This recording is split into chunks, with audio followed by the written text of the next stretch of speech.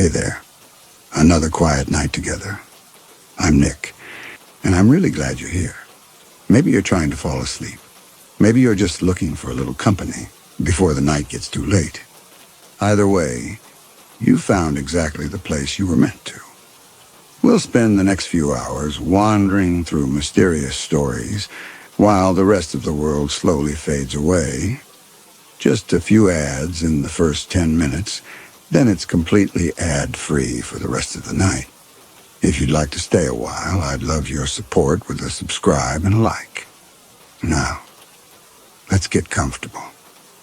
The plastic was warm. Riley Hawkins stood on the flatbed trailer at mile marker 187, a rest area 43 miles south of Tonopah, last place with the working lights for the next 100 miles, and pressed his palm flat against the black industrial wrap covering the cabin. Sodium lamps overhead the color of old teeth. The manifest said, prefabricated structure, delivered unfurnished, nobody inside. But the plastic under Riley's hand wasn't cool desert night temperature. It was body heat warm. Riley stood there for 10 seconds with his palm pressed flat, feeling that warmth. And he heard something shift inside. Metal scraping metal, faint but deliberate. Like someone adjusting their position. He pulled his hand back. The cabin rose above him, shrink-wrapped so tight the plastic might have been painted on. 14,000 pounds of modular construction. Anonymous buyer, cash on delivery, departure time non-negotiable, triple rate. 2 in the morning departure. Riley's dispatcher had flagged it as unusual, asked twice if he wanted to pass it to another driver, make it a daylight run. Riley had said no. He'd been saying no for 3 years now, taking the night runs other drivers turned down. Solo hauls through routes where breakdowns meant waiting until morning for a tow. Easier than working with a partner. Easier than having someone in the passenger seat where Travis Sawyer used to sit. The photographs, clipped to Riley's sun visor, showed Travis at 26, one hand raised in a wave. The camera had frozen mid-gesture. Riley touched it before every haul, protective, half-conscious, the way other drivers kept dashboard saints. 3 years since the load chain snapped, and Travis fell 12 feet onto the highway shoulder at 60 miles per hour. Riley had been watching the road ahead when it happened. Not the mirrors, not seeing the cargo shift until Travis's shout cut off mid-word, and the chain made a sound like a gunshot but higher, steel under too much tension, finally letting go. He could go back down. Tell the dispatcher no, actually. Pass this one to Gutierrez. Make it a daylight run. Travis's photograph was in the cab, clip into the sun visor. 3 years of night hauls. Riley secured the final tie-down and climbed in. His phone had buzzed, the dispatcher, checking in one last time. Still going? Gutierrez could take it, make it a daylight run. Riley had said no, already loaded. The dispatcher had been quiet for 3 seconds, typing, probably logging his departure time. Then the route details. GPS loaded, cell service cutting out after mile marker 202, no tow until dawn if he broke down. Be safe. I'm good, Riley had told her, and he'd pulled onto the service road at 158 and accelerated into the dark. Now, at mile marker 212, Riley kept his speed steady, and the pale thing was gone. Disappeared into the desert on the left side of the road. His mirrors showed nothing but empty asphalt. The route was Highway 95's service road, 40 miles of 2-lane pavement. The state had never bothered to map properly. No towns, no rest stops. The detour existed because a section of the main highway had washed out 2 years ago. Most heavy haulers refused it entirely. Too degraded, too many potholes. Riley had driven it twice before, both times in daylight, both times without incident. This was different. 2 o'clock. No moon. The desert on both sides invisible. Just flat, black emptiness pressing against the edges of his headlight beams. Cell service had dropped out at mile marker 202. Offline mode, no traffic, no weather, just Riley and 40 miles of dark, and the black-wrapped cabin riding behind him on the flatbed. 28 miles to the delivery point, a private airstrip outside Goldfield. Dawn arrival, 6 o'clock, the time the client had specified. Riley didn't know why dawn mattered, didn't know who was buying a prefabricated cabin and having it delivered to an airstrip instead of a construction site. The manifest said, private party. Instructions: leave cargo on marked pad, collect payment from attendant, depart immediately. Cash on delivery, no questions, triple rate.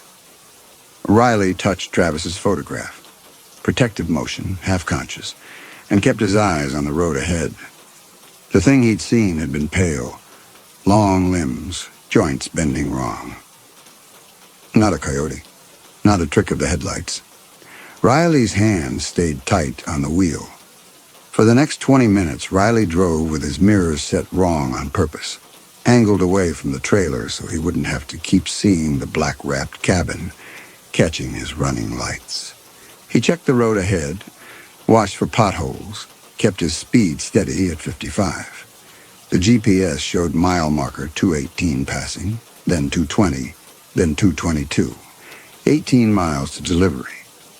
The desert stayed flat and empty on both sides. No lights visible anywhere except his own headlight beams cutting through the dark. Riley's hands were tight on the wheel, had been since mile 212. He made himself breathe slowly, ease his grip. Whatever he'd seen, coyote, trick of light, exhaustion, was miles back now. But the cabin felt different. That was the part Riley couldn't explain.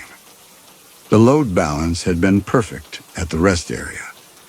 He'd checked it twice, walked the perimeter, confirmed the weight distribution. Good to go. Now something felt shifted. Not wrong enough to pull over, just different. A change in how the trailer tracked, subtle pressure through the steering wheel that hadn't been there before. Riley checked his mirrors, properly angled now, and saw the black plastic catching his running lights the way it always had. Nothing visible, nothing changed. But the feeling persisted. Whatever had crossed the road at mile 212 had crossed from right to left, moving toward the driver's side, Riley's side, and now the cabin felt like something was moving inside it. He told himself that was impossible. The manifest said delivered unfurnished, nobody inside. The scraping sound he'd heard back at the rest area had been the cabin settling, materials contracting. The warmth he'd felt through the plastic. Desert air trapped beneath the wrap. Nothing more. Straightforward explanations. Riley was good at those. He adjusted his grip on the wheel and kept his speed steady at 55. At mile marker 224, Riley adjusted his mirrors back to proper angle and checked the load. The figure was keeping pace with the truck, running alongside the trailer on the passenger side. Riley's foot came off the accelerator before he'd consciously registered what he was seeing. The truck began to slow, diesel engine dropping from its steady rumble to a lower gear. The figure stayed exactly parallel to the trailer's midpoint, 40 feet back from the cab, moving at what Riley's speedometer said was 55 miles per hour. It was running on two legs, long legs, thin, pale in the running light's red glow, arms pumping. But the motion was wrong, too fluid, joints bending in ways that didn't match human anatomy. Riley couldn't see its face clearly, just something pale stretched over a skull that looked too narrow. Riley's speed dropped to 45. The figure adjusted instantly, maintaining exact parallel. Riley pressed the accelerator. The truck surged forward, 50 miles per hour, then 55, then 60. The figure accelerated with him, stride lengthening, arms pumping faster, but not struggling, not laboring. It was keeping up the way a car keeps up with traffic, effortless adjustment to changing speed. 70 miles per hour. The truck's engine was loud now, pushed harder than Riley liked, with a heavy load on degraded pavement. The figure was still there, still parallel, still running. Riley could see more detail now. Ribs visible through pale skin, hands too long, fingers spread wide for balance. Its head turned slightly, and Riley saw its profile, saw the stretched skin pulled tight over facial bones, saw the mouth open as it ran. It wasn't panting. It wasn't breathing hard. It was running 70 miles per hour with its mouth hanging open, but nothing was coming out. No breath visible in the cold desert air, no sound reaching Riley through the cab's closed windows. Riley's hands found the horn and pressed. The blast was loud even inside the cab, a sustained blare that split the night silence. The figure didn't react. It kept running, kept pace, head still turned slightly toward the truck, mouth still open. Mile marker 228 passed. The delivery point was 11 miles ahead. Riley's grip on the wheel was white-knuckled again, and his breath was coming fast, and he was going 70 miles per hour through a service road that wasn't rated for the speed with a 14,000-pound load behind him, and something was running alongside his truck that shouldn't exist. Don't stop. Whatever was out there wanted him to stop. He kept the speed at 70, and the figure moved closer. It had been running 40 feet from the cab, now 30 feet, now 20. Riley watched it close the distance, watched it draw even with the trailer's rear, the midpoint, the front edge. 10 feet from the trailer, 5 feet.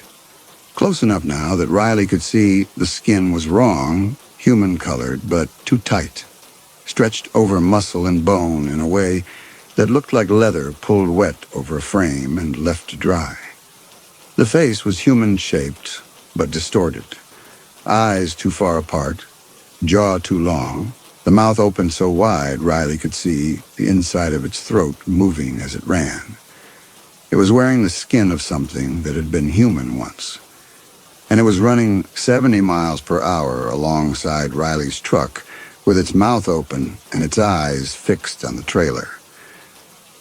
The figure leaped, leaving the ground in a motion that was more like launching than jumping, legs driving down against the asphalt with force that should have shattered bone, body angling up and forward. Riley saw it arc through the red glow of his running lights, saw its arms extend forward, saw its hands. Christ, those hands, fingers too long and too many joints, reach for the truck. It hit the passenger side of the trailer with a sound like a sledgehammer striking sheet metal. The whole truck shuddered. Riley felt the impact through the cab floor, through the steering wheel, through his chest. The figure's hands found purchase on the trailer rail, and it was climbing, pulling itself up the side of the trailer with movements that were fast and deliberate and wrong. Riley screamed. He didn't mean to, didn't decide to. His throat opened and sound came out, raw and involuntary. The thing was on his truck, on the trailer, climbing toward the cab. His hands pressed against the windshield, useless gesture, like he could push the glass solid, make it stronger. The dispatcher's voice from 2 hours ago. Be safe? Riley had said, I'm good. He wasn't good. He was going 70 miles per hour through unmapped desert, with something inhuman climbing onto his truck, and nobody knew exactly where he was, and cell service had died 8 miles back. The job had felt wrong from the start. Not just the timing or the cash payment, the cabin itself. The way the plastic hadn't moved in the wind. The scraping sound he'd heard when he'd stood on the flatbed, hand pressed flat against black wrap that had been warm to the touch. He'd known. Some part of him had known, and he'd loaded it anyway, climbed into the cab anyway, pulled onto the service road at 158, and driven into the dark anyway.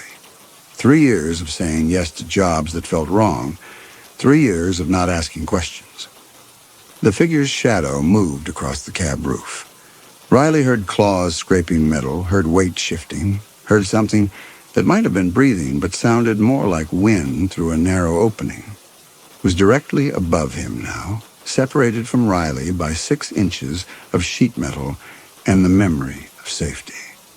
Riley waited for claws to punch through the roof, waited for the windshield to explode inward, waited for the passenger door to tear open. He was still driving 70 miles per hour, but his hands were numb on the wheel and he couldn't breathe, and every muscle in his body was locked tight, waiting for impact. The scraping moved forward across the roof toward the hood, past it, and Riley's eyes tracked the sound through the windshield, his head tilting up to follow the motion. The figure appeared at the top of his field of vision, crouched on the hood for half a second. He saw its legs bent, saw its hands pressed flat against metal, saw its head turn toward him and its eyes lock with his through the windshield. Then it was gone, moving with that same fluid, wrong motion, scrambling over the front of the cab and down onto the trailer hitch. Riley's mirrors showed it landing on the flatbed, showed it moving across the black plastic sheeting, showed it turning away from the cab entirely, facing the wrapped cabin, claws digging into the industrial plastic. It wasn't trying to reach Riley at all. It wanted the cargo. The figure tore into the sheeting with both hands, ripping long strips away, peeling the black plastic like skin off fruit. The sound carried through the cab despite the engine noise. Plastic shredding, claws on wood, something between a shriek and a snarl that wasn't quite animal and wasn't quite human. It was destroying the cabin's wrapping with focused violence, pulling away layers of industrial plastic that had been heat-sealed solid, tearing through in seconds what would have taken Riley 10 minutes with a box cutter. Riley's foot found the brake. Not a conscious decision, not a plan, just his body acting on instinct. The truck began to slow, 70 to 60 to 50, and the figure on the trailer didn't fall, didn't lose its balance, just adjusted its stance and kept tearing. 40 miles per hour, 30, 20, and Riley brought the truck to a full stop at mile marker 229, 11 miles from the delivery point, and sat with his hands still on the wheel and his breath still stuck, and the sound of something ripping his cargo apart coming from directly behind his head. Through the mirrors, Riley watched the creature work.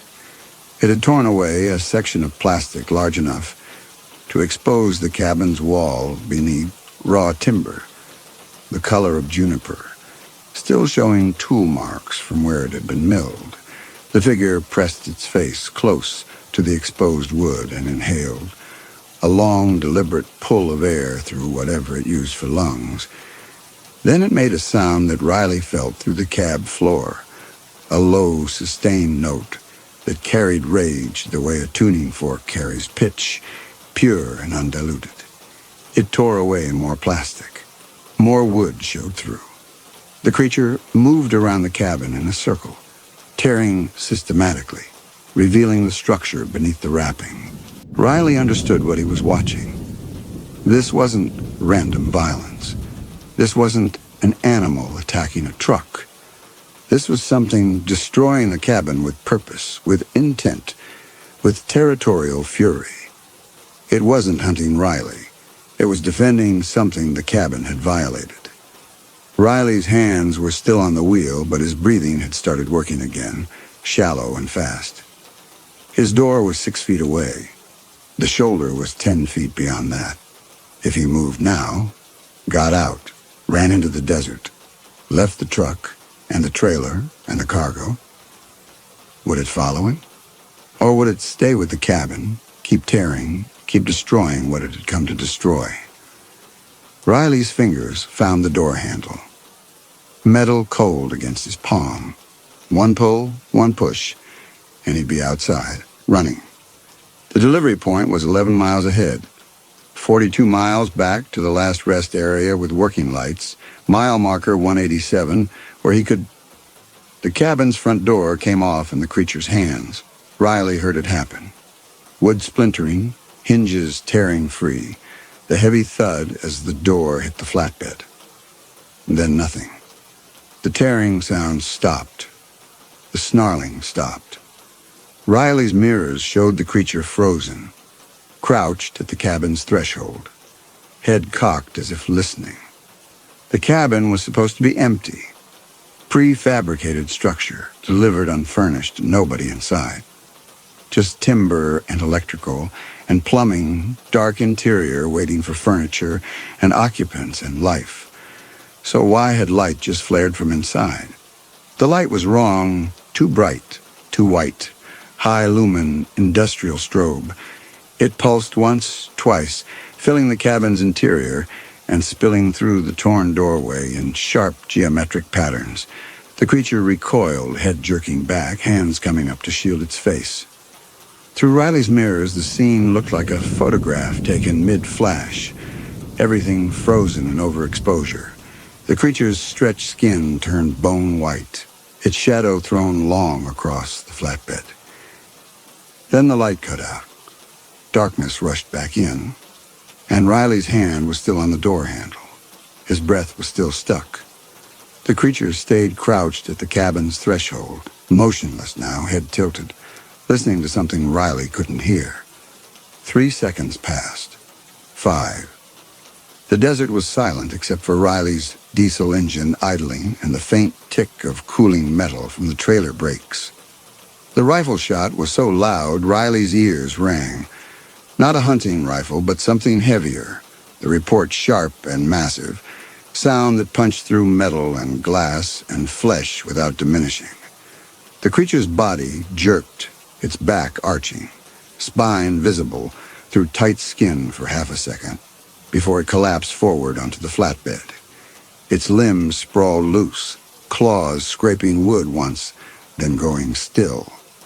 Riley saw its chest moving. Shallow breaths, rapid, getting slower, but nothing else was working. Paralyzed. Something stepped out of the cabin's doorway.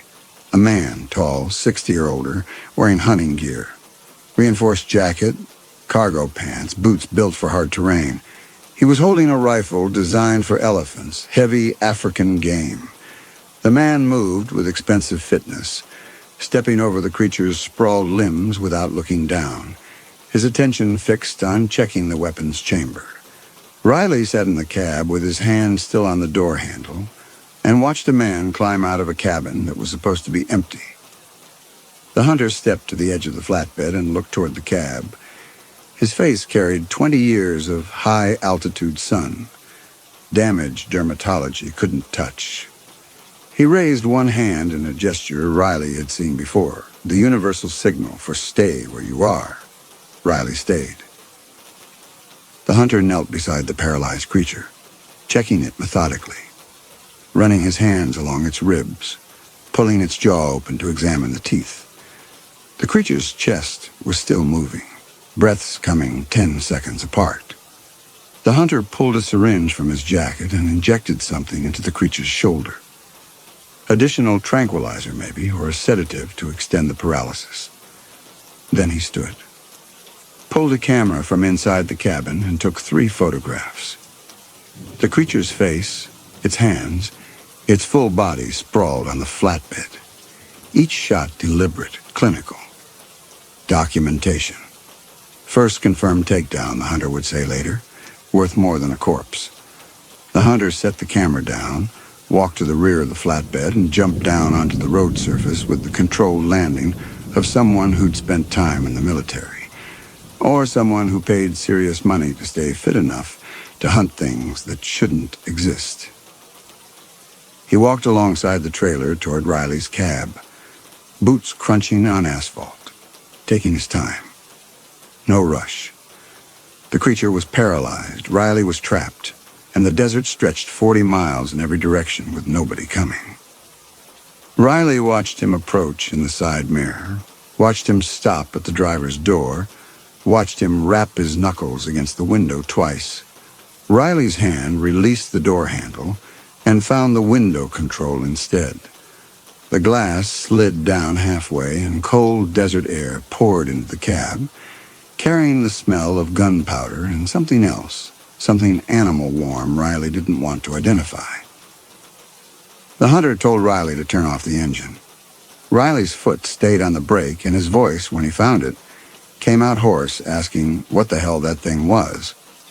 The hunter glanced back toward the paralyzed creature and said it was endemic to this particular drainage, territorial response triggered by specific timber compounds. He'd been inside the cabin the entire haul. The interior was shock-mounted, reinforced to handle degraded road conditions at speed. Said Riley's route, speed, and timing had been calculated to draw it out while the hunter waited in the dark. Riley asked how long the hunter had been in there. The hunter said since before Riley left the rest area. The cabin was built for this steel frame under timber, ballistic glass, shock-isolated floor, locks that worked from outside. Containment vessel, not shelter. Riley understood then in a single cold rush. The 2 o'clock departure, the service road route, and the speed requirements. He'd been bait. Not a driver making a delivery, but live bait drawn slowly through hunting grounds to flush something that would have stayed hidden otherwise. He said it wasn't hunting him, it had attacked the cabin. The hunter nodded. Said the timber came from its drainage system.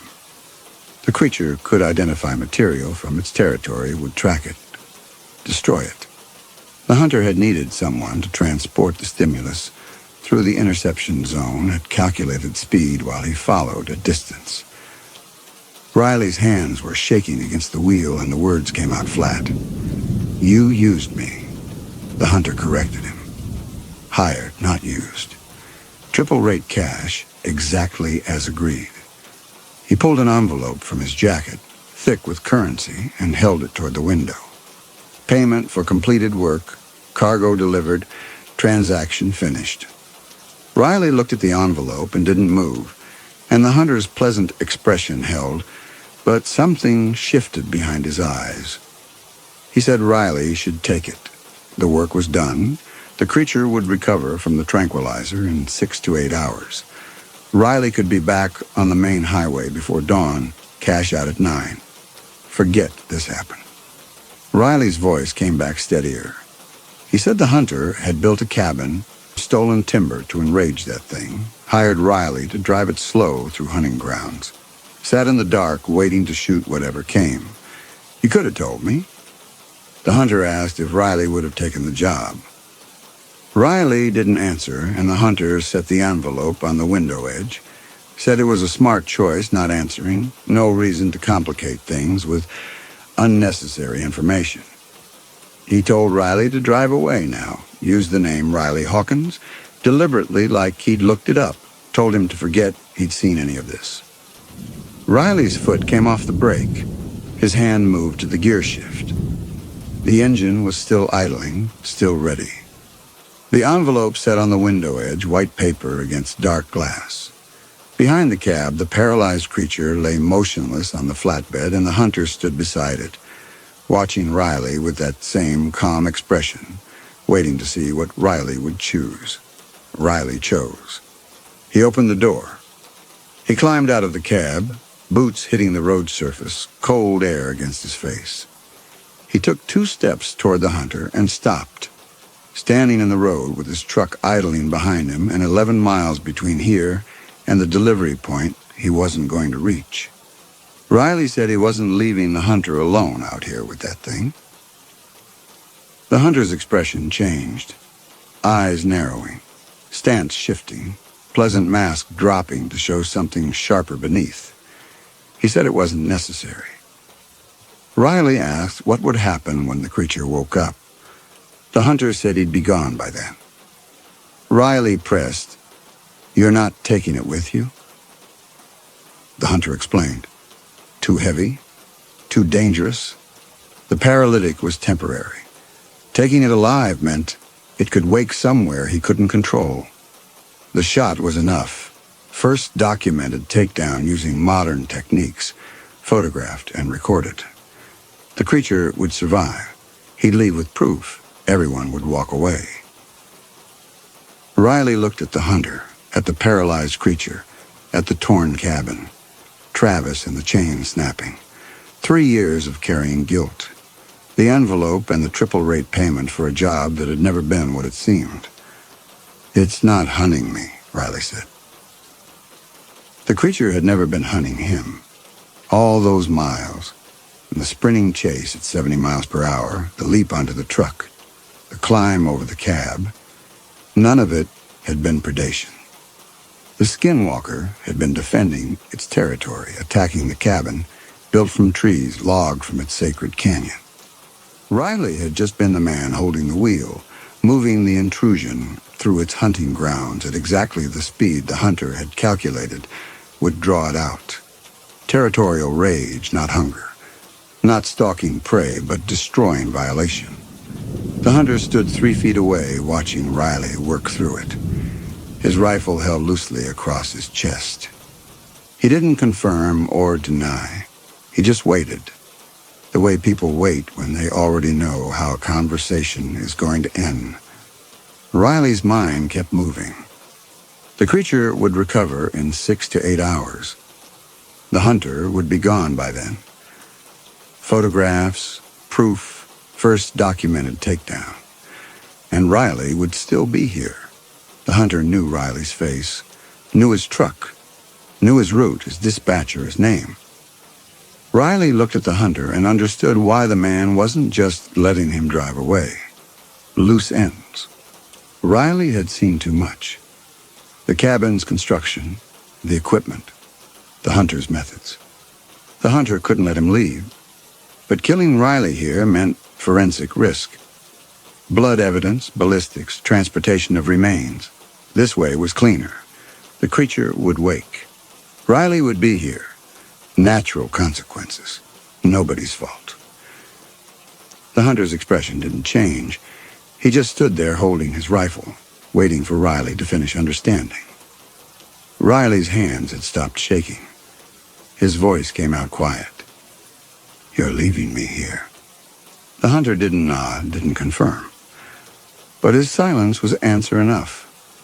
He shifted his weight slightly, the rifle moving with him, still not threatening, but no longer casually held either. Just present. Just there. Triple rate payment. Not compensation. Blood money. Not bait for the hunt. Bait for the aftermath. The hunter's rifle moved.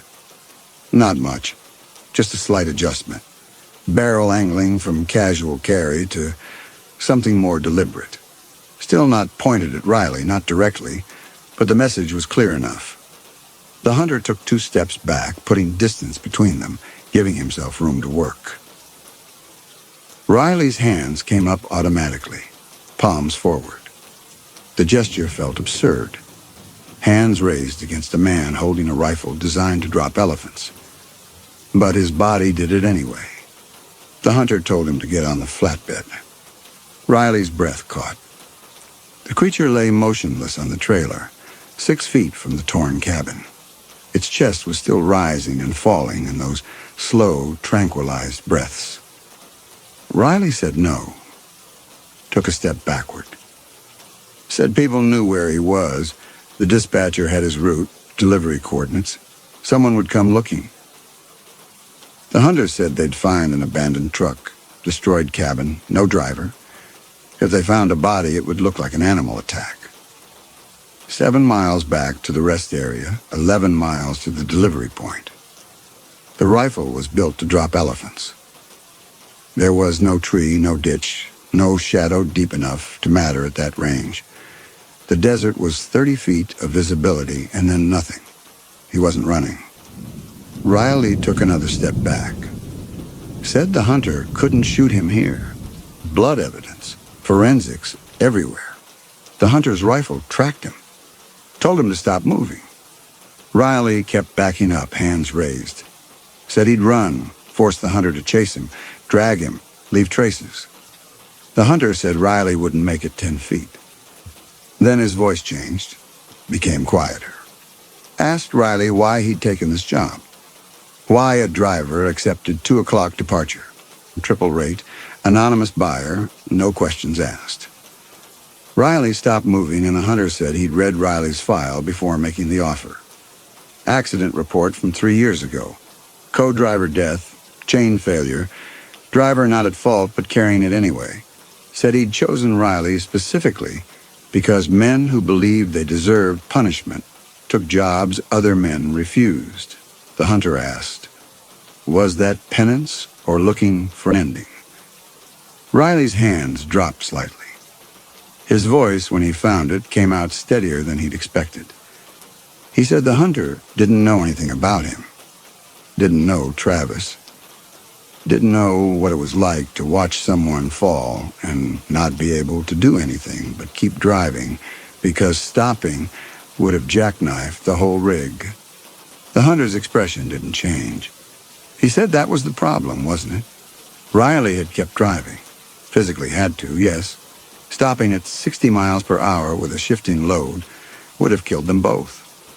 But then Riley had kept driving in every sense. Kept taking hauls. Kept moving forward, kept living. And some part of Riley had never forgiven himself for that. Riley said that wasn't what this was about. The hunter had used him as bait, lied about the job, put him in danger without consent. That was different from... The hunter cut him off, asked if Riley had really not known. Really believed a luxury cabin needed 2 o'clock delivery to a desert airstrip. Really thought triple-rate cash for a straightforward haul was normal. Or had Riley known something was wrong and taken the job anyway because part of him wanted to see where it led? Riley's hands dropped to his sides. He stood in the road with his truck idling behind him and the paralyzed creature 6 feet away on the flatbed. The hunter waited, rifle no longer pointed but still present, still ready. The hunter said Riley could run if he wanted, but they both knew he wouldn't. Said Riley had walked toward this moment for 3 years because some part of him believed he should have died with Travis on that highway shoulder. Riley said that wasn't true, but he said it quietly. And the hunter said to prove it. Run. Fight for survival like someone who believed they deserved to live, or admit the truth. Riley stood in the road with his hands at his sides. Travis. 3 years of night hauls. Every time the dispatcher had offered to pass a job to someone else and Riley had said no. Every time he'd known something felt wrong and taken it anyway. The hunter gestured toward the flatbed and Riley walked forward. Not because the rifle forced him, but because the hunter was right. The hunter moved with him, maintaining distance, the rifle always present. Riley climbed onto the trailer bed, his boots finding purchase on the metal surface. The creature lay 3 feet away, close enough that Riley could see its ribs moving, could smell something bitter and wrong coming off its skin. Riley stopped. He turned back toward the hunter, trying one last time. He said, please. Said he wouldn't tell anyone, would forget this happened, would drive away and never speak about any of it. The hunter said he knew Riley meant that, said it didn't matter. Riley asked why not just kill it.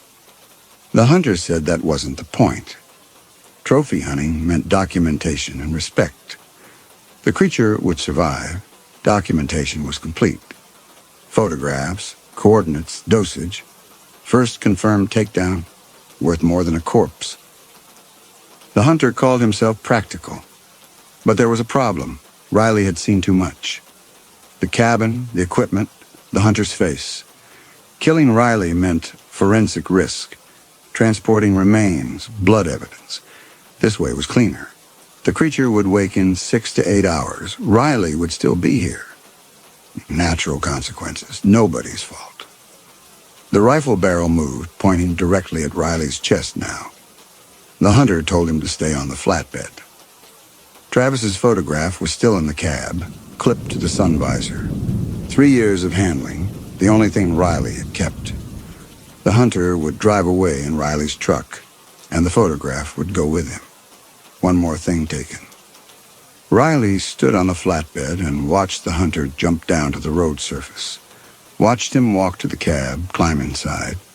The diesel engine was still idling.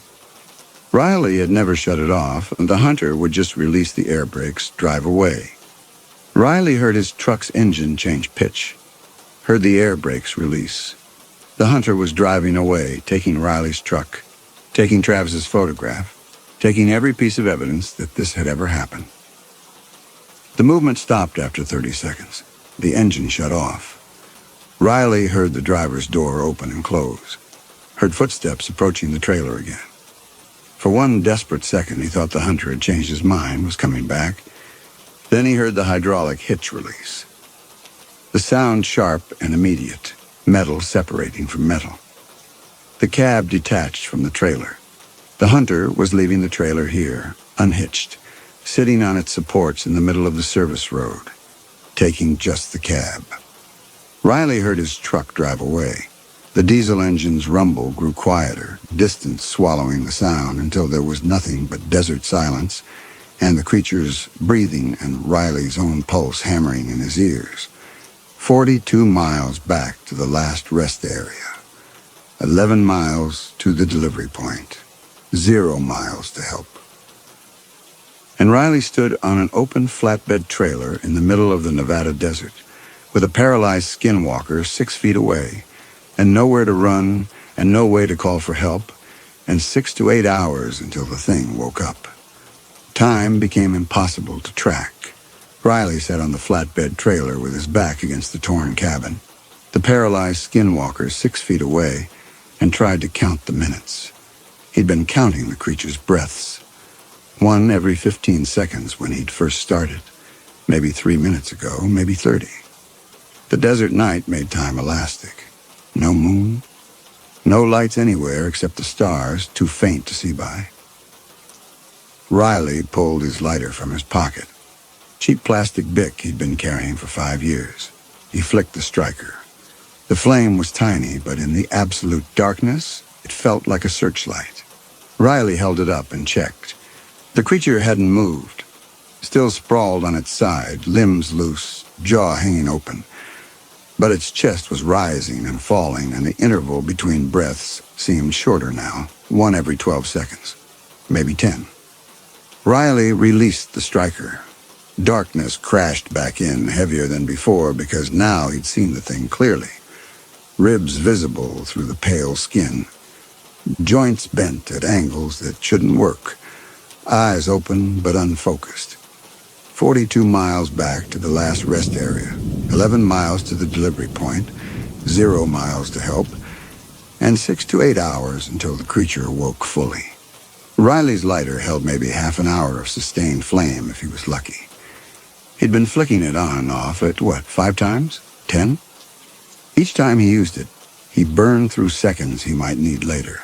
But not using it meant sitting blind while the creature recovered 6 feet away. Travis's photograph was in the cab of a stolen truck. The hunter probably hadn't even noticed it clipped to the visor. 3 years of ritual, meaningless to anyone else. The creature's breathing changed pitch. Deeper now, fuller. Riley heard movement. Not much, just a slight scraping sound. Something shifting position against the flatbed's metal surface. He flicked the lighter. The creature's hand had moved.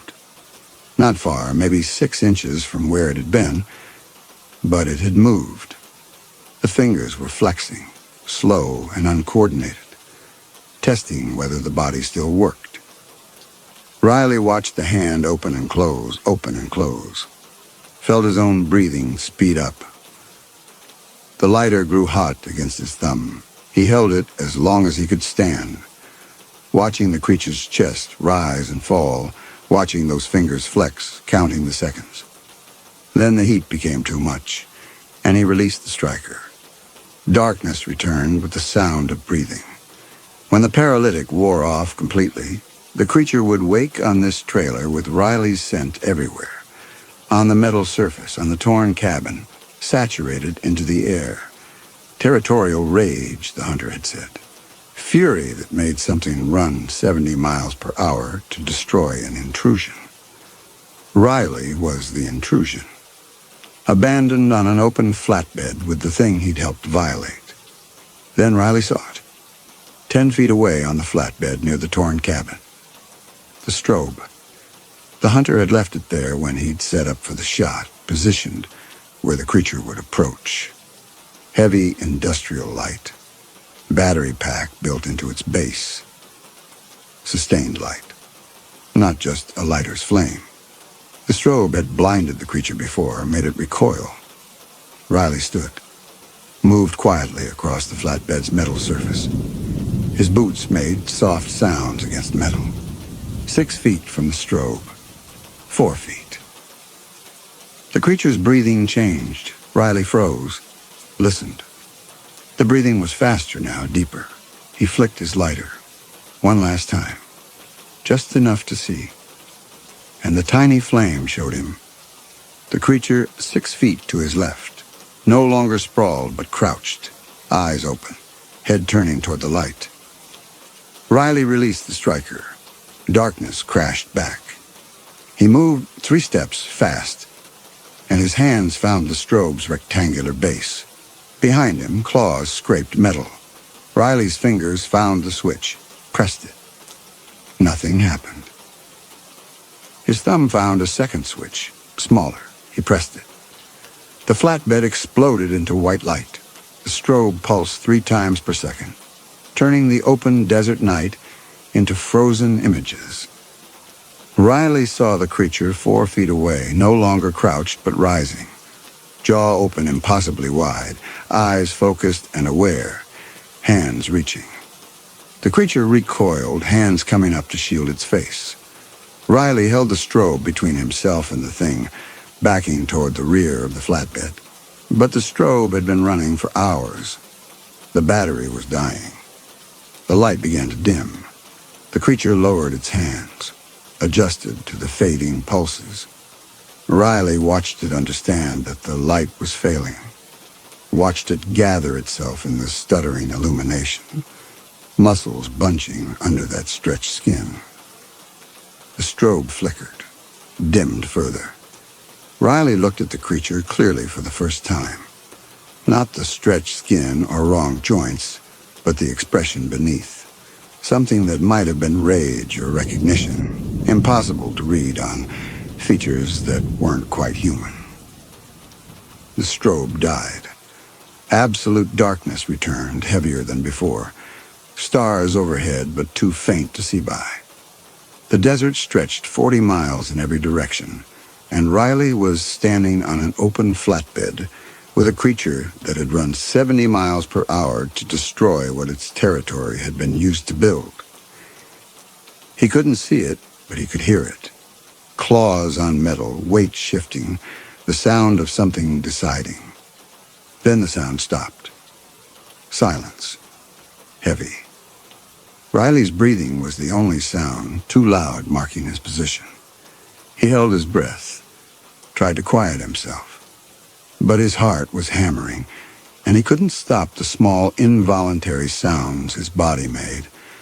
Fabric rustling, boots scraping against metal.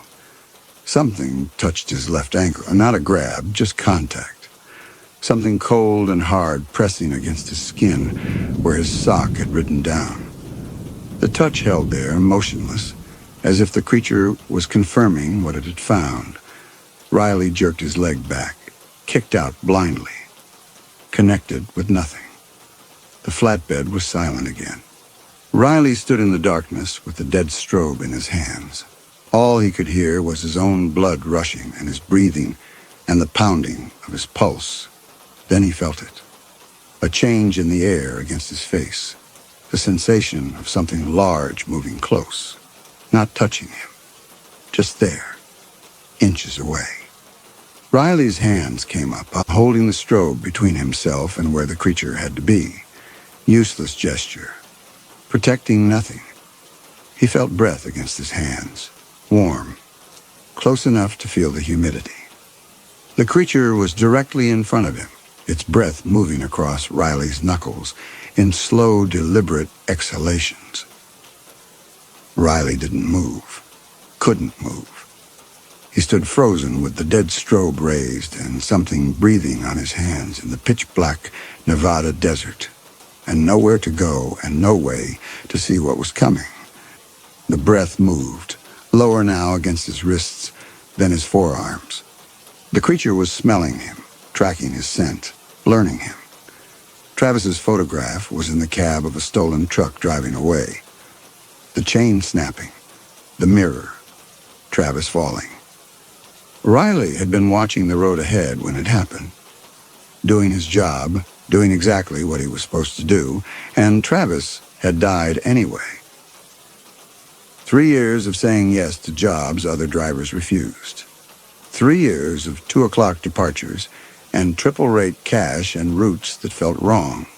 3 years of walking toward this moment because some part of him believed he should have died on that highway shoulder with Travis. The hunter had been right about that. But Riley was still here, still standing in absolute darkness with the creature that had run 70 miles per hour to destroy what its territory had been used to build. And the thing in the dark was close enough to kill him. Riley's hands tightened around the dead strobe, useless weight. He threw it hard toward where the creature had to be. He heard it hit, heavy plastic against something that gave slightly wrong texture, not metal, not bone. And the creature made a sound, not a shriek, not a growl, a wet clicking deep in its throat that Riley felt through the flatbed. Then silence. Riley didn't move. Couldn't tell if he'd hit it or if it had dodged. Couldn't tell where it was now. The darkness was absolute. And the creature made no sound, and Riley's breathing was too loud, marking his position with every exhale. He took 2 steps to his left. Quiet. Careful. Trying to move away from where his last sound had come from. His boots scraped against metal and he froze. Something brushed against his right shoulder. Not a grab. Just contact. Passing. The creature moving past him in the dark, close enough to touch, and Riley's whole body locked up waiting for claws to sink in. But it kept moving. Riley heard it. Soft displacement of air, weight shifting across the flatbed. Then nothing. Just his own pulse hammering, and the small, involuntary sound his body made breathing. The creature was out here with him, somewhere on this open trailer in the middle of the Nevada desert, awake, moving. And Riley had no light, no weapon, nowhere to run. 42 miles to the rest area, 11 miles to the delivery point, 0 miles to help. Riley pressed his back against the torn cabin's wall and slid down until he was sitting on the flatbed's metal surface, pulled his knees to his chest, made himself as small as possible. Listened. The creature's breathing started again, slow, deep, coming from somewhere to Riley's left. Maybe 6 feet away, maybe closer. Then it moved. Riley heard claws on metal, deliberate scraping, the sound of something settling into position. And it started breathing in exact rhythm with Riley's pulse. Each inhale timed to the hammering in his chest. Each exhale synchronized with the blood rushing in his ears. The creature had found him in the dark and positioned itself, and now it was matching his terror rhythm perfectly. Breath for frantic breath. Not hunting, not killing yet. Just there. Locked in synchronization with the thing it had caught, learning him, claiming him, waiting. Riley sat in the absolute darkness and listened to the creature breathe in time with his racing heartbeat and understood. It wasn't deciding whether to kill him. It was deciding when. Minutes from now or hours, and when it finally moved, claws or teeth or that too long jaw unhinging, the dark would show him nothing at all. Riley said Travis's name out loud into the Nevada desert night. He didn't know why, but the sound was his and it was real, and Travis would have understood. Riley's hands were shaking. His back was against the wall. He had nowhere to go and no way to fight, and the thing breathing with his pulse 6 feet away in the pitch black had all the time in the world. He closed his eyes. Not that it mattered. The dark was the same either way.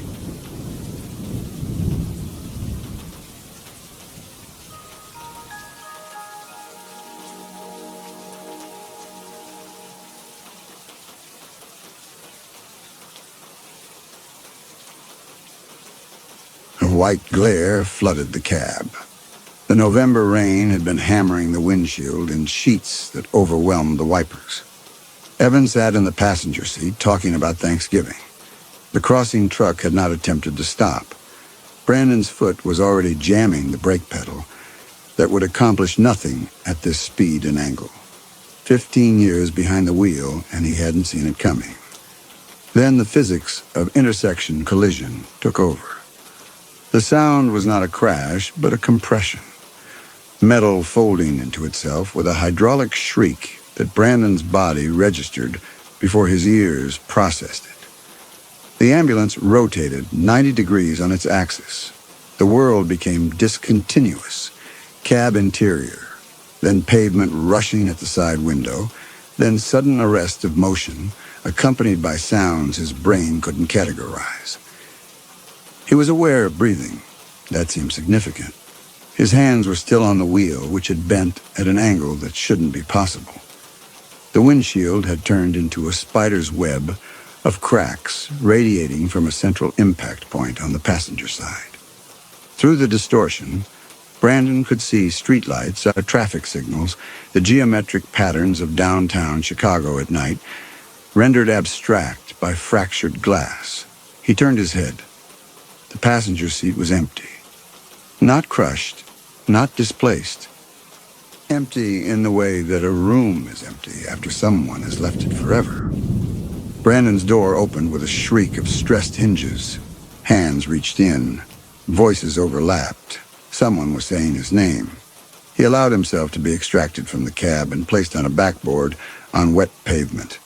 And he understood that other paramedics surrounded him, that he was now the patient, that the sequence of extraction and stabilization he had performed hundreds of times was being performed on him. The rain continued. Someone cut his uniform shirt open.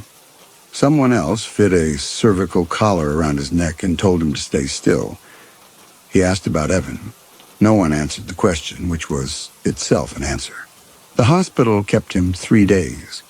Concussion, broken ribs. They said he'd lost consciousness at the scene, though he had no memory of it.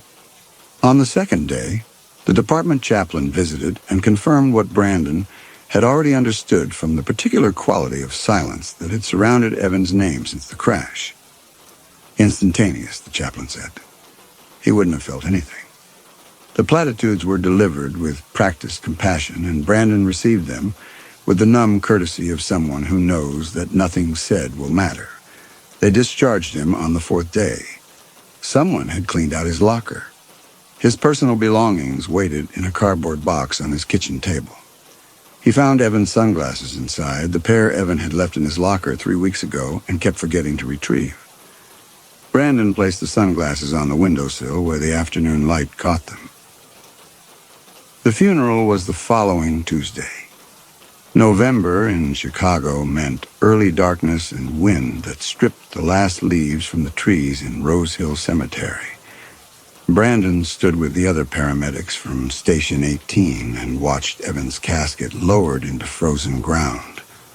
Gwen, Evan's wife, spoke to him afterward, thanked him for being there, said something about Evan always talking about their shifts together. But Brandon couldn't later recall her exact words, only the pattern of her hands moving as she spoke, and the particular timbre of her voice breaking on Evan's name. He went home. The department offered him bereavement leave, and he accepted it.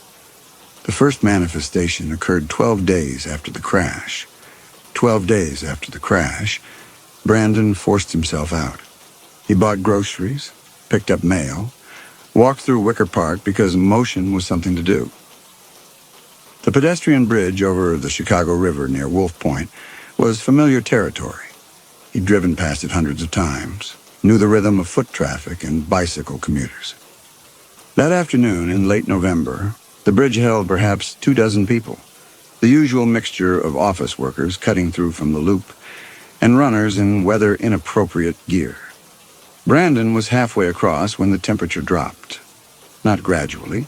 The change was instantaneous and localized, a pocket of cold that Brandon walked into the way you walk through a curtain. His breath condensed. The skin on his arms prickled despite his jacket.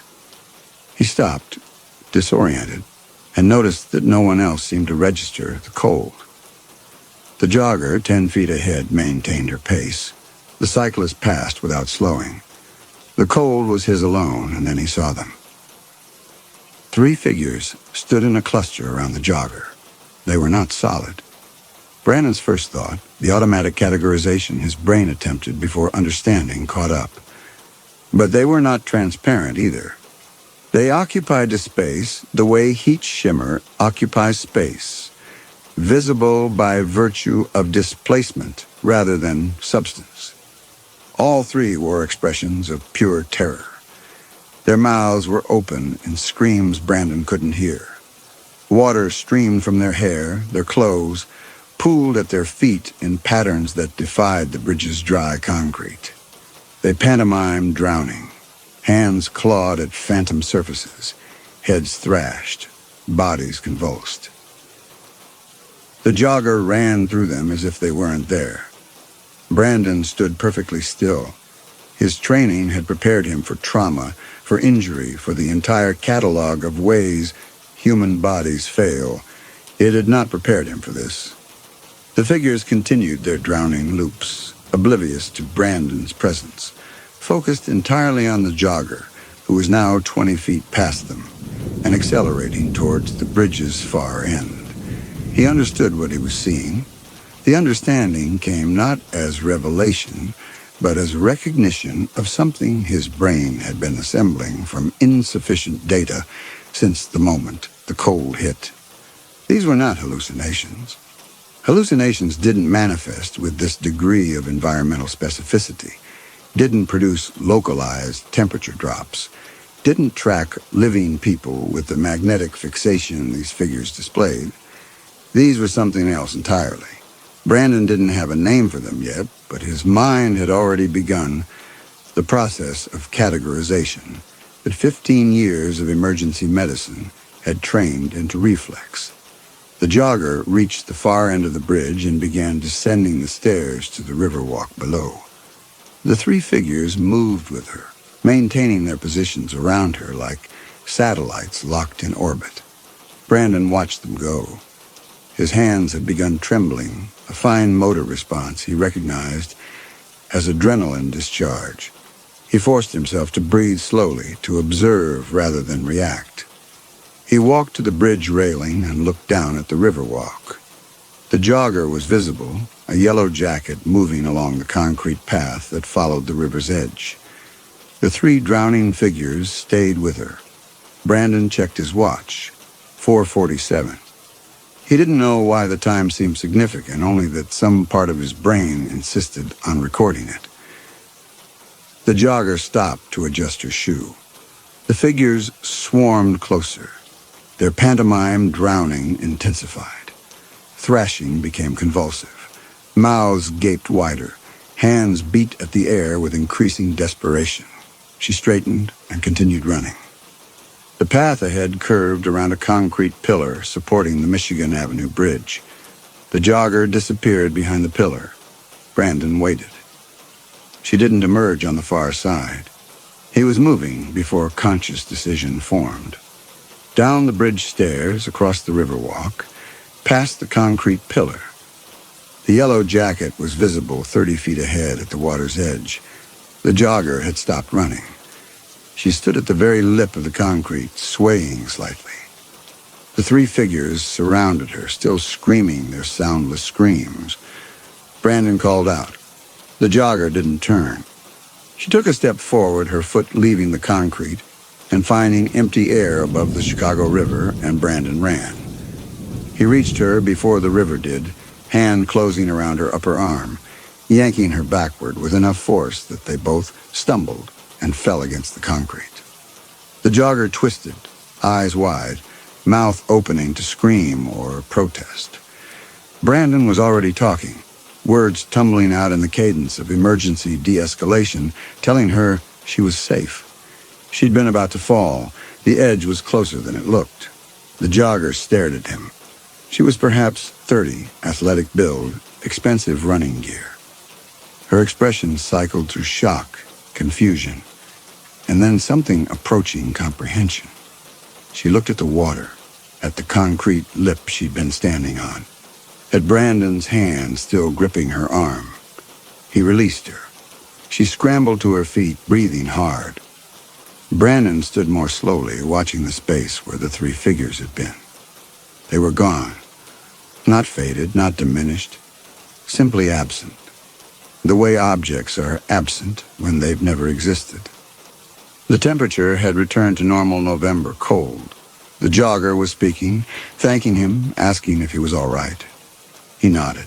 She jogged away northbound along the river, unaware. Brandon walked home. He cataloged what he'd observed, the cold, the figures swarming the jogger, their disappearance when he intervened. He had seen something. Something had been predicting the jogger's death. His intervention had prevented that death. The figures had vanished when the death became impossible. Brandon sat in his apartment as afternoon became evening. The facts were unbearable. He could see things that predicted deaths, and he didn't sleep that night. When morning came, he was still sitting in the chair by the window, watching Evan's sunglasses catch the light. Brandon returned to Station 18 on a Monday morning 3 weeks after the crash. The lieutenant had called him the previous Friday. Routine check-in, no pressure. But Brandon recognized the subtext. Bereavement leave had limits, and the department needed to know whether he was coming back or resigning. Brandon had said he was coming back, not because the decision felt right, but because he couldn't name a reason not to that wouldn't require explaining what he'd seen on the bridge. His locker was his again. Someone had left a condolence card inside, signed by the shift crew. His new partner was introduced during the pre-shift briefing. The lieutenant handled it with professional efficiency. "Brandon, this is Kelly. Kelly, Brandon?" Kelly was perhaps 30, competent handshake, 2 years with Chicago Fire. She offered condolences about Evan. Brandon thanked her and immediately resented the presumption in her sympathy, the way she said Evan's name as if she'd known him, as if 2 years at another station gave her any understanding of 15 years of partnership. They reviewed equipment checks together and then went to the ambulance bay. The passenger seat was empty in the way all passenger seats are empty before someone sits in them. Brandon stood at the driver's door for 3 full seconds before he could make himself open it. The ambulance was the same unit. They hadn't rotated it out, hadn't replaced it, hadn't done anything to acknowledge that this machine had been the site of Evan's death and Brandon's resurrection. The vinyl smell hit him when he opened the door. Disinfectant and equipment plastic that every ambulance carried. Except now the smell felt hostile, felt like it was waiting for something. He climbed into the driver's position. His hands found the wheel, and for one terrible moment, Brandon was certain he would look to his right and see Evan's echo sitting in the passenger seat, pantomiming the moment of impact, body jerking with the physics of intersection collision. He forced himself to look. Kelly sat there instead, alive and competent, and completely unaware that she was occupying the exact space where Evan had died. She began the vehicle systems checklist, her voice steady and practiced, hitting the same rhythm Evan had used, which made it worse. Brandon's hands found the gear shift, the radio handset, the switches for lights and sirens. He started the engine. The sound was the same deep rumble it had always been. Nothing supernatural happened. The ambulance was just a vehicle, and Brandon was just a paramedic with a new partner, and the fact that someone had died in this cab 3 weeks ago didn't make it haunted. Except it did. Every surface felt like it carried the memory of impact. Every sound felt like a warning, and Brandon drove the ambulance out of the bay, knowing that this machine would never feel safe again. Their first call, Chest pain, River North, routine transport. Kelly was competent, asked the right questions, documented accurately, anticipated his needs before he voiced them. The competence made her presence unbearable because it meant he couldn't justify refusing to work with her, couldn't explain that every efficient action reminded him that partnerships were replaceable and Evan wasn't. The shift continued. Lacerations, possible overdose, elderly fall. Brandon performed tasks automatically. During downtime, Kelly offered coffee. Brandon accepted because refusing would require explanation. They sat in the kitchen at the table, where Evan used to sit, and Kelly filled the silence with careful conversation about shift logistics and equipment updates, trying to build the professional rapport that partnerships required. Brandon answered in monosyllables, hating her for trying and hating himself for making her job harder. The second manifestation occurred on their fourth call of the shift.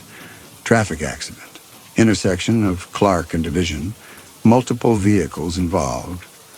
Brandon drove through late afternoon congestion, lights and sirens clearing a path through gridlock. Kelly relayed updates from dispatch. No fatalities reported. Unknown number of injuries. Fire department already on scene. They arrived to controlled chaos. 2 sedans with accordion crumpled hoods, a delivery truck with a shattered windshield. Firefighters establishing a perimeter. Police directing traffic away from the intersection. And standing on the sidewalk 30 feet from the accident scene, a child, perhaps 7 years old, holding her mother's hand. 3 figures surrounded them, not drowning this time. These figures pantomimed impact trauma. Bodies jerking with the violence of sudden collision, heads snapping at angles that broke necks, chests compressing under invisible force. They screamed soundlessly. Blood that wasn't real streamed from wounds that didn't exist. The temperature had dropped again, that same localized cold that Brandon now recognized as the warning. The child was about to step into the street. The accident scene was a distraction. The actual danger was the child, drawn toward the flashing lights and emergency vehicles the way children are drawn toward spectacle, about to pull free from her mother's distracted grip and run directly into the path of a fire truck backing up to reposition. He was moving before conscious decision formed. Kelly called after him, but Brandon was already across the sidewalk, reaching the mother and child just as the girl's hand slipped free and her first step toward the street began. Brandon caught her shoulder, firm but careful. The way you stop a child from running into traffic. The mother turned, startled, already pulling the child back. "Fire truck's backing up," Brandon said, pointing at the vehicle, whose reverse alarm was barely audible over the scene's general noise. She was about to run behind it. The mother's expression cycled through alarm, comprehension, gratitude. She thanked him. The child stared at Brandon with the solemn intensity of someone who doesn't yet understand how close death came. Brandon nodded and returned to the ambulance, where Kelly was already prepping equipment for triage. The 3 figures had vanished. They spent an hour at the scene treating minor injuries, lacerations, contusions, 1 probable fractured wrist. Brandon worked mechanically, his thoughts occupied with the recognition that what had happened on the bridge was not an isolated incident. The ability was persistent. The figures appeared before deaths. Intervention made them disappear, and he had saved a child's life while no one knew it, except him. The shift ended at 11. Brandon drove home through streets that had become threatening in ways they'd never been before. Every pedestrian represented potential manifestation. Every intersection held the possibility of seeing figures he couldn't ignore. The burden of knowledge that had seemed abstract when confined to a single bridge encounter became concrete and inescapable. He would see these things everywhere for the rest of his life, and choosing not to intervene was choosing to let people die. He slept for 4 hours, woke at 3 a.m. with his pulse elevated and his thoughts racing, and didn't sleep again. By the time his alarm sounded at 6:30, he'd been awake long enough to watch full sunrise. The manifestations became routine, 3 or 4 per shift. Man on L platform, elderly woman in crosswalk, teenager on bicycle. Brandon intervened when possible, struck up conversations, offered help, shouted warnings. The figures vanished when deaths were prevented. Kelly noticed his behavior before anyone else did. She mentioned it carefully one morning during their coffee break, phrasing it as observation rather than concern. Brandon seemed distracted lately, and was everything okay? Was there anything she could help with? Brandon said he was fine. She didn't press, but her expression suggested she didn't believe him. The pattern Kelly had noticed was visible to anyone paying attention. Brandon's interventions created their own signature. Sudden movements toward strangers, unexplained warnings shouted across streets, conversations with people he had no apparent reason to speak to. To observers who couldn't see the figures, Brandon's behavior looked erratic at best, delusional at worst. The confrontation happened 1 week into his return. Kelly had been watching him. Brandon had felt it building. The way her attention tracked him during calls, the careful neutrality of her questions during downtime, the concern in her expression when she thought he wasn't looking. It happened in the ambulance bay after a shift. The lieutenant was there, which meant Kelly had already reported him. Brandon recognized the setup before either of them spoke. Closed door, the lieutenant's careful posture, Kelly standing slightly back with her arms crossed, the sympathetic concern that precedes interventions. The lieutenant asked how Brandon was adjusting. Brandon said fine. Kelly spoke then, her voice careful but firm, breaking protocol to address Brandon directly instead of letting the lieutenant lead. She listed what she'd documented. The sudden movements toward strangers during calls, the unexplained warnings shouted at people on the street, the times he'd stopped mid-task and stared at empty space. She said she'd tried to give him time, tried to understand grief, but his behavior was escalating, and she had a responsibility to report concerns about fitness for duty. Lieutenant, I think Brandon needs help. He's not okay. She said it looking at Brandon, not the lieutenant, and something in her expression suggested she believed she was helping him, that reporting him was an act of care rather than betrayal. Kelly was good at her job and genuinely concerned and completely unable to see that her help was destroying the only structure keeping him functional. The lieutenant assigned mandatory evaluation. Single session with the department psychologist, return to duty pending clearance. Brandon could have refused and resigned instead. He accepted because resigning required explaining why, and he had no explanation that wouldn't confirm their concerns. Brandon attended the evaluation. He talked about grief, about adjustment. He did not mention the figures. The psychologist suggested Brandon's interventions were hypervigilance, a trauma response. Brandon agreed because disagreement required telling the truth. The same week, Brandon saw something that broke the pattern he'd been assembling. A woman, mid-30s, professional attire, standing outside a Starbucks on Michigan Avenue. 4 figures surrounded her. 2 pantomiming drowning, 2 demonstrating impact trauma. Brandon had never seen multiple death types manifesting simultaneously around a single person. He approached carefully, intending to warn her about whatever danger was approaching, but the woman noticed his attention, and her expression shifted immediately to defensive suspicion. He attempted the concerned stranger approach. He'd noticed her standing there. Was she all right? Did she need help? The woman's suspicion hardened into alarm. She told him to leave her alone. Brandon tried once more. There was a danger. She needed to move away from this location. And the woman's alarm became anger. If you follow me again, I'm calling the police. Brandon stopped. The woman walked away quickly, phone already in her hand. The four figures followed her.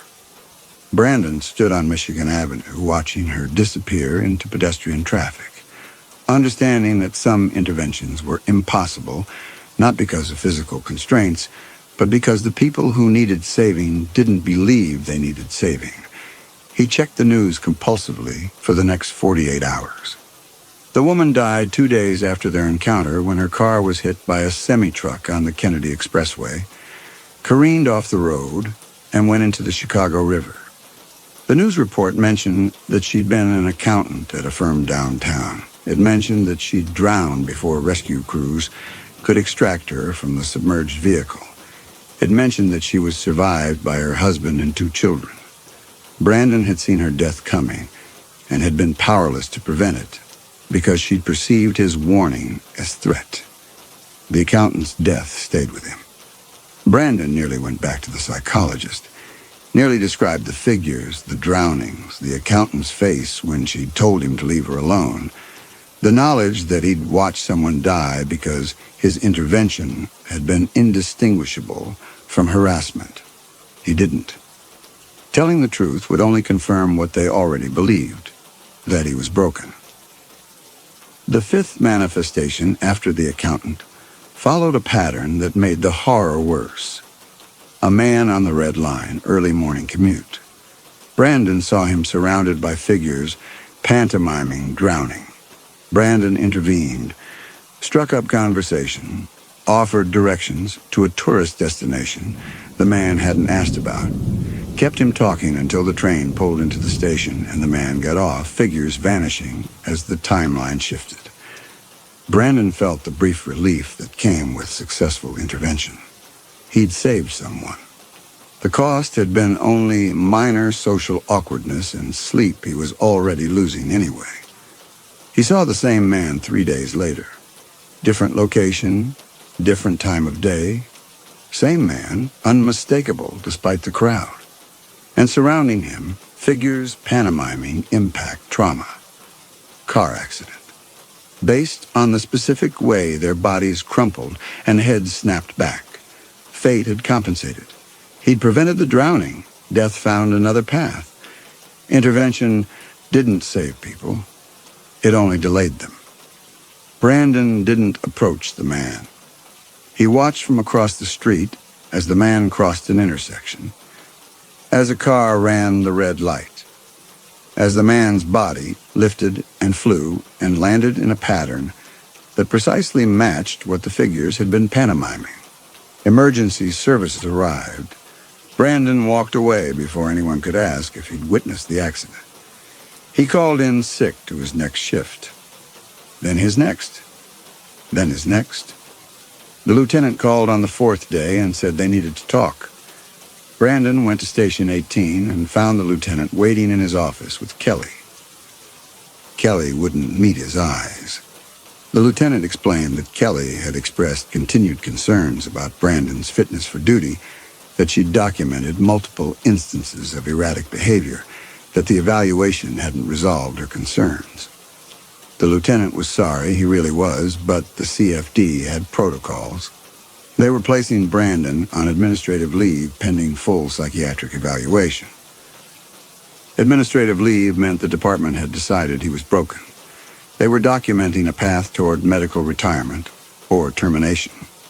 Kelly had reported him not out of malice, but out of genuine concern, and her concern was indistinguishable from betrayal. The lieutenant was still talking. Resources, support. The choice was psychiatric evaluation and termination, or resign now. He resigned. The lieutenant accepted with visible relief. Kelly tried to say something, apology or explanation or both. But Brandon was already standing, already moving toward the door. He cleaned out his locker for the 2nd time in a month, this time permanently. Someone had removed his name from the duty roster. His parking spot had already been reassigned. He drove home through a city that had become a field of potential deaths he could see but couldn't prevent. The figures appeared everywhere. On sidewalks, in crosswalks, on L platforms, in the windows of buildings he passed. Some he could intervene on. Most he couldn't. All of them represented the knowledge that death was happening constantly, invisibly, predictably, and that Brandon's ability to see it coming brought him nothing except the burden of witnessing what no one else could see. The man on the Red Line platform was going to die in 47 seconds.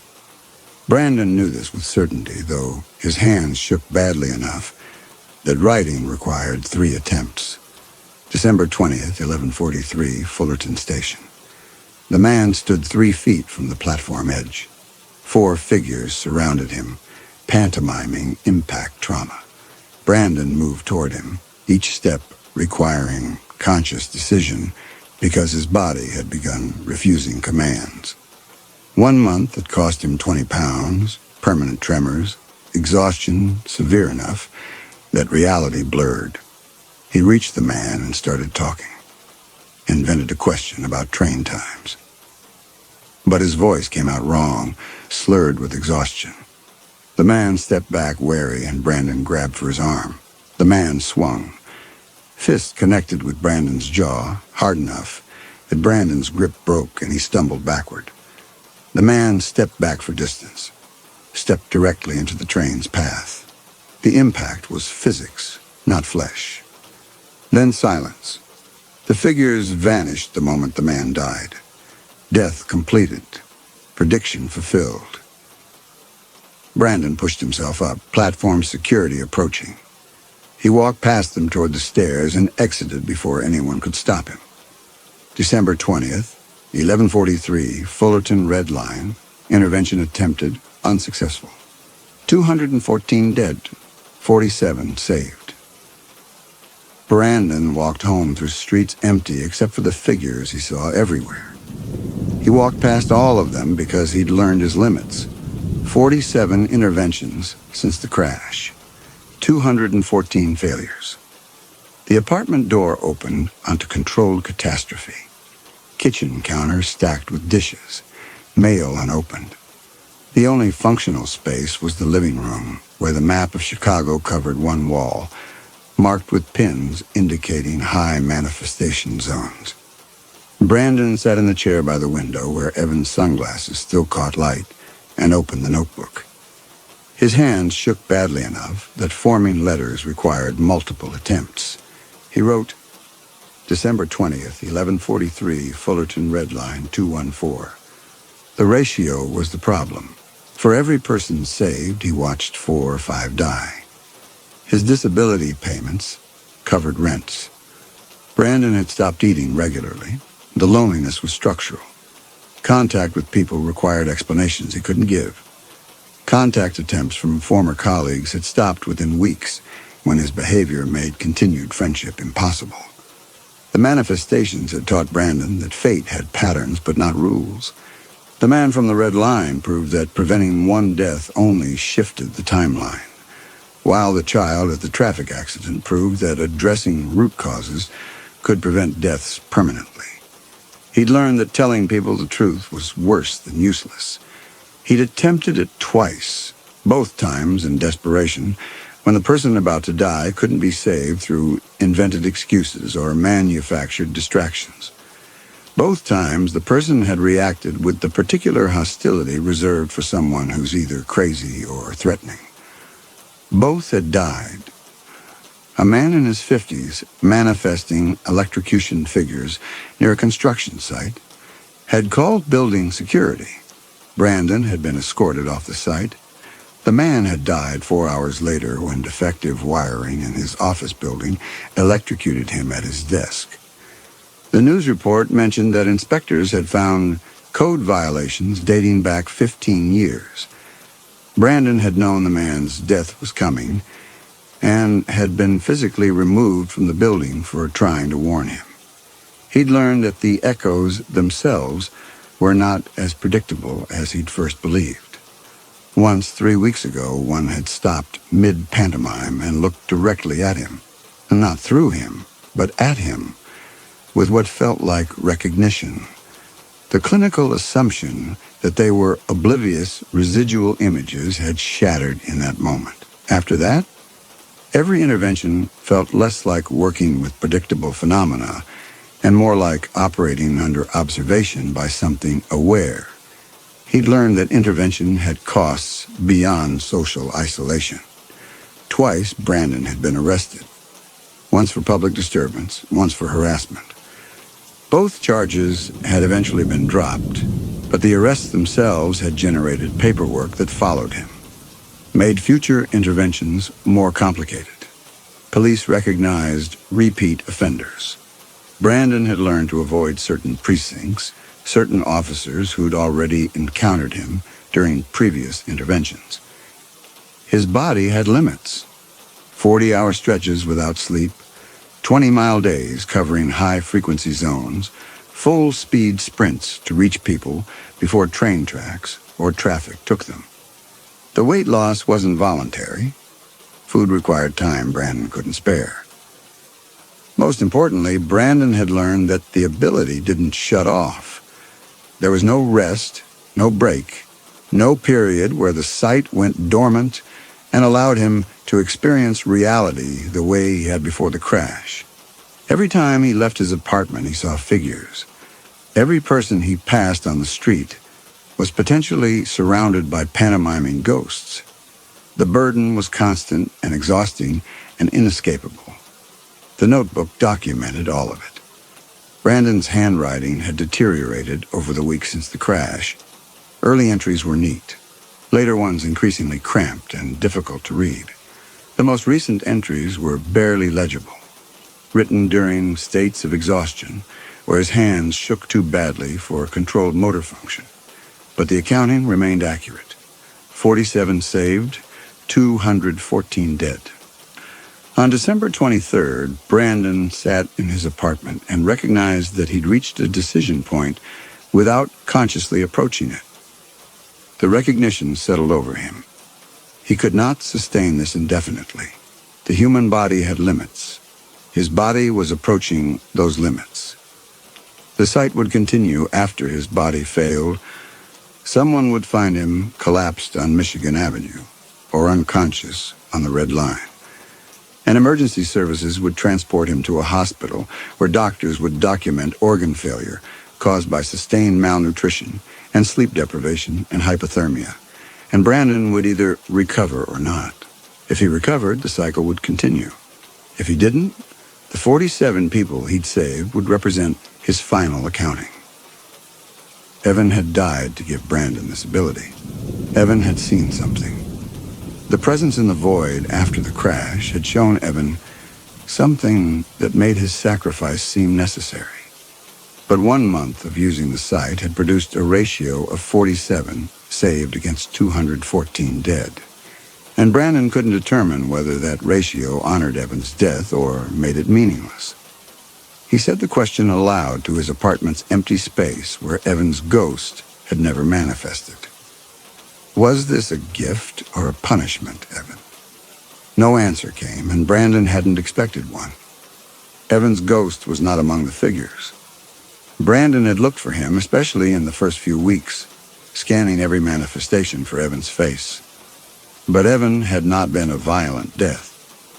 The impact had been instantaneous, the chaplain had said. He wouldn't have felt anything.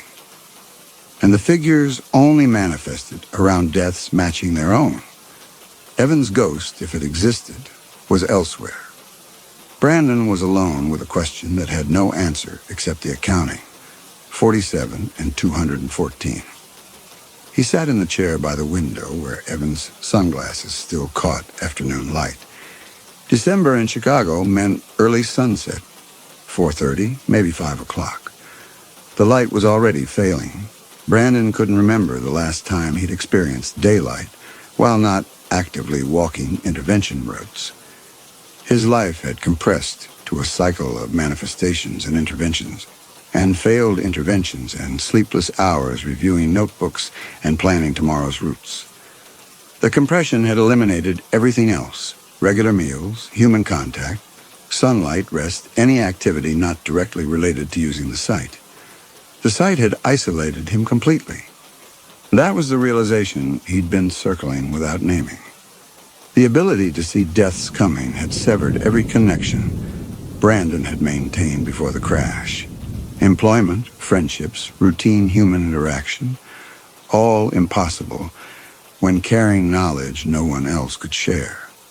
The isolation wasn't circumstantial, wasn't something better time management or therapy or social effort could address. The isolation was structural, built into the fundamental nature of seeing things others couldn't see. Evan's sacrifice had bought Brandon this permanent, inescapable isolation, and the knowledge that most people he saw about to die would die anyway despite his interventions. The question rose again, unanswered and unanswerable. Was that a worthwhile trade? Had Evan seen this outcome and decided it was worth his life? Or had Evan miscalculated, seen only the potential for saving people without understanding the cost of carrying that potential? Brandon didn't know. The weeks since the crash hadn't provided an answer. The notebooks wouldn't provide one either, no matter how detailed his accounting became. Numbers were just numbers. 47 saved, 214 dead. And neither figure carried inherent meaning. He needed something. Not an answer, exactly. Answers implied that the question had a correct solution. And Brandon had moved beyond believing in correct solutions. He needed something else. Context, maybe. Meaning. Some indication that the weeks of exhaustion and isolation and witnessed deaths added up to something more than the raw accounting suggested. The newspaper on his kitchen table, 3 days old, unread except for skimming headlines, had a small notice about the Pedway holiday market. The Pedway was Chicago's underground pedestrian tunnel system connecting buildings in the loop beneath street level. During December, a section near Block 37 hosted a holiday market. Vendors, food stalls, Christmas decorations, live music. Brandon remembered walking through it years ago with Evan during a December shift break. Evan had bought coffee from a vendor who played violin. They'd stood in the warm tunnel eating pastries while Lake Michigan wind howled outside at street level. The memory surfaced complete and unexpected. Brandon examined it, noting how his first thought was whether Evan's ghost might manifest at the market, whether returning to a location they'd shared might produce the manifestation Brandon had been looking for since the crash. The thought was irrational. The figures followed patterns, violent death types, swarming people about to die the same way. Evan hadn't died in the Pedway. Evan wouldn't manifest there unless someone at the market was about to die in an ambulance crash, which was geometrically impossible underground. But the market represented something else. Normalcy, maybe. Human congregation for purposes unrelated to death. People buying gifts, eating food, listening to music, participating in December traditions. Brandon couldn't remember the last time he'd done anything for reasons unrelated to interventions. His existence had compressed to such narrow parameters. Track manifestations, plan interventions, execute interventions, document results, that the idea of simply being in a public space for its own sake felt alien. The market would have manifestations. Anywhere with crowds produced them. Brandon would see figures, would need to decide whether to intervene or watch. But maybe for 1 hour in one warm underground space, the interventions wouldn't be the entire point. Maybe he could exist among living people doing normal living people activities and remember what that felt like. The decision formed slowly, without enthusiasm, but with a kind of grim determination. Tomorrow was December 24th, Christmas Eve. The market would be crowded. Brandon would go not to hunt manifestations, but to occupy space among people whose deaths he wasn't currently tracking. 1 hour. That seemed manageable. 1 hour of warmth and human voices and the smell of food and the sound of violin music. 1 hour where the accounting, 47 saved, 214 dead, might feel less like an indictment. He marked it in the notebook. December 24th, Pedway Market, evening. Then he closed the notebook and tried to sleep, knowing that sleep wouldn't come, but that lying down was something bodies needed even when minds couldn't shut off. The pedway entrance near Block 37 descended through tiled corridors installed in the 1950s. Brandon took the stairs slowly, noting the temperature shift as he moved below street level. Warmer down here, insulated from the December wind. The market occupied a narrow junction where two pedway corridors met. Someone had strung lights across the ceiling, warm incandescent bulbs softening the institutional fluorescence. 10 vendor stalls lined the corridor walls. Handmade jewelry, pottery, small paintings. A violinist occupied a corner near the entrance, her case open for tips. The crowd was modest, maybe 50 people, small enough that Brandon could see most of them from the entrance, small enough that he recognized faces. Kelly stood near a pottery stall, examining mugs with another woman from Station 18. Soto, Brandon thought, from C-Shift. The lieutenant was there too, talking to someone Brandon didn't recognize. 3 more faces from the station, scattered among the civilians browsing the stalls. Station holiday gathering, the kind of informal celebration Evan used to organize. Brandon had forgotten it was happening. Kelly must have mentioned it during one of her careful attempts at conversation, back when she'd still been trying to include him. The ordinariness was disorienting. Watching people he'd worked with and people who knew him, moving through a space that should have felt safe. Brandon moved along the corridor's edge. His brain automatically tracked exits, one main entrance where he'd descended, one emergency exit at the far end marked with a faded sign. Though Brandon knew from experience that underground emergency exits frequently led nowhere reliable, single point of failure. If something happened down here, that stairwell entrance was the only way out that mattered. Brandon bought coffee from a vendor. The transaction felt normal. Exchanging money, receiving a cup, finding a corner where he could stand and watch without being noticed. He let the warmth register against his palms and tried to remember what it felt like to be in a room with people who weren't actively dying. The temperature dropped. The cold was instantaneous and absolute, that same pocket of localized temperature shift he'd experienced dozens of times since the crash. His breath condensed. The coffee cup in his hands was suddenly inadequate against cold that had nothing to do with Chicago winter and everything to do with what was about to manifest. The crowd hadn't noticed yet. Kelly was still examining pottery. The lieutenant was still talking. The violinist continued playing. But Brandon was already turning, scanning, looking for the figures he knew were coming. They appeared everywhere. Not 3 figures, not 4. Dozens of them, perhaps 100, materializing in clusters so dense Brandon couldn't distinguish individual forms. They swarmed the vendor stalls, pressed against the walls, occupied every available space between the 50 living people who remained oblivious.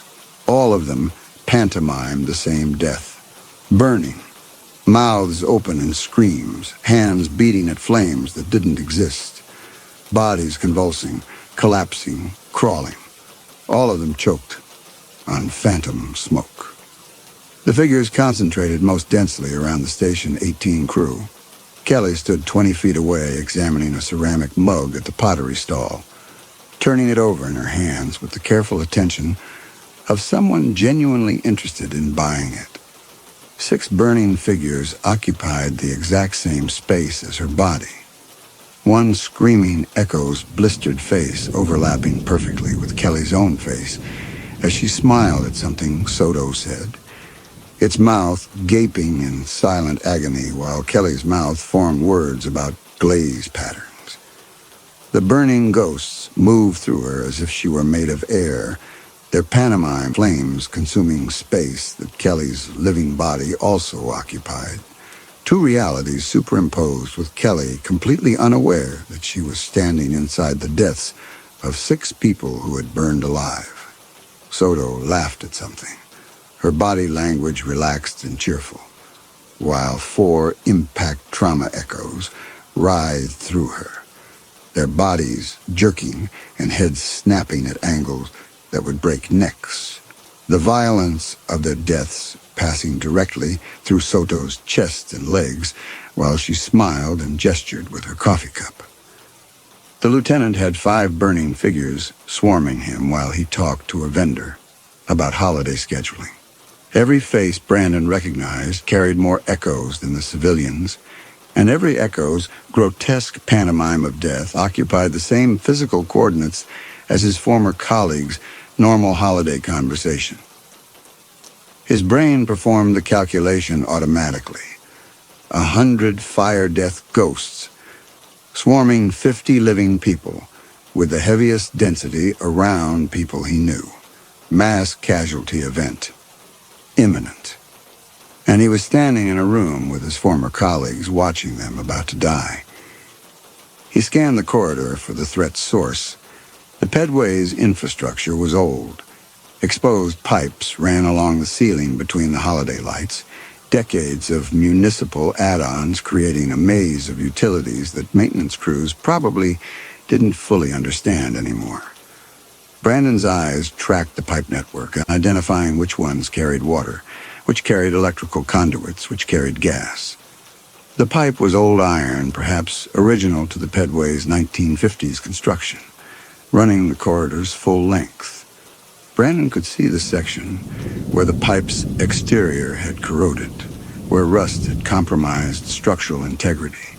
He could hear, now that he was listening for it, a sound that didn't belong. A faint hiss, almost inaudible beneath the crowd noise and violin music. The gas was already leaking. Not fast enough yet to trigger olfactory warning. The mercaptan additive that made gas detectable hadn't reached sufficient concentration to be noticeable at crowd level. But the leak was active and accelerating. Brandon checked his watch. 6:47. He didn't know how he knew the timeline, only that the figure's intensity, the way they thrashed and screamed and burned, suggested proximity. Minutes, not hours. 50 people, 1 exit, underground location, gas leak feeding into an ignition event that would turn this corridor into a furnace. The figures swarmed closer to the crowd, their burning pantomimes intensifying. Brandon recognized the pattern from weeks of observation. The ghosts grew more violent as the moment of actual death approached. Whatever was going to ignite the gas was imminent. He was moving before the decision finished forming, past the vendor stalls toward the corridor's far end where a security panel was mounted beside the emergency exit. The guard, young private security uniform, stood near the pottery stall where Kelly was still browsing. Brandon reached him and started talking, words compressed into emergency cadence. Gas leak, old pipes, minutes before ignition, need to evacuate now. The guard's expression cycled through confusion and skepticism. Brandon kept talking. He was a paramedic, 15 years. He knew what gas smelled like. This was real. Kelly's head turned. She'd heard his voice, recognized it. Her expression shifted through surprise and something else. Concern, or the wariness of someone who'd spent 3 weeks documenting erratic behavior. She started moving toward him. Brandon was already past the guard, moving toward the security panel. Old system, glass cover over a red handle marked emergency. The guard followed, hand moving toward his radio. Their eyes met across 20 feet of corridor. Kelly stopped.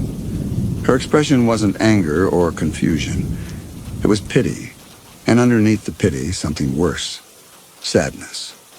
The look you give someone you once respected, who has completely lost their grip on reality. She was going to try to stop him, going to use the voice she'd used at Station 18 when she'd reported him. Calm and reasonable, and completely certain he was having a breakdown. Brandon reached the panel and smashed the glass cover with his elbow. The sound of breaking glass cut through the corridor. Kelly flinched. The guard's expression shifted immediately to alarm. "Sir, step away from that panel." Brandon didn't step away. He pulled the emergency handle. Alarm shrieked through the corridor. High-pitched, oscillating wail that the pedway's acoustics amplified into something physically painful. The crowd's browsing rhythm broke immediately. Heads turned. The lieutenant looked toward the sound. Kelly was already moving toward the exit, training taking over, pulling Soto with her. Brandon was shouting over the alarms. "Gas leak, everyone out.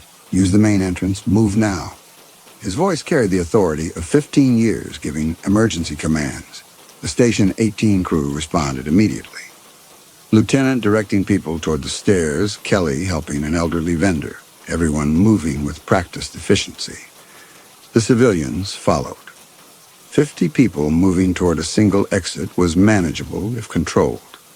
The lieutenant had taken command of the evacuation, his voice carrying the same authority Brandon's had.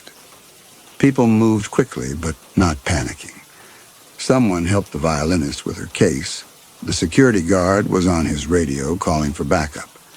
Kelly was the last person in the corridor, still helping the elderly vendor gather belongings, still doing her job while Brandon watched the figures around her intensify their burning pantomime.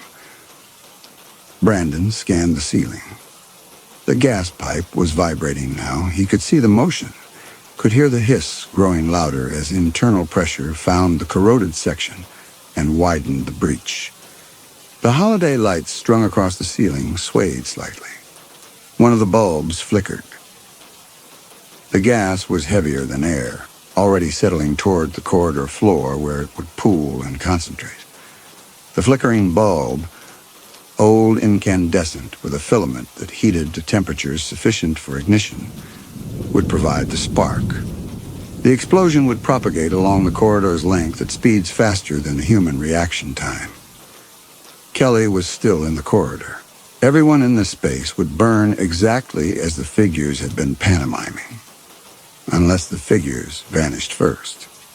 Brandon looked toward the exit. Most of the crowd had reached the stairs, 40 people climbing in orderly evacuation, the lieutenant directing traffic from the top. 10 people remained in the corridor.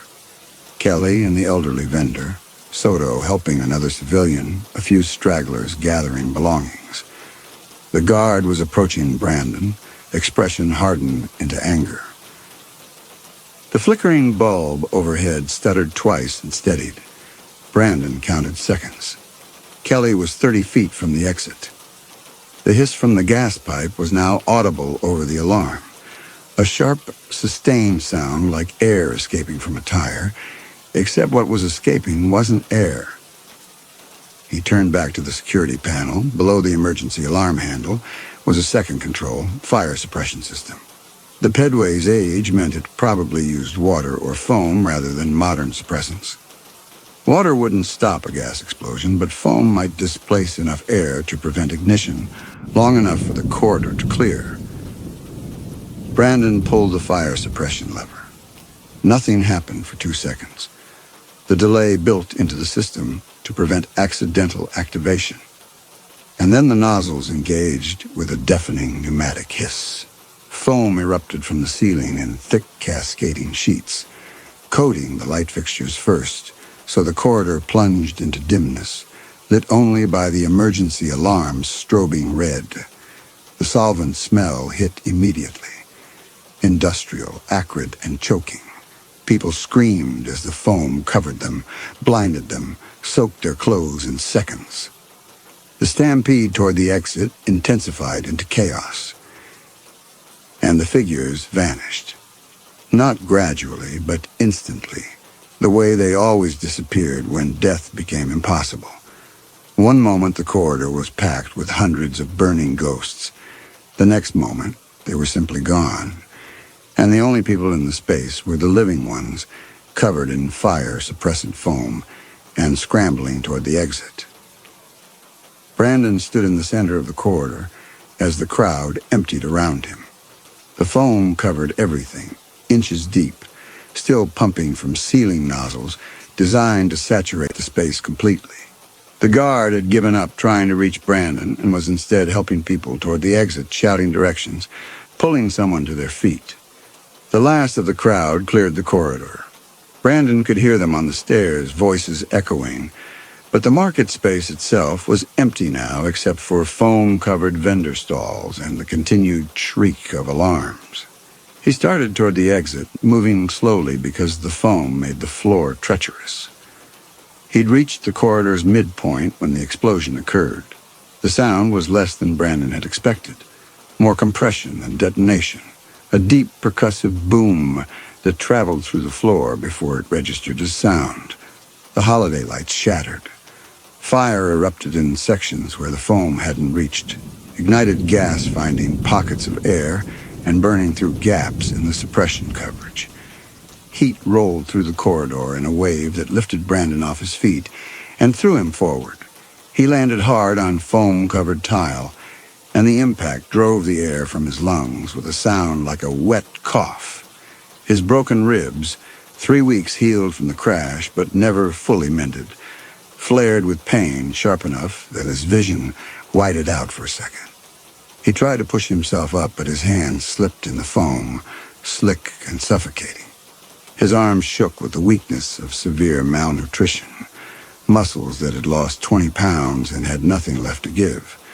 The smoke was filling the space, mixing with the foam's industrial solvent reek, and Brandon's lungs seized. Not enough air, couldn't pull breath through the chemical haze, his body betraying him exactly when he needed it most. He crawled, hands and knees through foam that felt like it was trying to drown him, each movement requiring conscious decision because his body wanted to stop, wanted to lie down in the slick cold and wait. Behind him, the corridor's far end was burning.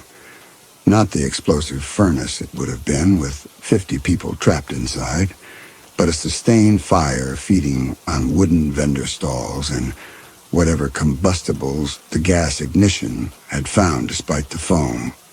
His chest hitched with each attempt to breathe. The stairs were 10 feet away, then 5. He reached the bottom step and pulled himself up using the railing, vision tunneling, ribs screaming. The climb was endless. 12 steps that felt like 50, each one requiring his full weight against the railing because his legs couldn't be trusted. Halfway up, he had to stop, gasping, foam dripping from his clothes, lungs burning. Then he forced himself to continue, one step at a time, scraping his way toward street level like something broken trying to reach light. Up the stairs onto the street. Emergency vehicles on scene. 50 people alive on the sidewalk, foam covered. Kelly was there, talking to the lieutenant, gesturing back toward the pedway entrance. Soto was checking on civilians. Everyone accounted for, everyone safe. No echoes manifested around the survivors.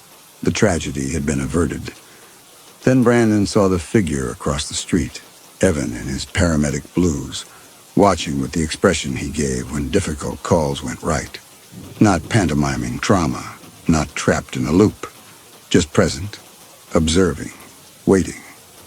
The memory returned, the void after the crash, the presence explaining only one could return. Brandon had been ready to die. But Evan had seen this moment, the market, these 50 people, chosen to stay dead, to give Brandon the sight that would bring him here on Christmas Eve. Across the street, Evan raised his hand to his forehead, the formal salute carrying weight it never had. Mission complete. This is what I saw. You did what needed doing. Then he lowered his hand, looked at Brandon one final moment, and turned away. He walked into the falling snow, 10 steps, 20, and between one step and the next, he was no longer visible. Released. Brandon stood watching the space where Evan had been. Weeks of burden leading to this moment. Evan had seen 50 people and decided they were worth his life. Then the temperature dropped again. The cold returned in that same localized pocket. Brandon turned toward the crowd, already knowing what he would see, dread rising like nausea. 3 people were surrounded by new figures. Kelly had 4 echoes swarming her, not burning, drowning. Their mouths gaped in silent screams, hands clawed at phantom surfaces. Soto had 3 pantomiming impact trauma.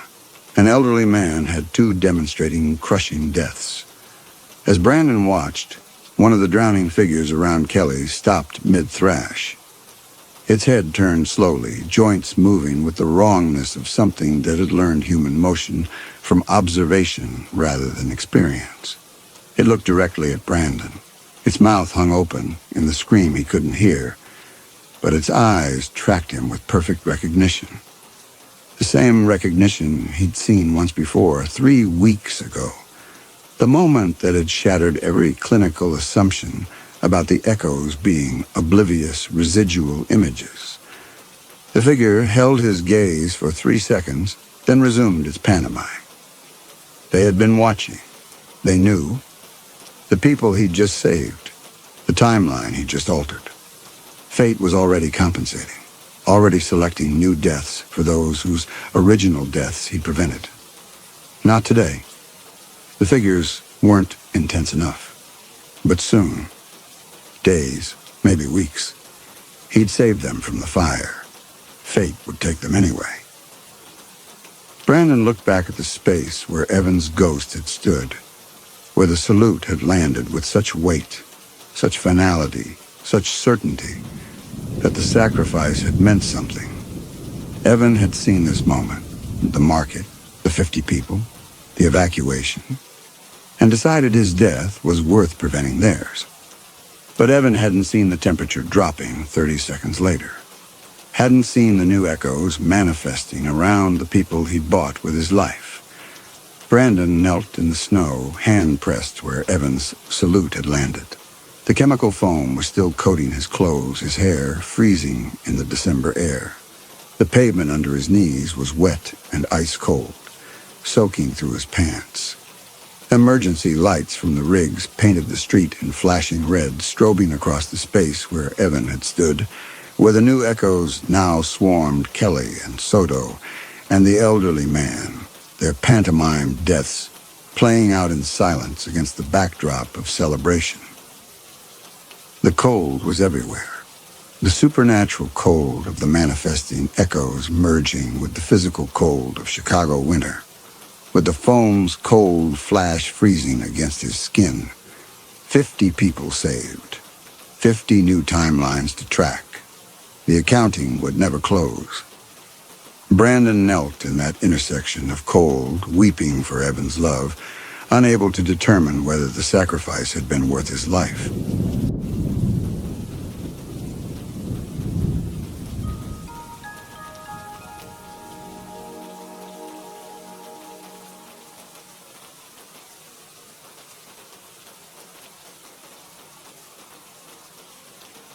Trevor Harris had his hands on the steering wheel of a car worth more than he'd earned in 5 years. The Duesenberg's chrome hood ornament caught sunlight like a signal mirror, visible probably for a quarter mile. He kept his speed exactly at 45. The route instructions had been specific. Highway 1 south from Carmel, no deviations, no shortcuts. Stop only at the marked scenic overlooks. There were 7 circled on the printed map. Arrive at the end point in Lucia no earlier than sundown.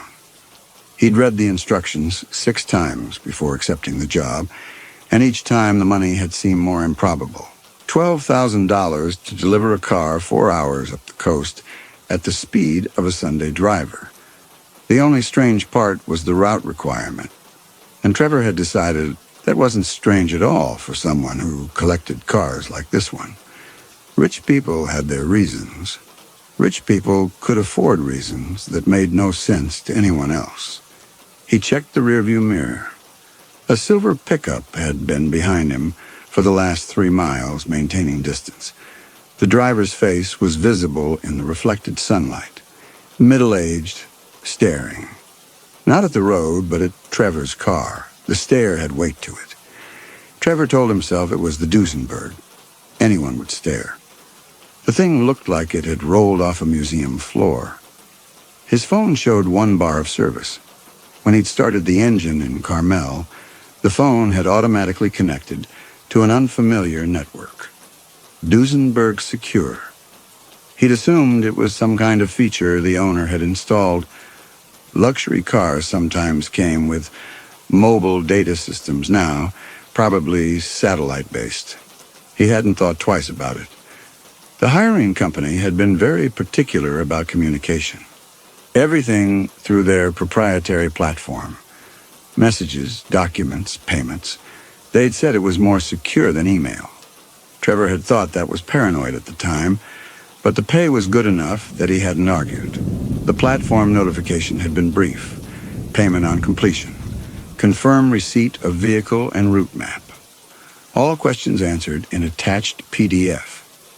He'd opened the PDF once. It was terms and conditions, 30 pages of liability waivers, and non-disclosure agreements. He'd signed everything. The pickup stayed behind him through the next curve. Trevor's knuckles had gone pale on the wheel without him noticing. He forced himself to relax his grip. There was no reason to be nervous. He was doing exactly what he'd been paid to do. The car ran smoothly. The weather was perfect. In 6 hours, he'd have money in his account, and none of this would matter. The road hugged the cliffside, dropping away on the right toward the ocean. He could see other vehicles ahead, just 2 cars, maybe 3, moving slowly along the winding highway. One of them seemed to be slowing down. Trevor eased off the accelerator. The Duesenberg's engine made almost no sound. He could hear the wind and the distant hiss of waves against rock. The car ahead had stopped in the middle of the lane. Trevor braked. The Duesenberg came to rest 15 feet behind a rust-colored sedan. The driver sat motionless in the front seat, head turned to look back at Trevor through the rear window. A woman, maybe 50, with dark hair pulled back from her face. She was staring at him the same way the pickup driver had been staring. Not curious, not admiring the car, something else. He waited for her to move. She didn't. The pickup behind him had stopped too. Trevor could see the driver in his side mirror still watching. His mouth was a flat line. Trevor tapped the horn lightly. The woman in the sedan didn't react. Her stare didn't waver. There was nowhere to go. Cliffside on the right, rock face on the left, no shoulder wide enough to pass. He put the Duesenberg in park and tried to think through what he was supposed to do in this situation. The instructions hadn't covered this. The instructions had been about the route, the speed, the overlooks, nothing about other drivers blocking the road. He picked up his phone. No service now. The single bar had disappeared. The woman opened her door and stepped out of the sedan.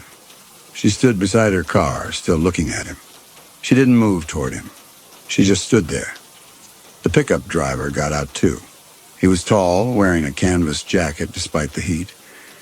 He walked slowly up the road toward Trevor's car, hands in his pockets. Trevor locked the doors. The man stopped a few feet from the driver's side window. He leaned down slightly, looking at Trevor through the glass, then straightened and looked at the car itself. The chrome, the detailing, the ornament on the hood. He walked around to the front and stood there for a long time, studying the grille. Trevor's throat had gone dry. He wanted to reverse, but there were probably more cars behind the pickup by now. He wanted to get out and ask what was happening, but every instinct told him to stay inside the car and keep the doors locked. The man walked back to the driver's side. He knocked on the window. Trevor didn't roll it down. They looked at each other through the glass. The man's face showed nothing. No anger, no curiosity, no emotion Trevor could identify. Then he turned and walked back to the pickup. The woman got into her sedan. Both vehicles pulled off to the narrow strip of gravel on the ocean side of the road, barely wide enough for a single car. They parked there side by side and turned off their engines. The road ahead was clear. Trevor put the Duesenberg in drive and rolled forward slowly, watching the sedan and pickup in his mirrors. Neither driver got out. Neither driver followed. They just sat there on the shoulder, watching him pass. He drove for another 10 miles before his hand stopped shaking. The first scenic overlook was marked with a wooden sign and a gravel pullout large enough for 6 or 7 vehicles. The instructions said to stop. Trevor pulled in and turned off the engine. There were 2 other cars already parked there, a blue hatchback and a white SUV. Both were empty. He could see a couple standing at the railing looking out at the ocean. They turned when the Duesenberg arrived. The man saw the car first and said something to the woman. She turned too. They both stared. Trevor stayed in the driver's seat, waiting for them to lose interest. They didn't. The man started walking toward the car. Trevor opened the door and stepped out. The man stopped a few feet away, still staring, not at Trevor, but at the Duesenberg. Then his eyes moved to Trevor's face. The expression was similar to what Trevor had seen in the pickup driver. Something heavy and evaluating. Trevor nodded. The man didn't nod back. He looked at Trevor for a long time, then looked at the car again, then turned and walked back to the woman at the railing. They spoke quietly to each other. The woman looked over her shoulder once, then they both got into the white SUV and drove away. The couple with the blue hatchback stayed at the railing. They hadn't looked at Trevor once. He got back into the Duesenberg and checked his phone. Still no service. He pulled up the route map. 6 more overlooks before Lucia. He was supposed to stop at each one. The instructions had been very clear about that. He sat there for the required 10 minutes, watching the clock on the dashboard, and then drove back onto the highway. By the 3rd overlook, he'd started noticing the same vehicles appearing behind him at irregular intervals. The silver pickup showed up again, hanging back by half a mile. A dark blue sedan appeared and disappeared 3 times, always keeping distance. At the 4th overlook, when Trevor pulled in, there were already 4 cars waiting. All of them had drivers sitting inside, watching. None of them got out when he arrived. He stayed in the Duesenberg. One of the drivers, an older man in a faded baseball cap, opened his door and stood beside his car, arms crossed, staring at Trevor through the windshield. Another driver, a younger woman, did the same. They didn't approach. They just stood there. Trevor started the engine and pulled back onto the highway without waiting the required 10 minutes. In the mirror, he saw 2 of the parked cars start their engines and follow. The road was narrowing.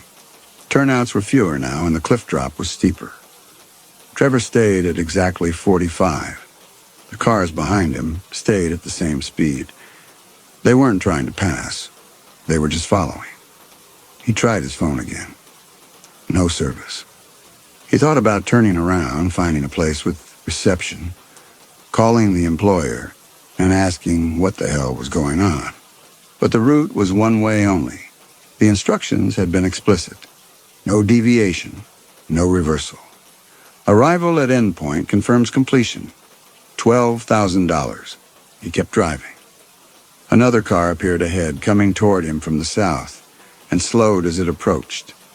The driver was a heavy-set man with gray hair, and when their vehicles passed each other, the man turned his head to watch the Duesenberg, his face rigid with something that looked like a recognition. Trevor's chest felt tight. He was starting to understand that this wasn't about the car. It was about him. These people were looking at him, not the chrome or the detailing. They were looking at him like they knew him. He didn't know any of them. The highway ahead opened into a straight section, and Trevor could see 5 or 6 vehicles spread out along it, all moving slowly, all maintaining formation. There was no randomness to it. They were coordinating.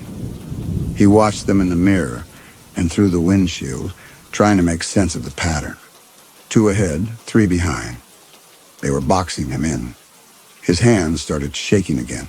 He gripped the wheel hard and kept his speed steady. The route map showed one more overlook before the terrain would open up into flatter coastal grassland. If he could get past this section, maybe there would be more traffic, more witnesses, less isolation. The two cars ahead slowed. Trevor slowed with them. The three cars behind closed the distance. They were all moving at 30 now, then 25. The road curved toward the next overlook, a wide paved area with a stone railing and an informational plaque. The lead cars signaled and pulled in. Trevor's foot hovered over the brake. He could keep going. The instructions didn't say he had to stop at every overlook. He could skip this one. But the cars behind him had accelerated slightly, narrowing the gap. If he tried to pass, they'd follow. If he stopped, they'd box him in. He pulled into the overlook. All 5 vehicles followed. They parked in a loose semicircle around the Duesenberg, engines running. No one got out at first.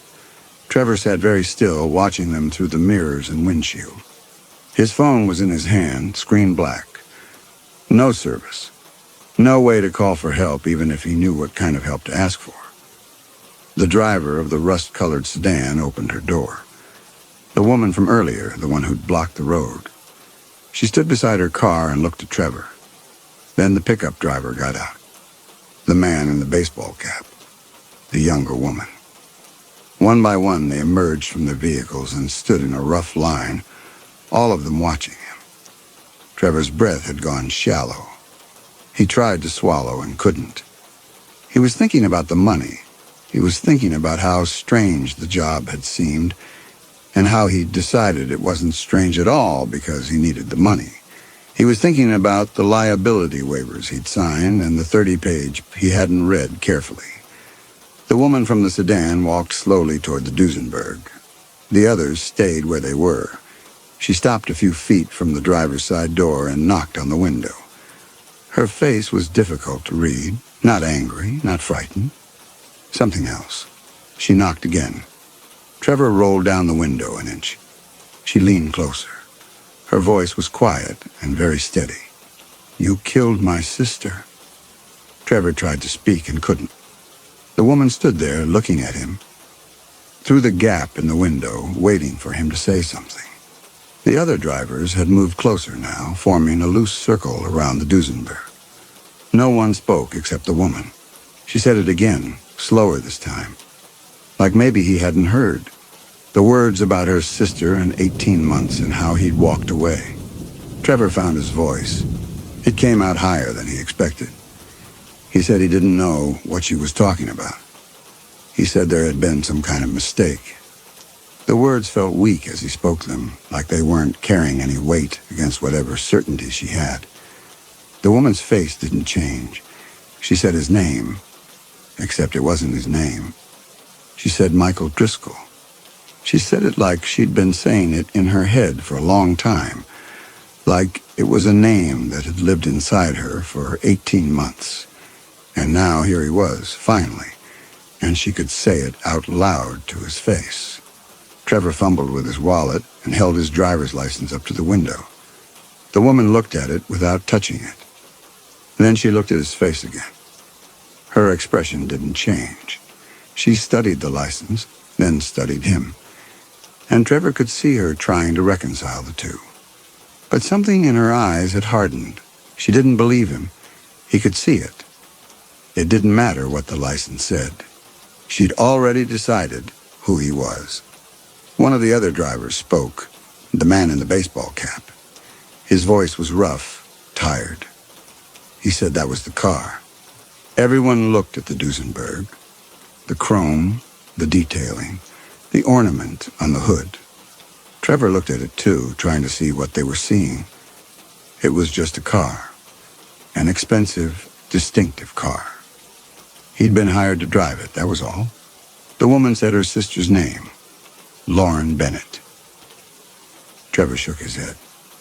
He'd never heard the name before. He tried to explain. He was just delivering the car. He didn't know why they thought.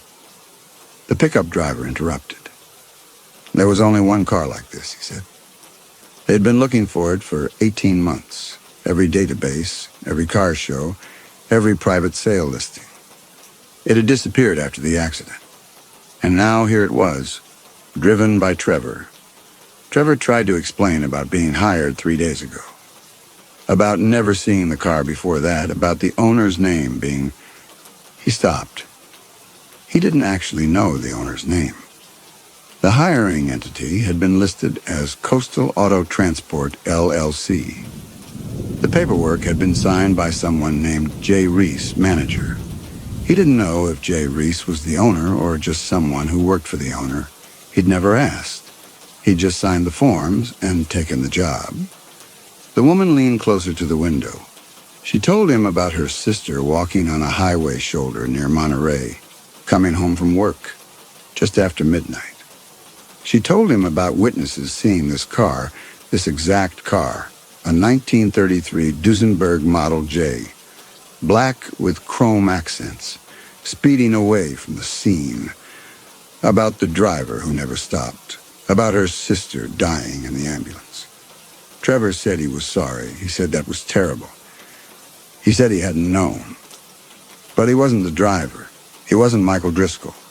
He was just someone hired to deliver the car. The pickup driver asked where the owner was. Trevor said he didn't know. Everything done through the platform. Never met anyone in person. The car had been parked in a private garage in Carmel with the keys in a lockbox. He'd picked it up alone. The younger woman told him to show them the paperwork. Trevor unlocked his phone and opened the hiring platform. The screen loaded. He navigated to his job history and tapped the entry for the Duesenberg delivery. The screen went blank. Then a message appeared. No job found. Please check your connection. Trevor stared at it. He closed the platform and reopened it. The home page loaded again. He navigated to job history. The list was empty. He tried to explain this to them. The job had been there 5 minutes ago. He tried to pull up the messages. Everything had been through the platform's internal system. No emails, just the secure messaging they'd insisted on. He opened the message history. Empty. Every conversation, every instruction, every confirmation, gone. The man in the baseball cap said one word, convenient. Trevor's hands were shaking hard enough and that he almost dropped the phone. He said the company must have deleted everything. He said that didn't make sense, but it was the only explanation. The pickup driver cut him off. Maybe Trevor had erased it all himself before he came out here. Trevor said he hadn't. He said, why would he? He said he didn't know any of these people. He didn't know Lauren Bennett. He'd never been to Monterey. He'd never driven this car before 3 days ago. The woman's face had changed. She looked tired now, like she'd heard too many excuses already, and Trevor's was just one more. She told him about Michael Driscoll having money and lawyers, about managing to keep his name out of the investigation, about the car being registered to a shell company that led nowhere, about tracking every car of this make and model, waiting for it to surface. And now it had, driven by him. On a scenic route that passed right through the area where their sister died. Trevor asked what area. The woman pointed south, the direction Trevor had been driving. She told him about Highway 1 near Point Lobos, about witnesses describing the car heading south. Trevor looked at the route map still displayed on his phone. The connection was still strong. The car was still broadcasting through whatever system had been installed. The marked path started in Carmel and went south along Highway 1. It passed directly through Point Lobos. I didn't know, he said. The pickup driver's response was simple. Trevor was driving the car. He was on the route. That made him know. Trevor tried to think. He tried to remember the hiring process. The instructions had been specific. One way only, no turning back. The contract he'd signed without reading carefully. He tried to remember if there had been anything in the PDF that might explain this. But all he could remember was the money. $12,000, enough to cover 2 months of rent and the credit card bills he'd been putting off. Enough that he hadn't asked the right questions. He looked at the circle of people around the car. None of them looked angry. They looked tired and sad and certain. They'd been waiting for this. They'd been watching for this car, and now here it was. And they'd finally found the person responsible. Except he wasn't responsible. He was just someone who needed money. He said that out loud. The woman looked at him for a long time. Something shifted in her face. Not belief, but a kind of weary recognition. Like she'd heard this before. Like every guilty person she'd ever imagined confronting had said exactly this. She turned and walked back to her sedan. The other drivers didn't move at first. They stood there, looking at Trevor or the car or both, like they were trying to decide something. Then the pickup driver walked to his truck and opened the bed. He pulled out a toolbox. The gravel seemed to tilt under Trevor. He started the engine. The man in the baseball cap moved quickly, stepping in front of the Duesenberg. The younger woman moved to the driver's side. The pickup driver was walking toward the front of the car with something in his hand. A tire iron, maybe, or a wrench. Trevor put the car in reverse, but the sedan had moved closer behind him. He was boxed in. The pickup driver knelt by the front wheel. Trevor heard metal on metal, a sharp scraping sound. The man stood up holding something. A valve stem, Trevor realized. Air began hissing from the tire. Trevor opened the door and tried to get out, but the younger woman pushed it closed. She wasn't violent about it. She just leaned her weight against the door and held it shut. Through the window, he could see her face. She wasn't angry. She looked like she was doing something necessary that she'd rather not do. The pickup driver moved to the next tire. More hissing. Trevor tried the passenger door, but the man in the baseball cap was there, standing too close for Trevor to open it fully. The woman from the sedan walked back over. She stood at the driver's side window and waited for Trevor to look at her. She said they weren't going to hurt him. Her voice was steady and factual. She said they'd realized something in the last few minutes. Maybe he was telling the truth about not being Driscoll. Maybe the ID was real and the deleted messages meant something. Or maybe this was all an elaborate setup and Trevor was a better liar than Driscoll had been. She said it didn't matter anymore. She said they'd called someone. Her voice dropped lower. She said this person had been waiting as long as they had. This person didn't care about IDs or explanations. This person had made it very clear what would happen when they found whoever was driving this car. Trevor asked who. His voice barely worked. The woman didn't answer. She just looked at him through the glass. Then she turned and walked back to her sedan. The pickup driver finished with the fourth tire. All four were flat now. The Duesenberg sat tilted on the gravel, going nowhere. The family got into their vehicles. One by one, the engines started. They backed out of their positions, giving the Duesenberg space, and then they drove away. Trevor sat in the driver's seat, hands still on the wheel, watching them disappear around the curve. The overlook was empty now, except for him and the disabled car. The sun was lower. In maybe 2 hours, it would be dark. He tried the engine. It started fine, but the car wouldn't move on 4 flat tires. He tried his phone, still no service. He got out and looked at the wheels. The valve stems were completely gone. He couldn't even try to reinflate them. He stood there trying to think. He could walk. The road curved back toward more populated areas eventually, but he didn't know how far, and if someone was coming. If the family had really called someone, walking meant being even more exposed than he already was. He went to the trunk. Maybe there was a spare or tools or something. He tried the handle. Locked. He didn't have a key for it. The key ring had only had the ignition key. He walked around the car looking for anything useful. The rear passenger door was unlocked. He opened it and leaned in, checking the floor, under the seats, anywhere something might be hidden. His hand brushed against the gap between the rear seat and the trunk panel. There was something wedged in there. He reached through and felt fabric. He pulled. It took some effort, but it came loose. A shoe. A woman's running shoe. White with pink accents. It looked new, barely worn. There was something written on the side in permanent marker. LB. Trevor's hands went numb. He turned the shoe over. The sole was clean. No dirt, no wear pattern, like it had been taken off and put away carefully. He looked inside the shoe.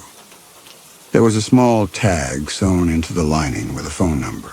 A contact number, probably, in case the shoe got lost at a gym or event. Trevor understood what he was holding. This was Lauren Bennett's shoe. This was evidence. This had been hidden in the car, planted there recently, probably right before Trevor picked it up. If the police searched this car, if they found him here with this, he wasn't just a look-alike who'd been hired to drive. He was the sole occupant of a vehicle containing the victim's personal item. He was someone who looked close enough to the killer, sitting in the murder weapon, with a trophy hidden in the back seat. His fingerprints were all over the car now, on the steering wheel, the door handles, the gear shift, the dashboard. 6 hours of driving had left his DNA on every surface, and now he was holding the shoe, but it didn't matter whether his prints were on it or not. What mattered was that he was here, in this car, with this evidence. Trevor looked at the shoe in his hand. He thought about throwing it off the cliff, but his DNA was already in the car. His fingerprints were everywhere. The shoe being missing would be one more thing to explain, one more piece of evidence that he'd tried to hide something. He thought about putting it back exactly where he found it and walking away. Just leaving the car here and getting as far from it as possible. But how far would he get? His face matched the description. His build matched. He'd been seen driving this exact car by dozens of people. The family had his license plate information. They knew his name. Trevor carefully wedged the shoe back into the gap where he'd found it. His hands were shaking so badly it took 3 tries. When it was hidden again, he backed out of the car and closed the door. He leaned against the Duesenberg and tried to breathe. The car felt different now. Not like a vehicle. Like a trap that had been closing around him slowly for the last 6 hours and had finally locked shut. He pulled out his phone. Still no service. He walked to the edge of the overlook, holding the phone high. The screen showed nothing. No bars, no connection. Then something caught his eye. Something under the dashboard he'd noticed earlier but hadn't thought about. He walked back to the car and opened the driver's door. He crouched down and looked under the dash. There was a small device hardwired into the electrical system. Modern. Digital display currently dark. Definitely not original to a 1933 Duesenberg. Trevor pulled at it gently. It was bolted in place, professionally installed. There was a tiny antenna wire running up through the firewall, GPS tracker. Maybe more than that. Maybe a satellite transceiver. Something that could communicate when cell service couldn't. Trevor straightened up slowly. The car had been broadcasting his location the entire time. Someone had been watching. Someone had known exactly where he was, how fast he was going when he stopped, how long he stayed at each overlook. Someone knew he was here right now. Trevor backed away from the Duesenberg. He looked at his phone again. Still no service. But the platform was still installed. He opened it. The loading circle spun. Then the screen went white. The platform opened to the home page. There was a notification badge. One new message. Trevor tapped it. The message was from Coastal Auto Transport, timestamp 3 minutes ago. It said, "Arrival at endpoint confirmed. Thank you for your service." Trevor stared at the screen. He wasn't at the endpoint. He was at an overlook maybe 8 miles north of Lucia. He hadn't completed the delivery. The car was sitting on 4 flat tires going nowhere. He read the message again. Arrival at endpoint confirmed. The endpoint wasn't a place. The endpoint was a condition. The car had been stopped for more than 20 minutes. Engine off. No movement.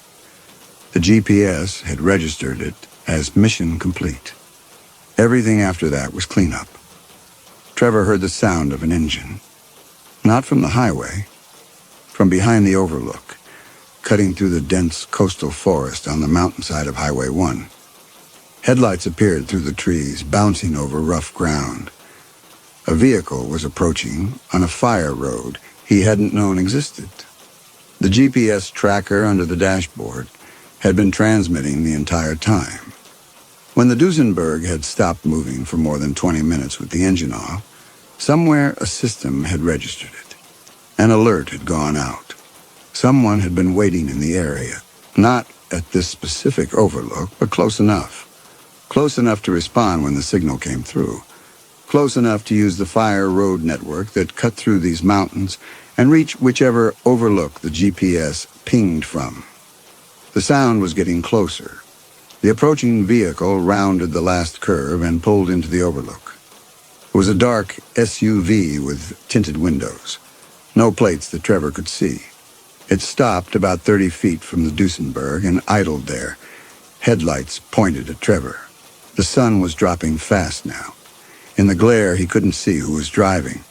The engine stayed running. No one got out. The headlights just stayed pointed at Trevor, bright and steady and patient. Trevor stood frozen between the Duesenberg and the stone railing. His phone was still in his hand. The screen lit up again. Another notification from the platform, a second message. It said, "Disposal authorized." Trevor's throat closed. He looked up from the phone. The SUV's driver door was opening. A figure stepped out, silhouetted against the headlights. Trevor couldn't make out features, just a shape, average height, standing very still. The door closed. The figure didn't move toward him. It just stood there, waiting. Trevor took a step backward. His heel hit the stone railing. The ocean was behind him. The SUV was in front of him. The Duesenberg sat between them like evidence, like the trap it had always been. He opened his mouth to say something, to ask who they were, to explain he wasn't Driscoll, to beg them to listen. But the words wouldn't come. His throat had closed completely. The figure took one step forward.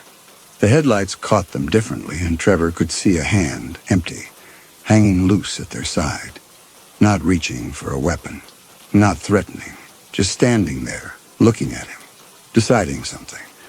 Trevor's mind was racing. This wasn't the person the family had called. They'd left 20 minutes ago. This was someone else. Someone who'd been tracking the car's GPS. Someone who'd been waiting for the car to stop moving. Someone who'd received the same notification Trevor had. Arrival at endpoint confirmed. Someone who'd been sent to make sure Michael Driscoll's plan worked exactly the way it was supposed to. The figure took another step forward, then another, moving slowly like there was no rush. Like Trevor had nowhere to go, and they both knew it.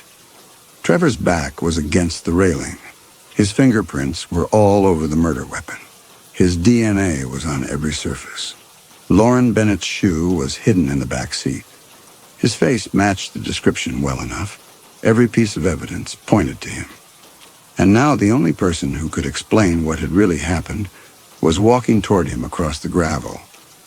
The figure stopped a few feet away. Close enough now that Trevor could see it was a man, older, wearing dark clothes. His face was calm, almost sympathetic. He looked at Trevor for a long moment. Then he looked past Trevor at the cliff edge, at the 100-foot drop to rocks and ocean. Then back at Trevor. Trevor understood. An accident. A man confused and desperate, cornered at a scenic overlook, made a terrible choice. Walked too close to the edge, slipped on loose gravel, fell. The car would be found later, abandoned. The body would be found eventually if the ocean gave it back. And Michael Driscoll would be dead, officially, and with no one left to say otherwise. Trevor's phone was still in his hand. The screen had gone dark. No service, no proof, no way to call for help. The platform was the only thing that had worked, and it had worked because the car itself was transmitting, because the car was part of the trap. The man took another step forward. Trevor couldn't move. His legs wouldn't work. His back was against the railing. There was nowhere to go except over. The man reached out slowly, not grabbing, just extending his hand, like he was offering help, like he was trying to guide Trevor to safety. But his eyes were empty, and Trevor knew what kind of help he was offering. The sound of another engine cut through the air, this one from the highway. Headlights appeared on the road coming from the north. A vehicle was approaching. Fast. The man stopped. He looked toward the highway and then back at Trevor. His face showed calculation. Then he turned and walked quickly back to the SUV. He got in. The engine revved. The SUV backed up, turned, and accelerated up the fire road, but not far. Trevor watched the taillights move maybe 50 yards into the forest before stopping. The brake lights went dark. The vehicle stayed there, engine idling, barely visible in the shadows between the trees. Trevor slid down the stone railing until he was sitting on the gravel. His legs had finally given out. He watched the vehicle on the highway slow down and pull into the overlook. It was a sedan, dark blue. Not one of the family's cars, not anyone he recognized. The driver got out. A woman, maybe 60. She looked at Trevor sitting on the ground. Then she looked at the Duesenberg with its 4 flat tires. She walked closer. She asked if he needed help. Her voice was kind, concerned. Trevor tried to answer. He couldn't make words come out. His eyes moved past her, toward the tree line where the fire road disappeared into darkness. He could just barely see it. A faint glow between the trees. Parking lights. The SUV was still there, still waiting. The woman followed his gaze but didn't see what he was seeing. The glow was too faint, too deep in the shadows. She turned back to Trevor. She asked if he wanted her to call someone. She held up her phone. Trevor looked at his own phone. The screen was still dark. He pressed the button and it lit up. Still connected to Duesenberg Secure. Still showing full signal. The connection wasn't coming from a cell tower. It was coming from the car. From whatever system had been transmitting his location for the past 6 hours. He looked at the woman standing there. Kind face. Concern. Trying to help.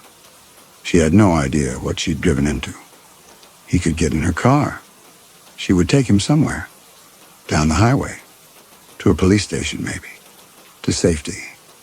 And the SUV would follow. On this empty stretch of highway in the dark, with no witnesses. The man would run them off the road or force them to stop. And then she would die because Trevor had gotten into her car. He couldn't do that to her. Trevor looked at his phone again.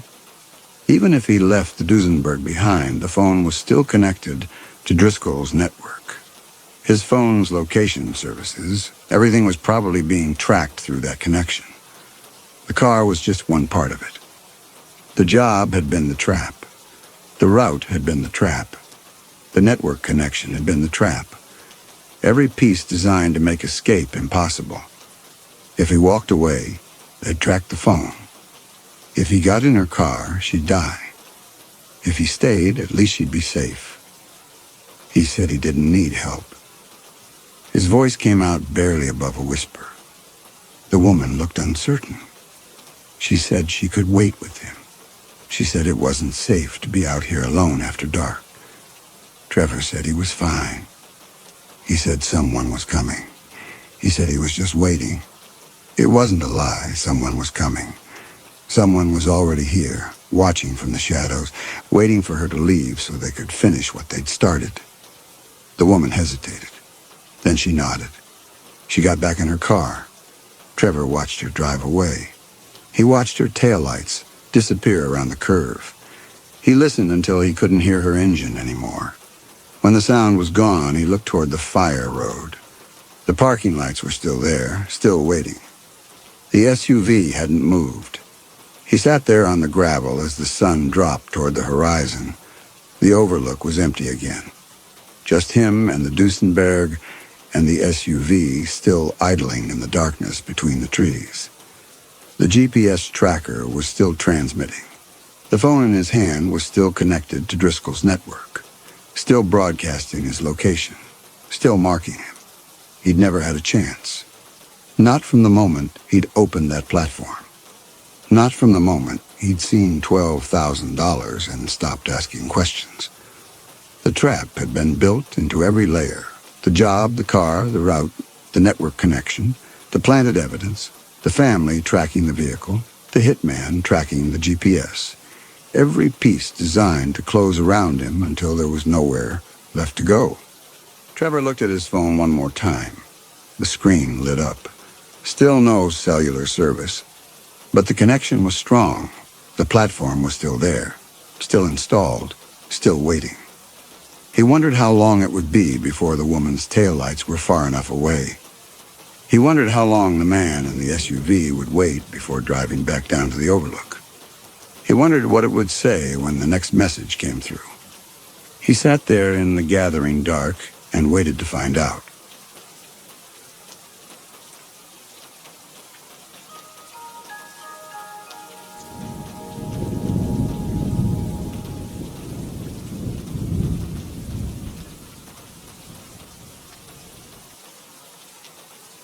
Buster lay on the cold hardwood beside the bed, staring at the corner where the wall met the ceiling. The darkness there had weight. It pooled like spilled ink, thickening as the room settled into night. He'd been watching it for an hour now, maybe longer. Time moved strangely after Curtis went to sleep. The old man's breathing came shallow and steady from above. Buster could hear the wheeze in it, the catch at the end of each exhale. Curtis slept on his back with one arm draped across his chest, the other hanging over the mattress edge. His fingers sometimes twitched in dreams. Buster would lift his head when that happened, checking, making sure. The darkness in the corner shifted. Buster's ears went flat. He didn't growl. Growling would wake Curtis, and Curtis needed sleep. The old man barely slept anymore. Just lay there with his milky eyes open, staring at nothing, fingers worrying the edge of the blanket. The doctors had words for what was wrong with Curtis's eyes. Buster didn't understand the words. He understood that Curtis couldn't see him anymore, couldn't see the room, the window, his own hands, lived in permanent night. So Buster watched for him. The shadow thing peeled itself away from the corner. Not shadow from absence of light, but shadow as substance. It came down the wall slowly, like water moving against gravity. No sound, no smell, just wrongness pooling into the shape of something tall. The air changed. Pressure built in the room, the way it did before thunderstorms rolled down from the mountains. Buster's ears flattened against his skull, aching from the shift. The temperature dropped so fast his next breath came out as mist. He could see it hanging in the air between him and the thing, a small cloud of vapor that shouldn't exist inside a heated house. Buster's hackles rose. He got his feet under him, muscles coiled but stayed low. Stay quiet. Don't wake Curtis. The shadow thing reached the floor and stood. 7 feet tall, maybe taller. Thin everywhere. Narrow shoulders, stick limbs, body like a seam of darkness. Someone had pulled vertical. No face. Where a face should be, there was only smooth void. The moonlight coming through the window bent around it, not casting shadow, not blocking light, but warping it. The beam curved as if the thing had its own gravity, as if space itself folded wrong in its presence, where its feet touched the floor, if feet was the right word. The grain of the wood seemed to writhe. The parallel lines of the boards twisted and crawled like living things before settling back into their normal pattern after it passed. It turned toward the bed, Buster moved between it and Curtis. Low growl now, barely audible. A warning. The shadow thing didn't pause. It walked forward, each step perfectly silent on the hardwood despite the pressure its presence put on the air. Buster could see the floor through its legs, see the grain of the wood boards where its body should block them. The wheeze of Curtis's breathing suddenly sounded distant, muffled, as if the shadow thing was absorbing sound the way it absorbed light. Buster's own growl came back to his ears strangely flat, robbed of resonance. The shadow thing knelt beside the bed, its long fingers reaching down to the floor where Curtis's shadow lay, not reaching for Curtis, reaching for the shadow Curtis cast in the moonlight from the window. Buster watched as those fingers touched shadow, gripped shadow, began to peel shadow up from the floor like it was a layer of paint someone had left to dry. Curtis made a sound. Not quite a gasp. More like air leaving him all at once. His back arched slightly. His fingers dug into the blanket. And across his forearm, where it lay exposed on top of the covers, a bruised dark shadow flashed into existence. It spread like spilled ink, following the path of the shadow piece being peeled from the floor, then faded as quickly as it had appeared, gone in the space of a heartbeat. But Buster had seen it, had watched the mark bloom across Curtis's skin, like the thing was tearing pieces from Curtis's body itself, leaving wounds that tried to manifest before being pulled back under the surface. Buster bit the shadow thing's wrist. His teeth met through empty space. He tried again, frantic now, biting at legs, at torso, at the faceless head. Nothing solid, nothing real. Like trying to fight smoke. The shadow thing pulled a strip of Curtis's shadow free. The detached piece came away dark and glistening like wet cloth. The thing folded the strip carefully, tucked it somewhere inside itself where Buster couldn't see, then reached for another piece. Curtis shuddered. His mouth opened, but no sound came out. His chest rose and fell faster, shallower. Another bruised shadow flickered across his throat, his collarbone, gone before Buster could track where it had been. Like the thing was pulling marks up through Curtis's skin from somewhere deep inside. Buster barked. Full voice now, hoarse and desperate. The sound fell flat in the pressurized air, absorbed by the shadow thing's presence. Curtis didn't stir. The shadow thing didn't even look at him. Just kept working, slow and patient, peeling away another strip of Curtis's shadow, another, folding each piece into itself like someone harvesting cloth from a loom. Curtis's shadow on the floor grew paler, thinner. The parts the thing had taken didn't grow back. Then the shadow thing stood, turned, and walked back to the corner.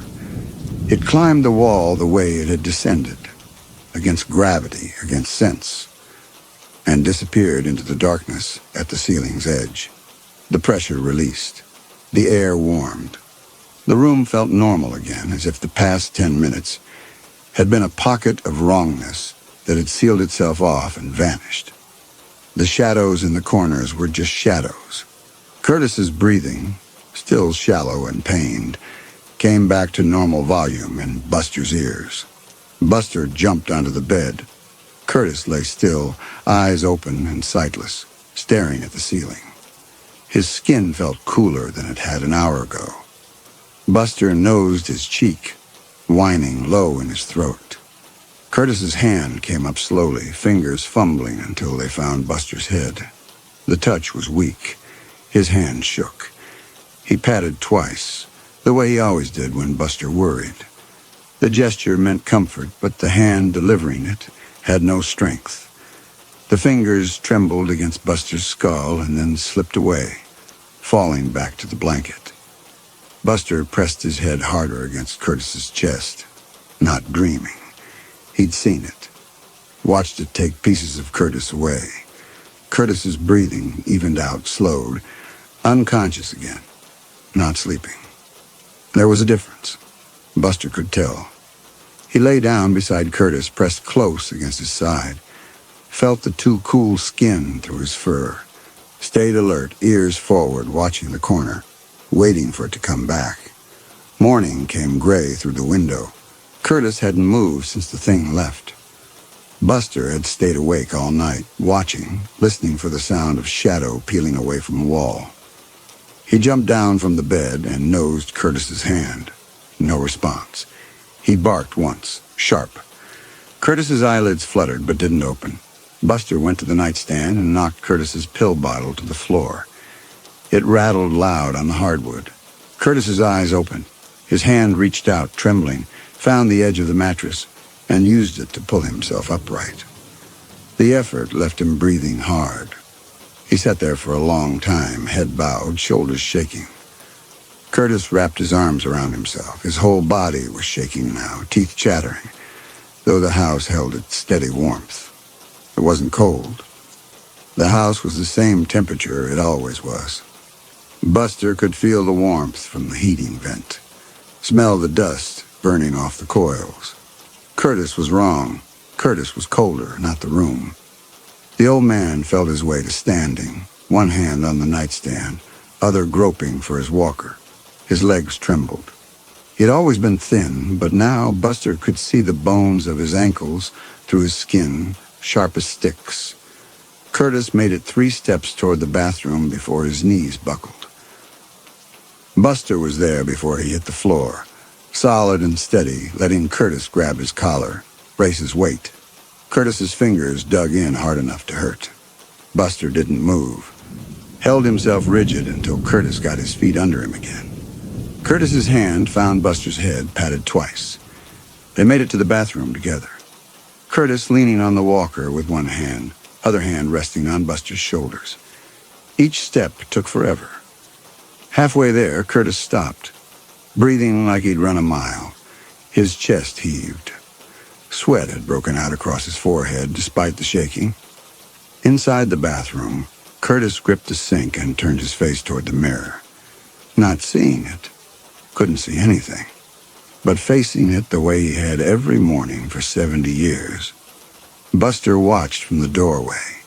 Curtis's reflection was there in the glass, but paler than it should be. Washed out. Like someone had drained the color from it. Curtis ran the tap, splashed water on his face. His hand shook so badly, water ran down his wrists and soaked his sleeve. He gave up after a few tries, let the water run, stood there gripping the sink while his shoulders heaved. Buster pushed into the bathroom, pressed himself against Curtis's legs. Curtis reached down, found his head. They stayed like that until Curtis could breathe again. Getting back to bed took even longer. Curtis's feet dragged. He stopped every few steps, head bowing, whole body shaking with effort. By the time he made it to the mattress, he could barely lift his legs high enough to sit down. Buster jumped up beside him. Curtis fell back against the pillows and didn't move again. His chest rose and fell in shallow little gasps. His skin had gone gray. The shadow on the floor beneath the bed was noticeably paler than it had been yesterday, thinner. In the places where the thing had peeled strips away, Curtis's shadow was nearly transparent. Buster could see the pattern of the hardwood through it. He lay down on the bed next to Curtis and watched the corner where the ceiling met the wall. The darkness there looked heavier than the shadows elsewhere in the room, hungrier. It would come back when night fell. Buster knew it the way he knew the smell of rain before a storm. Curtis's breathing slowed, evened, not sleep. That other thing. The absence he fell into now instead of sleeping. Buster pressed closer and waited. The days bled together. Curtis ate less, moved less.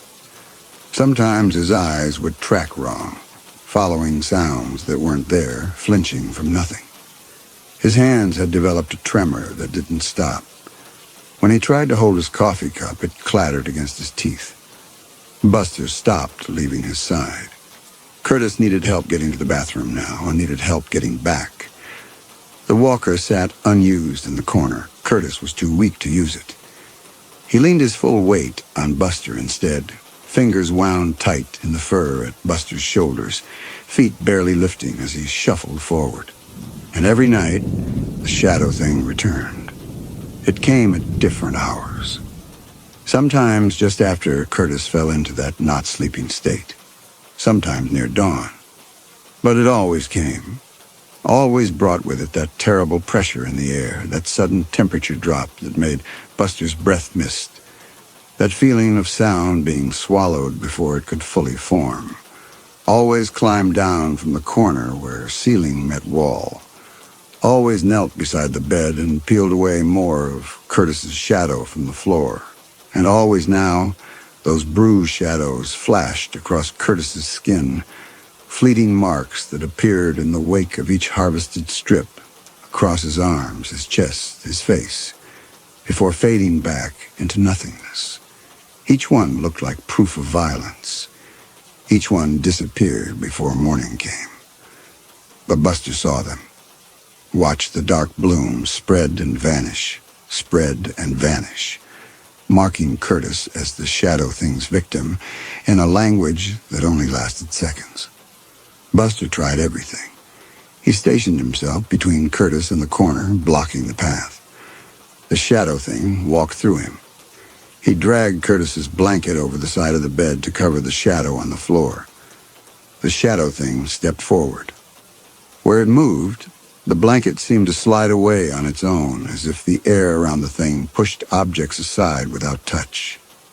The shadow remained exposed, and the thing continued its work. He tried attacking the moment it manifested before it reached the bed. His jaws snapped on empty air. His claws scraped hardwood.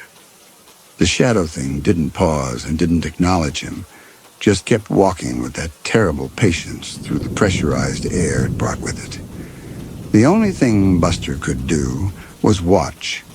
Watch as those fingers gripped shadow flesh and peeled it free. Watch as Curtis's body jerked and shuddered. Watch as the bruise marks flickered across Curtis's skin like echoes of internal wounds trying to surface. Watch as Curtis's shadow on the floor grew thinner, paler, more transparent with each visitation. Something changed on the fourth night. Buster was in his usual position, between the bed and the corner, hackles raised, ready for the pressure and the cold and the wrongness. The shadow thing descended as it always did, reached the floor, turned toward the bed, and stopped. It stood there, faceless head angled toward Buster, not moving, not continuing to the bed, just looking at him. Buster's growl died in his throat. His legs locked. The pressure in the air intensified until his ears felt like they might burst. The cold deepened, sharp enough that frost formed on his whiskers. The void where a face should be gave nothing away. No eyes, no expression. Just smooth emptiness. But Buster felt the weight of its attention anyway. Felt himself being observed by something immense and ancient, and utterly without mercy. Not cruel, not malicious. Just indifferent in a way that was worse than hatred. Something that saw him as irrelevant, as furniture, as an obstacle of no more significance than a chair that happened to be in its path. The moment stretched. Buster couldn't move, couldn't breathe, could only stand there pinned under that terrible, emotionless regard while the cold burned his lungs and the pressure crushed his skull. Then the shadow thing turned away, dismissed him, returned its attention to Curtis, walked to the bed as if Buster had never existed. Buster's legs gave out. He collapsed to the floor, panting, while the shadow thing knelt and resumed its work. While Curtis's body shuddered and the bruise marks bloomed and faded. While strips of shadow peeled away and disappeared into the thing's faceless form. When it left, climbing back to the corner and vanishing into the ceiling, Buster stayed on the floor, shaking. The message had been clear. Fight all you want. I will not notice. I will not stop. You are nothing. By the fifth night, Buster saw Curtis's shadow was now thin enough to see the grain of the floorboards through it completely. In the places where the thing had harvested the most, there were gaps, patches of floor where no shadow fell at all, even with moonlight streaming through the window. The bruise marks that flickered across Curtis's skin during the harvesting had started lasting longer before they faded, seconds instead of heartbeats. Dark enough that Buster could see the exact shape of each stolen piece mapped onto Curtis's body like a brand. Curtis barely woke anymore. He lay in bed with his eyes half open, breath coming in shallow sips. His skin had gone the color of old newspaper. When Buster pressed his nose to Curtis's hand, the flesh felt like wax, cold and waxy and wrong. The neighbor woman came by on the fifth day. Buster heard her knock, heard her call through the door. He barked once. She tried the knob. Curtis never locked it anymore, had stopped bothering months ago, and let herself in. She found Curtis in bed. Buster heard her gasp, heard her footsteps rush to the bedside. She put her hand on Curtis's forehead and made a sound low in her throat. Then she was on her phone, voice quick and tight, giving the address, saying words Buster didn't understand, unresponsive, hypothermic, pulse thready. The ambulance people came with their equipment and their urgent voices. They wrapped Curtis in blankets, lifted him onto a rolling bed, wheeled him out. Buster tried to follow, but the neighbor woman caught his collar. She was saying something about calling someone, about finding his papers, about how Curtis would want him taken care of. Her voice was kind, but her grip was firm. Buster pulled against it, whining, watching through the open door as they loaded Curtis into the ambulance. Then the doors closed and the ambulance left, and Curtis was gone. The neighbor woman stayed. She found Buster's food, filled his bowl, ran her hand over his head while he stood rigid and trembling. She checked Curtis's bedroom, made a sound of dismay at the mess. Blankets twisted on the floor, pill bottles knocked over, water glass tipped and spilled. She gathered the blankets to wash them, picked up the pills, mopped the spilled water. She didn't see Curtis's shadow. It was still there on the floor beside the bed, so faint now it was barely visible even in direct sunlight. A thin gray outline, gap-toothed with missing pieces, transparent as tissue paper. The neighbor woman left as the sun was going down. She locked the door behind her, said something through it about coming back tomorrow, about checking on him. And her footsteps faded down the porch steps. Buster stood in the kitchen and listened to the house settle into evening. The refrigerator hummed. The heating vent clicked and breathed warm air. Outside, wind moved through the pines. Curtis's bedroom door stood open. Buster walked to it slowly. The room smelled wrong now, smelled like the neighbor woman's soap and the ambulance people's rubber gloves. It didn't smell like Curtis anymore, just medicine and strangers and emptiness. The bed was made, clean sheets pulled tight, pillows fluffed. The neighbor woman had worked fast. Buster jumped up onto the mattress. It didn't smell like Curtis either, just detergent. He turned in a circle once, twice, then lay down in the spot where Curtis's head usually rested, curled himself into a tight ball, waited. Night came. The darkness in the corner where wall met ceiling began to pool. The pressure built. Temperature dropped.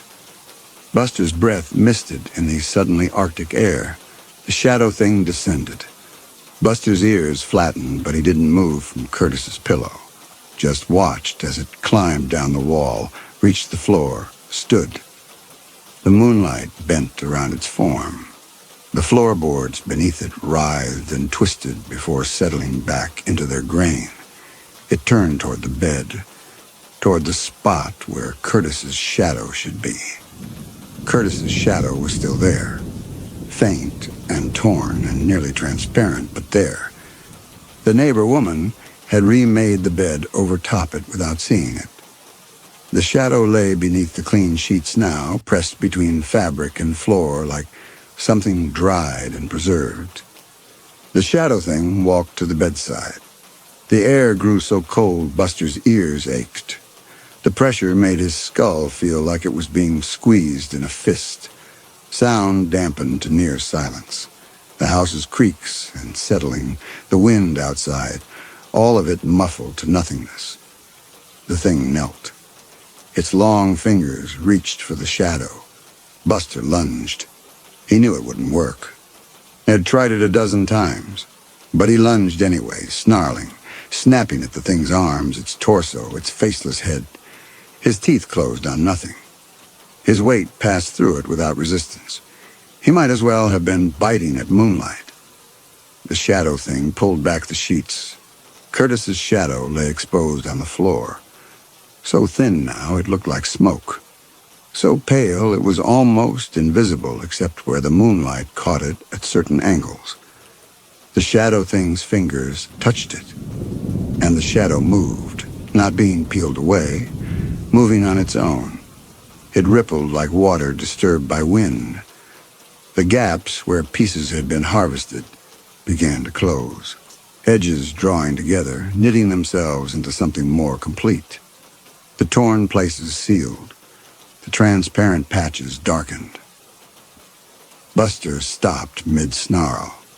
The shadow was pulling itself back together. The shadow thing's fingers dug in, trying to grip it, but the shadow slipped through like liquid. It flowed away from those grasping hands, gathered itself, and began to rise, not up from the floor, up into the air, taking shape as it climbed, shoulders forming, head, arms. A silhouette of Curtis carved from darkness and moonlight, standing now in the space between the bed and the wall. The shadow thing rose to face it. They stood motionless. The faceless shadow peeler and the Curtis-shaped darkness. Neither moved. Neither made sound. Then the Curtis shadow reached out. Its hand passed into the shadow thing's chest, sank deep. When it pulled back, it was holding something, a strip of darkness that looked thicker, richer than the Curtis shadow itself. The piece the shadow thing had harvested. The Curtis shadow pressed the strip back into itself. The darkness absorbed it, grew slightly more solid, slightly less transparent. The shadow thing didn't fight, didn't pull away, just stood there while the Curtis shadow reached into it again, retrieved another harvested piece, reintegrated it. Again. Again. With each piece returned, the Curtis shadow grew more defined. The edges sharpened. The gaps filled. Buster could see the shape of Curtis's shoulders now, the slope of his back, the bend of his arm. The last piece came free. The Curtis shadow held it for a moment, darkness dripping from its palm like water, then pressed it into its chest. The shadow solidified, darkened, became complete, and then it turned. It looked at Buster. Buster's hackles dropped. His snarl died. He stood frozen on the bed, staring into the place where Curtis's face should be. There was no face, just shadow. But Buster knew those eyes, even though he couldn't see them. The Curtis shadow took a step toward the bed. Then another. It moved like Curtis had moved, slow, careful. The gait of someone whose body didn't work right anymore. One hand reached out. Buster didn't move, couldn't move. The hand came closer, fingers extended toward his head. Cold air touched his skull. Not the metal and dust cold of the shadow peeler. Different. This was the cold of winter mornings when Curtis would let him out before sunrise. The cold of Curtis's hands after Curtis had been working in the yard, fingers chilled from gripping tools. Familiar cold. The Curtis shadow's hand passed through Buster's head. Buster felt it anyway. Felt the weight of it, the pressure. Felt Curtis's palm settling between his ears the way it had 10,000 times before. felt the fingers scratching behind one ear in that particular spot Curtis always found. The cold moved through him like a current. Not painful, just there. Just Curtis trying to pet him one more time through a barrier neither of them could cross. Buster whined, high and broken. The hand pulled back. The Curtis shadow straightened. Behind it, the shadow peeler stood motionless, waiting. Buster understood then. Understood with sudden, terrible clarity. The shadow peeler hadn't been stealing Curtis away. Curtis had been trying to leave, had been trying to separate from something that kept pulling him back, kept tethering him to the bed, kept refusing to let him go. Buster had thought he was protecting Curtis. He'd been trapping him. The Curtis shadow turned back to face the shadow peeler, stepped toward it. The shadow peeler opened its arms. Buster barked, short and sharp. No. The Curtis shadow stopped, turned again, looked at Buster with those invisible eyes. Buster barked again, louder, jumped down from the bed, put himself between Curtis shadow and shadow peeler, the way he'd done every night, the way he'd always done, protecting Curtis, keeping him safe. That was Buster's job. That was what he was for. The Curtis shadow reached out again. This time its hand came to rest on Buster's head and stayed there. The cold weight of it pressed down, solid and real for just a moment. Just long enough for Buster to feel fingers curling in his fur, feel Curtis holding on one more time. Then the weight lifted. The Curtis shadow stepped around Buster, walked to the shadow peeler. The two shapes merged. Curtis shadow flowing into shadow peeler, darkness folding into darkness, until Buster couldn't tell where one ended and the other began. The combined shadow began to fade. Buster lunged forward, snapped at empty air where the shadow had been, bit at nothing, barked until his throat was raw, pawed at the floor where Curtis's shadow had lain, gone. Both of them. The shadow tether was gone. But Curtis's body, miles away in the hospital, still held him, still kept him from leaving completely, not until that last heartbeat stopped. Buster spun in a circle, searching. Nothing in the corner, nothing by the bed, nothing climbing the walls. The room was just a room again, empty and clean and full of moonlight. He jumped back onto the bed, turned in circles, jumped down, ran to the corner, sniffing frantically at the baseboards, ran back to the bed. Curtis's scent was gone from the sheets. The neighbor woman had washed it all away. Buster barked at the ceiling, at the walls, at the empty air. Nothing answered. He stood in the middle of the bedroom, ribs heaving, and slowly the barking stopped. Slowly his hackles settled. Slowly his breathing evened. The house ticked and settled around him. Refrigerator hummed from the kitchen. Wind in the pines outside. His own heartbeat loud in his ears. Curtis was gone. Buster had let him go. No, not let him go. Had driven him away by holding on too hard. By refusing to understand. By doing what he thought was protecting when Curtis needed release. Buster walked to the spot beside the bed where he'd spent every night for the past week. The spot where he'd kept watch. Where he'd tried so hard to fight off the thing he thought was hurting Curtis. He lay down, curled tight, put his head on his paws, and waited for Curtis to come home. The neighbor woman came back in the morning. Buster heard her key in the lock, heard the door open, heard her footsteps in the kitchen. She called his name. He didn't move from beside the bed. She found him there. Knelt down, ran her hand over his head. Said something in that voice people used when they were trying to sound calm. She'd brought food, fresh water. She filled his bowls, called him to the kitchen. Buster stayed where he was. She tried to coax him. Tried patting her leg, making encouraging sounds, rattling the food bowl. He watched her from the floor, but didn't get up. Eventually, she left the food and water where they were and went to sit in Curtis's chair in the living room. He could hear her on the phone, talking to someone about Curtis, about arrangements. Her voice stayed steady at first. Then it started to shake. She came back to the bedroom, knelt beside him again. This time her eyes were red. She told him Curtis had died. This morning before dawn. The hospital had called her an hour ago. Said his heart had simply stopped. Said it had been peaceful.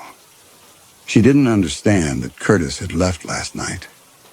That the body in the hospital had been empty since the moment Curtis's soul merged with the shadow thing and disappeared from the bedroom. What had stopped beating this morning was just the shell, the husk. The thing Buster had kept going through sheer refusal to let it rest, until Curtis had finally torn himself free. The woman talked about arrangements, about Curtis's nephew coming from out of state, about what would happen to the house, to Curtis's things, to Buster himself. Her voice was gentle, but Buster heard the worry in it. She didn't know what Curtis had wanted done with him. Didn't know if the nephew would take him. Didn't know if there was anyone else. Buster didn't care. It didn't matter what happened to him now. The woman stayed longer this time. Brought him outside, stood with him while he relieved himself in the yard, tried to get him to walk a little. He went through the motions because it was easier than resisting. Let her lead him around the house. Let her put fresh food in his bowl. Let her check him over for injuries she thought might explain why he wouldn't eat. She didn't find anything wrong. Nothing she could see, anyway. When she left, Buster went back to the bedroom and lay down in his spot beside the bed. The spot where he'd kept watch for all those nights. Where he'd stationed himself between Curtis and the corner. He stared at the corner. Remembered the darkness pooling there. The pressure building. The temperature dropping until his breath misted. The way the moonlight bent wrong around the shadow thing's form. The writhing floorboards beneath its feet. The terrible moment when it had stopped and looked at him. When he'd felt the weight of its tired acknowledgement and mistaken it for scorn. He remembered Curtis's body jerking as each piece of shadow was peeled away. The bruise marks flickering across Curtis's skin. Proof, he'd thought, of wounds being done, violence happening. Those marks had been Curtis's pain showing through, the hurt of trying to tear free from a body that wouldn't let go. Each bruised shadow had been a cry for help that Buster had heard as reason to fight harder. Night fell. The corner stayed dark in the normal way. No pooling shadow, no shape descending. The pattern was burned into Buster's nerves, but the wrongness didn't come back. The shadow thing was gone. Its work was done. Around midnight, Buster heard something. Not in the bedroom, outside. Faint scratching at the back door. He lifted his head. The sound came again. Deliberate, rhythmic. The pattern Curtis used to use when his hands were full and he needed Buster to nose the door open from inside. Buster got to his feet, stood swaying for a moment. 3 days without food had made him weak, then walked slowly to the kitchen. The scratching stopped, started again. Buster reached the back door, stared at it. On the other side, he heard breathing, slow and steady. Familiar. He nosed the door. It swung open. Nothing there. Just the back step and the yard beyond, illuminated in moonlight. Pines swaying in the breeze. Frost silvering the grass. The cold air that came through the open door smelled like winter. Like the mornings Curtis used to let him out before sunrise. Like Curtis's hands after Curtis had been working in the yard. Buster stepped out onto the porch. The door swung shut behind him. He stood at the top of the steps, scanning the yard. Shadows moved as pine branches shifted, but nothing else. No figure waiting. No Curtis standing by the shed or near the fence or at the edge of the trees. Then he felt it. Pressure on the top of his head. Cold and familiar. The weight of a hand settling between his ears, fingers curling into his fur, thumb scratching that particular spot. Not the terrible pressure of the shadow thing's presence. Not the skull-crushing weight of wrongness in the air, just Curtis's hand. The way it had always felt. The way it was always supposed to feel. Buster closed his eyes. The pressure moved. Down his neck, along his spine, the way Curtis used to stroke him when they sat together on a porch in the evenings. Slow and gentle. The touch of someone who had all the time in the world and nothing to do but sit with his dog. Buster leaned into it. Felt the cold move through him like water. Felt Curtis's presence as solid as it had ever been. Just on the other side of whatever membrane separated living from dead. The hand came to rest on Buster's shoulders. Stayed there. A long moment of contact, of recognition, of goodbye. Then the pressure intensified. Stopped being gentle. Became something else. A weight that pressed down on Buster's whole body. Drove him to the porch floor. He yelped. Not from pain, but from surprise. And tried to stand. Couldn't. The weight held him pinned. And then warmth flooded through him. Not the cold of Curtis's shadow touch. Real warmth. Body heat. The warmth of Curtis sitting in his chair with Buster's head on his lap, hand resting on Buster's side, both of them drowsing in afternoon sun. The warmth concentrated in Buster's chest, grew hotter, painful, like something burning its way through him from the inside. He whined, squirmed. The weight held him still. The burning spread. Down his legs, up his neck, into his skull. Everywhere Curtis's hand had touched. Everywhere Curtis had ever touched. Every place Curtis's warmth had ever reached. Buster's vision blurred. The moonlit yard swam and doubled. His breath came in gasps. The burning peaked, held, then began to fade. As it ebbed, so did the weight. The pressure on his shoulders lifted. The cold presence that was Curtis withdrew. Buster lay panting on the porch boards. His whole body trembled. The warmth was still there in his chest, cooling now, but not disappearing, settling into something permanent, something he could carry. He pushed himself to his feet, stood swaying. The yard was empty. No cold presence, no invisible hand. Just wind in the pines and frost on the grass and the infinite silence of a Montana night. But the warmth in Buster's chest remained, glowing like an ember, like Curtis had reached through the barrier between dead and living one more time, reached all the way in and planted part of himself inside Buster's ribs where it couldn't be lost, where it would stay. Buster stood on the porch and understood finally what Curtis had been trying to tell him. Not goodbye, not I'm leaving. Something else. I'm here. The shadow peeler had freed Curtis from the decaying body. The hospital had let the body die. But Curtis himself hadn't gone anywhere. Had just changed. Moved from one place to another. From outside Buster to inside him. The warmth in Buster's chest pulsed once. Gentle, familiar. Buster walked down the porch steps into the yard. The grass crunched under his paws. The cold air bit at his nose. He walked to the fence at the property edge and stood there, looking out at the pines silhouetted against the stars. Curtis was gone. Curtis was still here. Both true at once. Buster had spent days thinking he'd failed. Thinking he'd trapped Curtis, hurt Curtis, made everything worse by refusing to understand. But Curtis had come back anyway. Had reached through whatever separated them and left Buster a piece of himself. Not as punishment, as gift.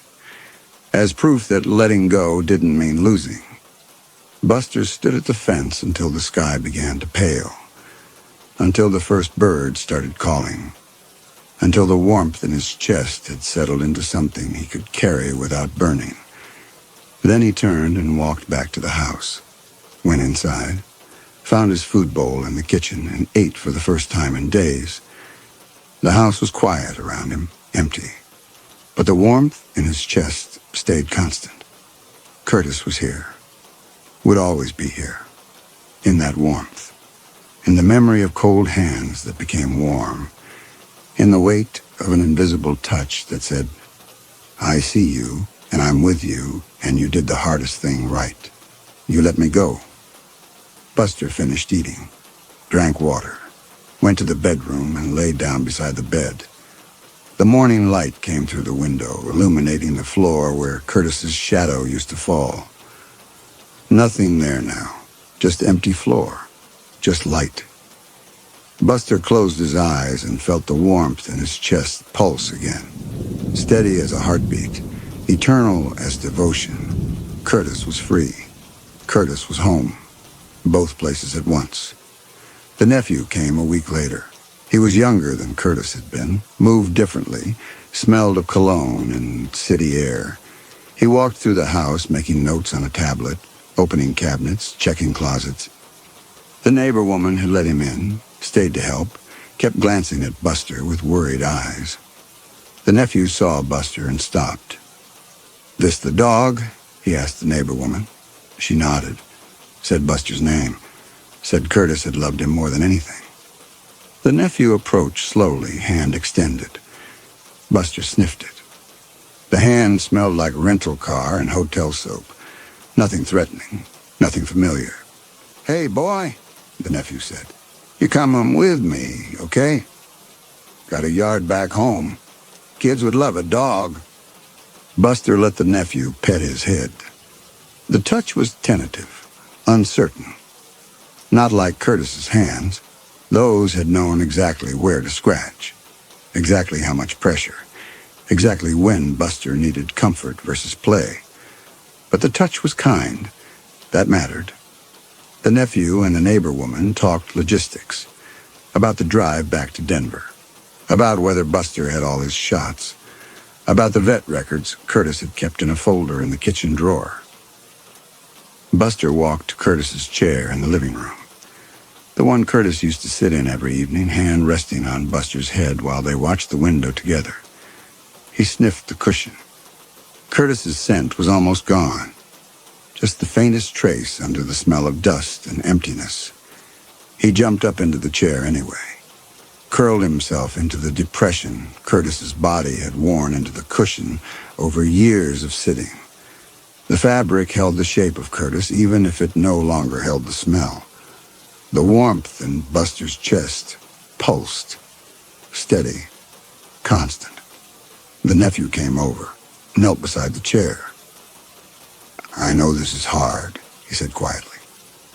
"I know Uncle Curtis was everything to you, but he wants you taken care of. He told me once, if anything happened to him, I should make sure you went somewhere good." Buster looked at the nephew. The man's eyes were sad. Not the deep grief the neighbor woman carried, but genuine sadness. The nephew had loved Curtis, too, in whatever way family loved family. Hadn't seen him much.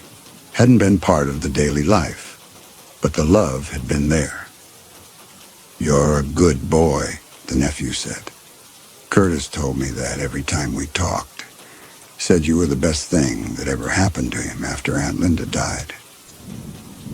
The nephew's hand came to rest on Buster's head. Careful, respectful, not trying to replace Curtis, just offering what comfort he could. Buster leaned into the touch slightly. Not the same.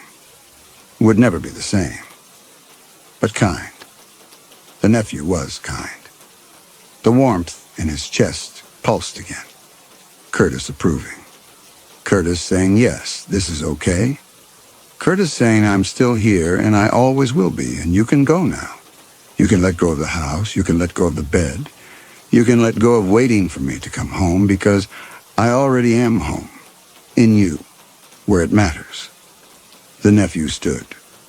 Went to gather Curtis's things, The important papers, the photos, the mementos worth keeping. The neighbor woman had already packed Buster's food, his bowls, his old rope toy that Curtis used to throw for him in the yard. Buster stayed in the chair until the nephew came back with a leash. "Ready, boy?" Buster jumped down, stood still while the nephew clipped the leash to his collar. Together they walked through the house one last time, past Curtis's bedroom with its empty bed, past the kitchen where Curtis used to make coffee every morning, past the back door where Curtis's invisible hand had pressed down on Buster's shoulders and left warmth behind. The door closed, locked. The nephew helped Buster into the back seat of the rental car. The neighbor woman waved from the porch, hand over her mouth, crying openly now. The car pulled away. Buster watched through the window as the house grew smaller, as the pines that lined the property receded, as the road curved and took away the last glimpse of the place he'd lived with Curtis for 12 years.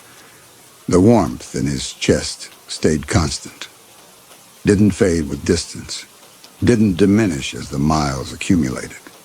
Curtis was there, would always be there, in the cold that became warm, in the weight of an invisible hand, in the final gift of understanding that love didn't end when life did.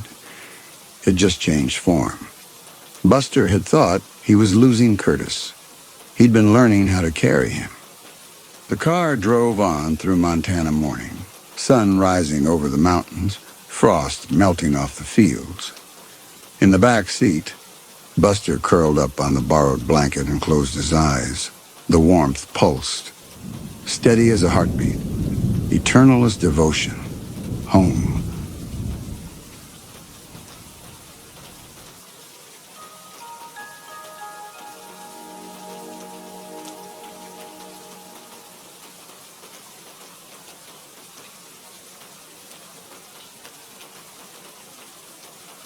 Horace Kenton drove his rental sedan down 3 miles of unmarked dirt road, following GPS coordinates Henry Nakai had sent in an email so formally worded it might have been a wedding invitation.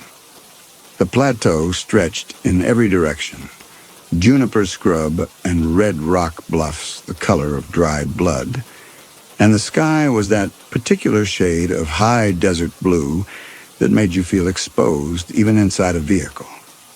Henry's ranch appeared as a cluster of weathered structures pressed low against the earth, a working spread with corrugated metal roofing and a windmill that hadn't turned in years. Henry himself sat waiting in a lawn chair beside the storm cellar, a thermos of coffee on the ground beside him, and when Horace parked and stepped out into the stillness, the old man didn't rise or wave, just watched him approach with the exhausted patience of someone who'd been holding a vigil for weeks. Horace had spent 15 years debunking rural myths for academic journals and cable documentary series. He'd investigated supposed chupacabra kills in Texas that turned out to be mange-ridden coyotes, examined cursed Anasazi pottery that gave its owners nightmares until he identified the mold spores in the clay, documented 3 separate Bigfoot hoaxes in the Pacific Northwest. He'd built his reputation on patient, systematic dismantling of folklore, treating believers with respect while exposing the mundane explanations beneath their fears. The email from Henry Nakai had been different from the usual credulous amateur reports. No breathless excitement, no blurry photographs, just a simple statement that he'd captured a skinwalker nearly 2 weeks ago and was holding it in his storm cellar until someone with credentials could verify what he had. The formal tone and the specificity of the timeline suggested either genuine delusion, requiring professional intervention, or something worth documenting. Horace had driven 4 hours from Flagstaff, expecting to find an injured animal, or more likely an empty cellar and an elder suffering from isolation-induced paranoia. Henry stood when Horace reached the lawn chair, moving with the careful deliberation of a man in his 70s whose joints no longer forgave carelessness. He was shorter than Horace by half a foot, Wearing canvas work pants and a faded denim shirt with pearl snaps, his face seamed with lines that might have been carved by wind, he offered his hand and Ari shook it, feeling calluses that spoke of decades of ranch work. Henry gestured toward the cellar doors set into the earth at a shallow angle, heavy steel painted over with rust-proofing that hadn't quite kept the desert at bay. The doors were secured with a padlock the size of Aris's fist, and beside them sat a plastic jug of water and a metal dog bowl, both empty. Henry told him the thing had been down there for 12 days. He'd been putting water and food through the ventilation grate every morning, but the food came back untouched, and the water bowl was always dry, though he'd never seen it drink. It didn't sleep, Henry said. It just stood at the bottom of the stairs, waiting. Nearly 2 weeks of waiting without rest or complaint, except for the crying, which came in rhythmic cycles like breathing. Aris asked the obvious questions. Had Henry contacted tribal police? Had he told anyone else? Henry said he'd called his nephew first, but the nephew lived in Albuquerque and suggested Henry see a doctor. He'd called a medicine man second, but the medicine man had driven out, taken one look through the ventilation grate, and left without saying a word. Henry had decided he needed someone from outside the community, someone whose testimony couldn't be dismissed as superstition or tradition, someone whose career depended on not lying about what he saw. The cellar doors had a ventilation grate built into the left panel, a square of perforated steel about 8 inches across. Henry gestured for Aris to look through it, then stepped back to the lawn chair and sat down, as if he'd been through this observation ritual too many times to participate anymore. Aris crouched beside the doors and put his face close to the grate. The cellar below was dark except for the light that filtered down through the ventilation shaft, but his eyes adjusted quickly. The space was maybe 12 feet by 8, concrete walls and a dirt floor, stairs descending along the near wall. At the bottom of those stairs stood a man, not a coyote, not a feral dog, not a rabid animal or confused transient. A man in his 40s wearing a sky blue polo shirt and gray slacks, dress shoes with dust on them, standing with his shoulders slumped and his hands loose at his sides. His face was turned up toward the grate, and even in the dimness, Aris could see his features clearly. Angular jaw, thin nose, brown hair cut short in a professional style.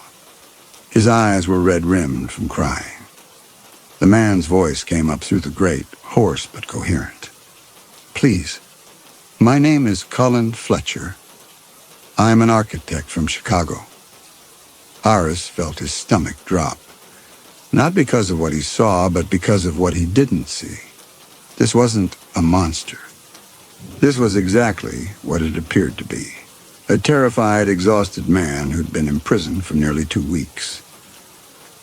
The man in the cellar continued speaking, his words spilling out with the desperate precision of someone who'd been rehearsing this explanation for days. He said he'd been on a solo road trip from Chicago, driving Route 66 before a conference in Los Angeles, taking his time, staying off-grid to clear his head. He'd stopped for lunch at a truck stop near the Arizona border nearly 2 weeks ago, and when he'd come out, this rancher was waiting by his car. The man had seemed friendly at first, asked if he needed directions, then pulled a shotgun and forced him into a pickup truck at gunpoint. Brought him here. Locked him in the cellar. The rancher kept saying he'd been watching him, that he knew what Colin really was, kept talking about demons and skinwalkers and how Colin wasn't human. The man was clearly suffering from some kind of paranoid delusion. Colin had a wife named Jennifer, 2 daughters. Megan was 8, Tara was 11, and they must be losing their minds with the worry by now. His firm was probably calling the police. He gave Aris his cell phone number, his home address in Lincoln Park, his partner's name at the architecture firm. Aris stood up and turned to Henry, who was pouring coffee from the thermos into a tin cup with the same unhurried calm he'd shown throughout.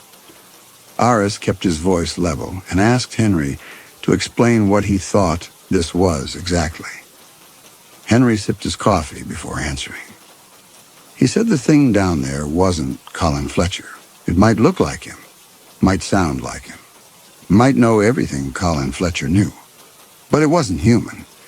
He'd been tracking something across the plateau for 2 months, ever since he'd found one of his calves dead in a way that didn't match any predator he knew. Throat torn out, but no feeding, just the killing. He'd set up trail cameras and caught footage of something moving at night that looked wrong, joints bending in directions they shouldn't. Nearly 2 weeks ago, he'd tracked it across 20 miles of open desert, following marks in the sand that started on 4 legs and ended on 2. When he finally caught up to it near the highway rest area, it was already wearing a man's shape. Polo shirt, clean slacks, dress shoes, like it had just walked out of a restaurant. It had been studying a car in the parking lot, watching the driver through the window. Henry had made his choice then. He'd waited until the thing moved away from the lot, then cornered it with his truck and his shotgun. Better to risk being wrong about what looked like a tourist than to let something like that follow someone back to a city. Aris felt the situation crystallizing into something he'd never encountered in 15 years of debunking. Not a simple hoax, because Henry wasn't trying to convince him of anything supernatural.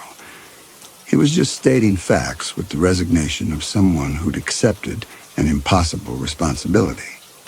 Not mental illness, because Henry's timeline was too specific and his behavior too measured. This was either a genuine case of an innocent man being held captive by a delusional elder, or Henry was telling the truth about what he'd seen. And the problem was that Aris couldn't distinguish between those possibilities just by looking through a grate at a man in business casual who knew his wife's name and his children's ages.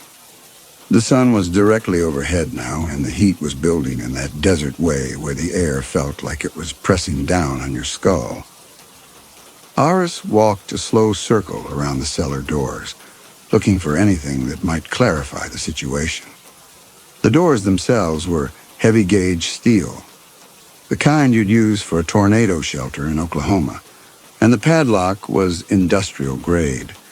The ventilation grate was too small for anything larger than a cat to squeeze through.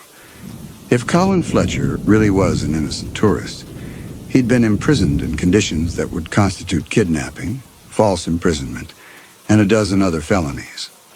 If Henry was right, and the thing down there was something else, then the question became what Aris was supposed to do about it.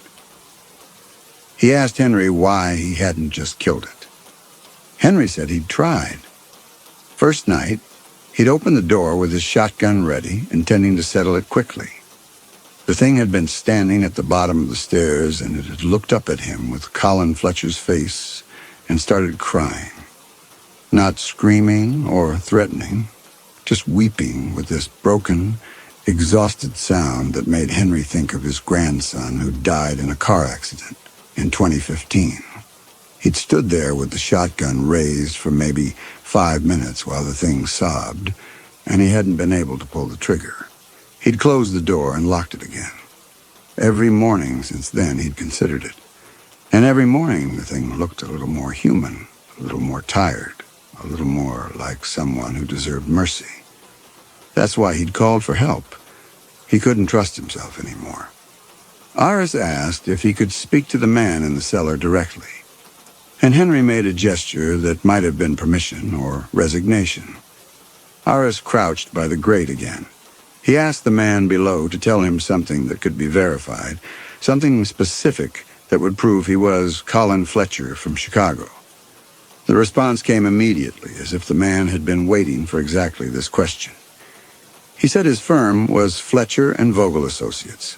Their office was on South Wacker Drive, 33rd floor.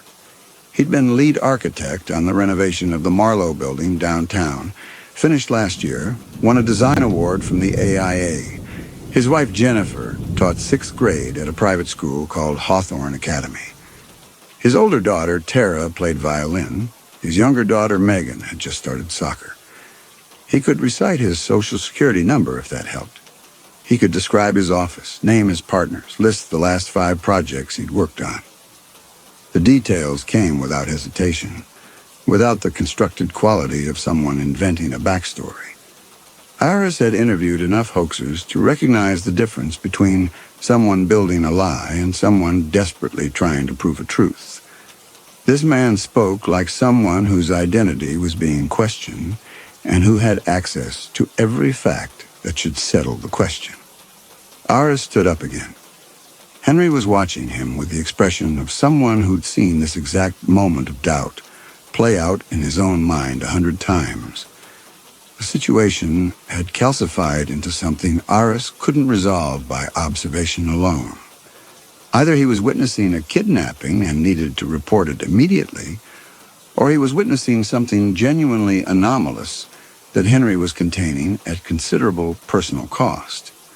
The problem was that making the wrong choice meant either abandoning an innocent man to death by starvation or releasing something dangerous into the world. And nothing in his 15 years of debunking had prepared him for a scenario where both possibilities remained equally viable after direct investigation. He told Henry he needed to make a phone call, but there was no signal here. Henry confirmed the nearest high ground with cell reception was about 3 miles north, a ridge that overlooked the highway. Iris asked about a landline.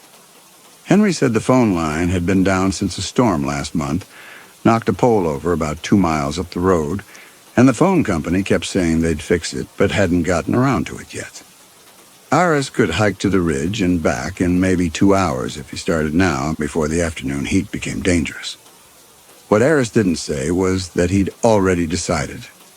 He couldn't risk being complicit in murder based on a rancher's conviction about skinwalkers, no matter how measured Henry seemed.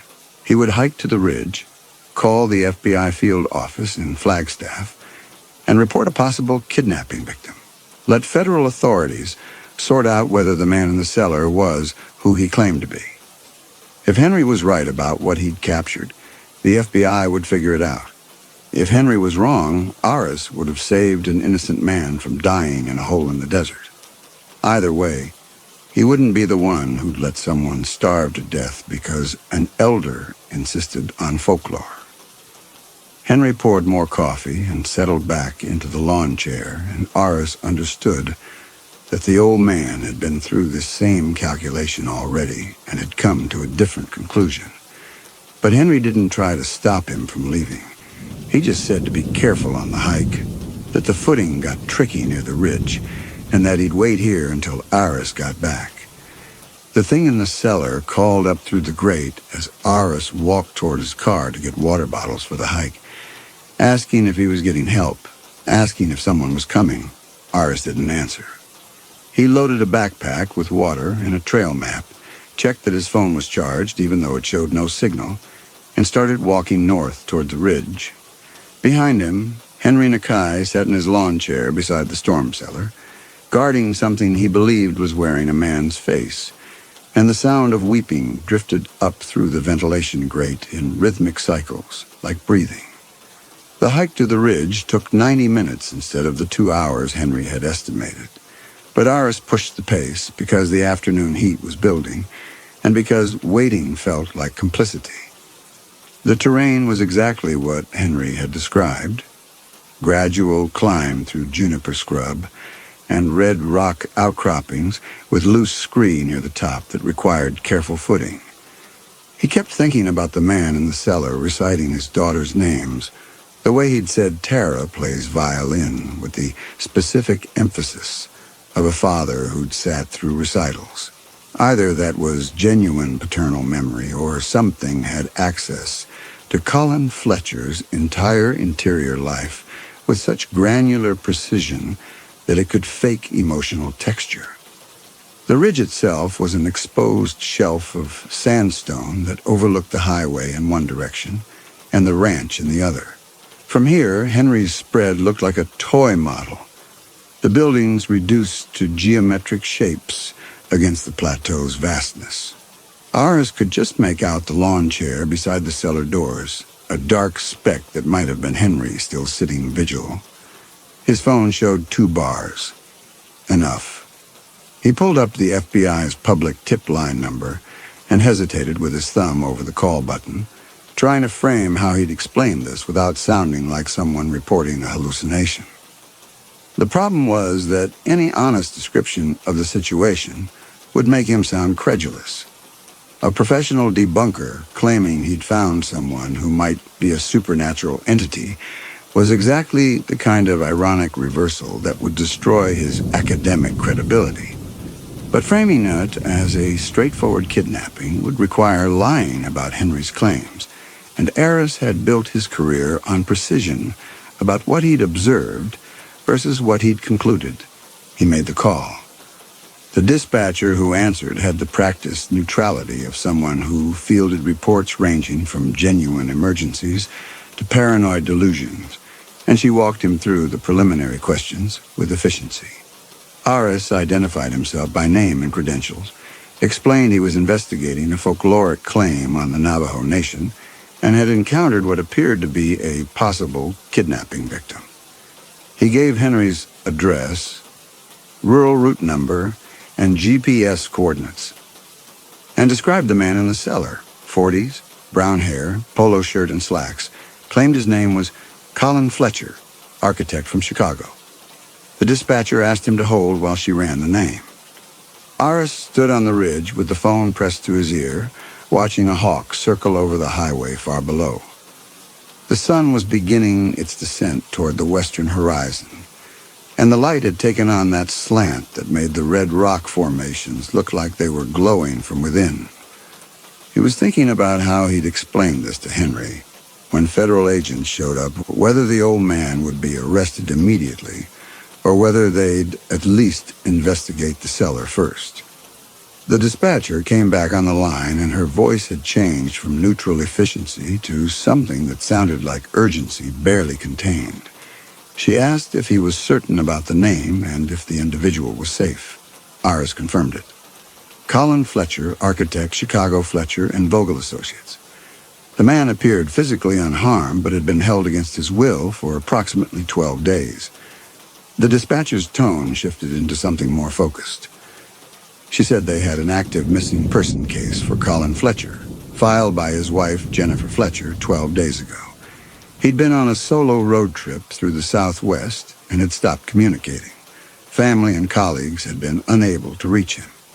The FBI had issued alerts to law enforcement across Arizona, New Mexico, and Nevada. She asked if Aris could confirm the individual was Colin Fletcher, and not someone using his identity. Aris felt something cold settle into his chest, but it wasn't the sensation he'd expected.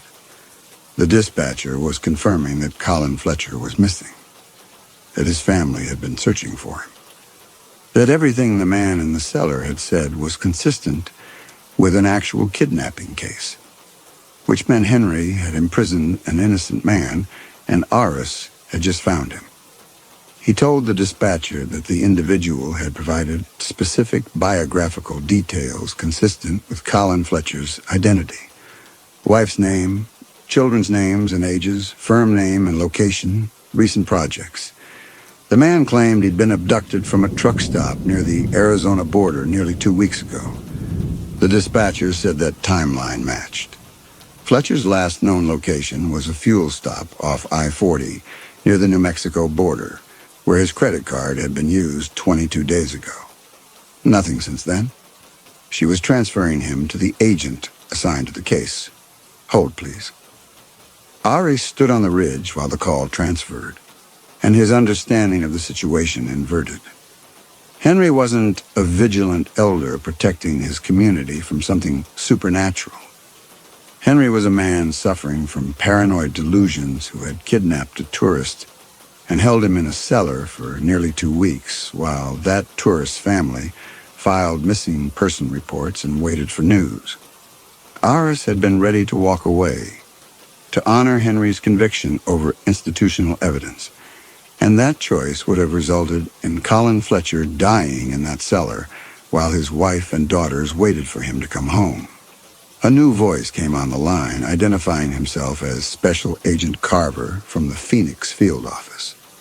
He asked Aris to confirm the details again. Aris did, and Carver told him they'd have units en route within the hour, but given the remote location, it would take time to coordinate with tribal police and reach the site.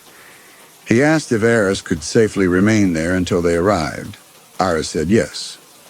Carver told him not to approach the subject who'd been holding Fletcher. The individual might be armed or dangerous. Just maintain visual contact if possible, and call back immediately if the situation changed. Aris ended the call and stood looking down at the ranch where Henry still sat in his lawn chair beside the cellar doors, guarding what he believed was a monster, but what was actually a missing person whose family had been searching for him for nearly a month. He thought about the trail camera footage Henry had described. Something moving wrong, joints bending in unnatural directions. He thought about the calf killed in a way that didn't match predators. He thought about Henry tracking something across 20 miles of open desert and finding a man in clean clothes standing near a highway rest stop. There were two possibilities. Either Henry had genuinely witnessed something anomalous and misidentified its target, tracked something real but captured the wrong person. Or Henry had constructed an elaborate delusion from ordinary ranch incidents and convinced himself that a tourist was a supernatural threat. And Aris realized it didn't matter which one was true. The FBI had confirmed Colin Fletcher was a real missing person. That made everything else irrelevant. Whatever Henry believed he'd seen, whatever might actually be out there in the desert, the man in the cellar was human and needed to be rescued. He started walking back down the ridge, moving faster now because federal agents and tribal police were coming, and he needed to be there when they arrived to explain the situation before anyone got hurt. The descent took less time than the climb, and by the time Aris reached the flatter ground near the ranch, the sun was balanced on the horizon like a coin. The temperature was dropping fast in that desert way where the heat leached out of the air the moment direct sunlight disappeared. He could see Henry's pickup still parked beside the ranch house, see the lawn chair beside the cellar doors. But something was wrong with the chair. Aris slowed his pace, squinting against the angled sunlight. The chair was tipped over on its side, one aluminum leg pointing at the sky. The thermos lay in the dirt beside it, dark liquid staining the ground. Henry wasn't sitting. Henry wasn't anywhere Aris could see. He called Henry's name. His voice disappeared into the stillness and didn't come back. The cellar doors were open. Not broken or torn, just open. The hasp hanging loose where it had been released. The padlock lay on the ground beside the doors, its shackle pulled free. Aris approached slowly and saw Henry's key ring a few feet away in the dirt, as if it had been tossed aside. But when he looked at the ventilation grate in the left door, his breath caught. The steel was bent outward, the perforated metal warped in smooth curves that suggested enormous force applied from inside. The 8-inch square opening had been deformed into something twice that size, the edges of the metal pushed outward like petals. Whatever had been down there had reached through and simply bent the steel with its bare hands to create the room it needed. Aris crouched beside the open doors and peered into the darkness below. The concrete space was empty except for shadows. No one standing at the bottom of the stairs, no sound, no movement. He stood and turned in a slow circle, scanning the yard. Late afternoon shadows stretched across the dirt like stain. The windmill stood motionless against the darkening sky. Henry's pickup sat exactly where it had been this morning, undisturbed. No fresh tire tracks, no footprints in the dust except his own leading from the direction of the ridge. He walked to the ranch house and tried the door, unlocked. The interior was exactly as he'd seen it this morning. Kitchen clean, table bare except for a stack of mail, everything suggesting someone who lived alone and kept disciplined routines. He called Henry's name into the empty rooms and got nothing back. The barn next. Corrugated metal structure that smelled of hay and motor oil. Tools hung in orderly rows on pegboard. A tractor with one flat tire. Coils of rope and spare lumber. But no Henry. Iris walked back outside and stood in the center of the yard, trying to think through what must have happened. The creature had escaped while Iris was on the ridge. It had bent the ventilation grate outward with enough force to warp heavy steel, reached through the enlarged opening to grab Henry, taken his keys, unlocked the door. And now both Henry and the creature were gone. The overturned lawn chair and spilled thermos told the story of a sudden confrontation. Henry's reading glasses lay in the dirt nearby, one lens cracked, as if they'd been knocked from his face. He heard something behind him and turned. Nothing there. Just the ranch house and the barn and the empty plateau stretching to the horizon. But the quality of the silence had changed. Before it had been the natural stillness of an isolated place at dusk. Now it felt deliberate. The kind of quiet that comes when something is holding very still and waiting to see what you'll do. Ari walked toward the ranch house again, moving faster now, and went straight to the bedroom he'd checked earlier. Henry was there, lying on the bed with his hands folded across his chest, as if he'd gone to sleep. His eyes were closed, his face peaceful. But his neck was wrong, bent at an angle that no living spine could maintain, the specific wrongness of bone structure that no longer aligned properly. There were marks on his forearms, deep bruises where something had gripped him with impossible strength, but no blood, no torn skin, just the precise application of force that had killed him and then arranged him with care. Aris backed out of the room and stood in the hallway with his pulse hammering in his ears. Henry had been dead for hours. The creature had bent the grate, grabbed Henry through the enlarged opening, killed him, then taken the keys and unlocked itself.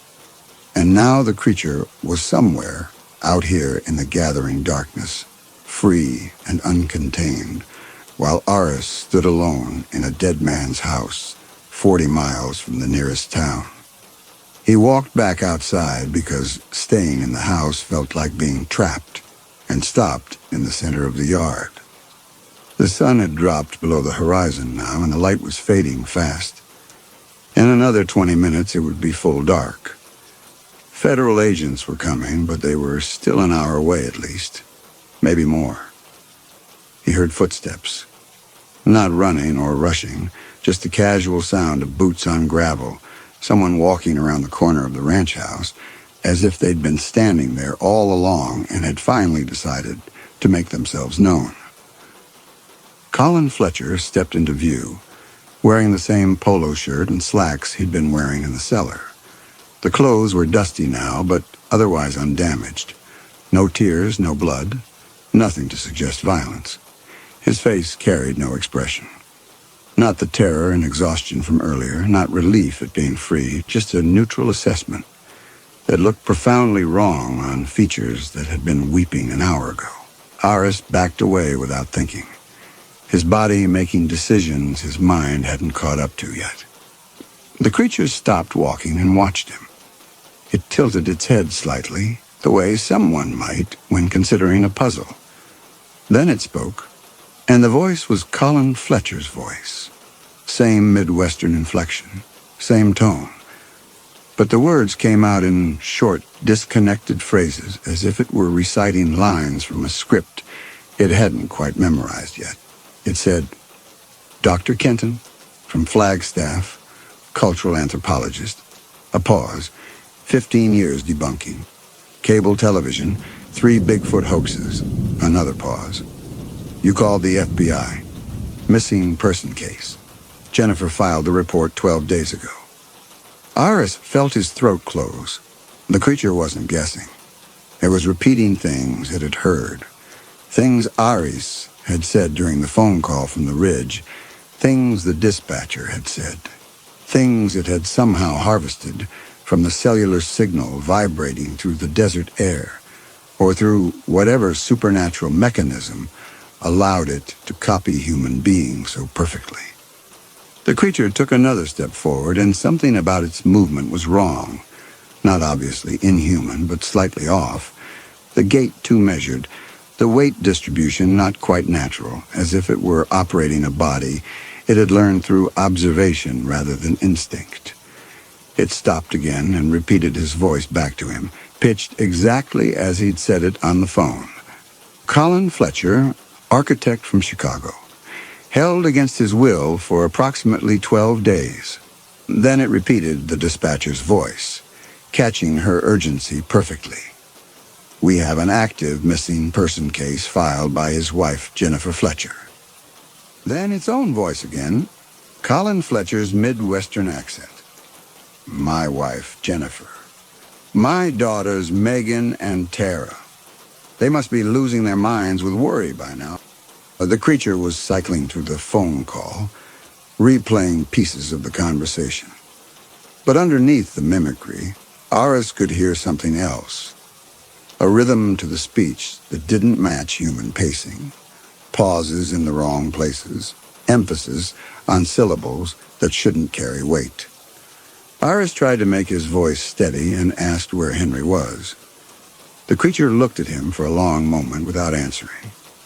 Then it made a gesture toward the ranch house, palm up, as if presenting something for inspection. The gesture looked like something Henry might have made, the specific angle of the wrist, the way the fingers open. But grafted onto Colin Fletcher's body, it looked like a glitch, two different people's mannerisms overlaid imperfectly. It said again in Colin Fletcher's voice, but with Henry's exhausted inflection. Better to risk being wrong about a tourist than to let something like that follow someone back to a city. Those were Henry's exact words from this morning, but shifted slightly. Follow someone instead of let something escape into. The creature had absorbed the meaning, but not quite the phrasing. Aris felt himself trembling and couldn't stop it. He asked what the creature wanted from him. It tilted its head the other way now, considering. Then it walked closer. Not threatening, just closing the distance to about 10 feet. And when it spoke again, the voice had changed. Still Colin Fletcher's vocal cords, but the tone was different, flatter, stripped of the emotional performance it had been using in the cellar. You made a federal report, it said. Active missing person case. Wife filed 12 days ago. You told them I was Colin Fletcher. You confirmed it. Aris said yes, he had, because that's what the FBI database had confirmed. The creature nodded slowly as if processing this. Then it said something that made Aris's skin go cold. Does this sound like a man who has been traumatized, Aris? It repeated the question in a slightly different register, testing variations. Does this sound like someone who was held captive for 12 days? And then again, would his wife believe I'm traumatized if I said it this way? The creature was asking for feedback. It was testing its performance on him, using him to refine whatever role it planned to play when it reached Chicago. And the question revealed something worse than malice. It revealed uncertainty. The creature wasn't entirely confident in its ability to fake trauma convincingly, which meant it was still learning, which meant it might decide Aris was a liability if his feedback wasn't helpful enough. Aris tried to think of something to say that wouldn't make himself more useful dead than alive, but before he could speak, the creature changed its stance.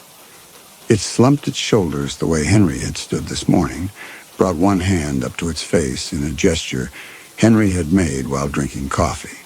And when it spoke again, it was using Colin Fletcher's voice with Henry's exhausted inflection. Every morning I considered it. Every morning the thing looked a little more human. It was mixing them now. Colin Fletcher's body performing Henry Nakai's mannerisms, creating something that was neither person, but a composite of both. The wrongness was visceral. Aris watched Colin Fletcher's face make expressions he'd seen on Henry's face. Watched the creature test which emotional registers belonged to which identity and how they might be combined into something convincing. The creature looked at him directly and said in its own flat tone beneath Fletcher's voice, "Colin Fletcher used his credit card 22 days ago at that fuel stop. But Colin Fletcher died 23 days ago." It paused, letting Aris process this. "I used his card after I killed him. Drove his car west toward California. Used it at gas stations, diners. Built a trail showing him traveling alone through empty places. Then I came back here and let Henry find me 12 days ago." The creature watched Aris's face as understanding arrived.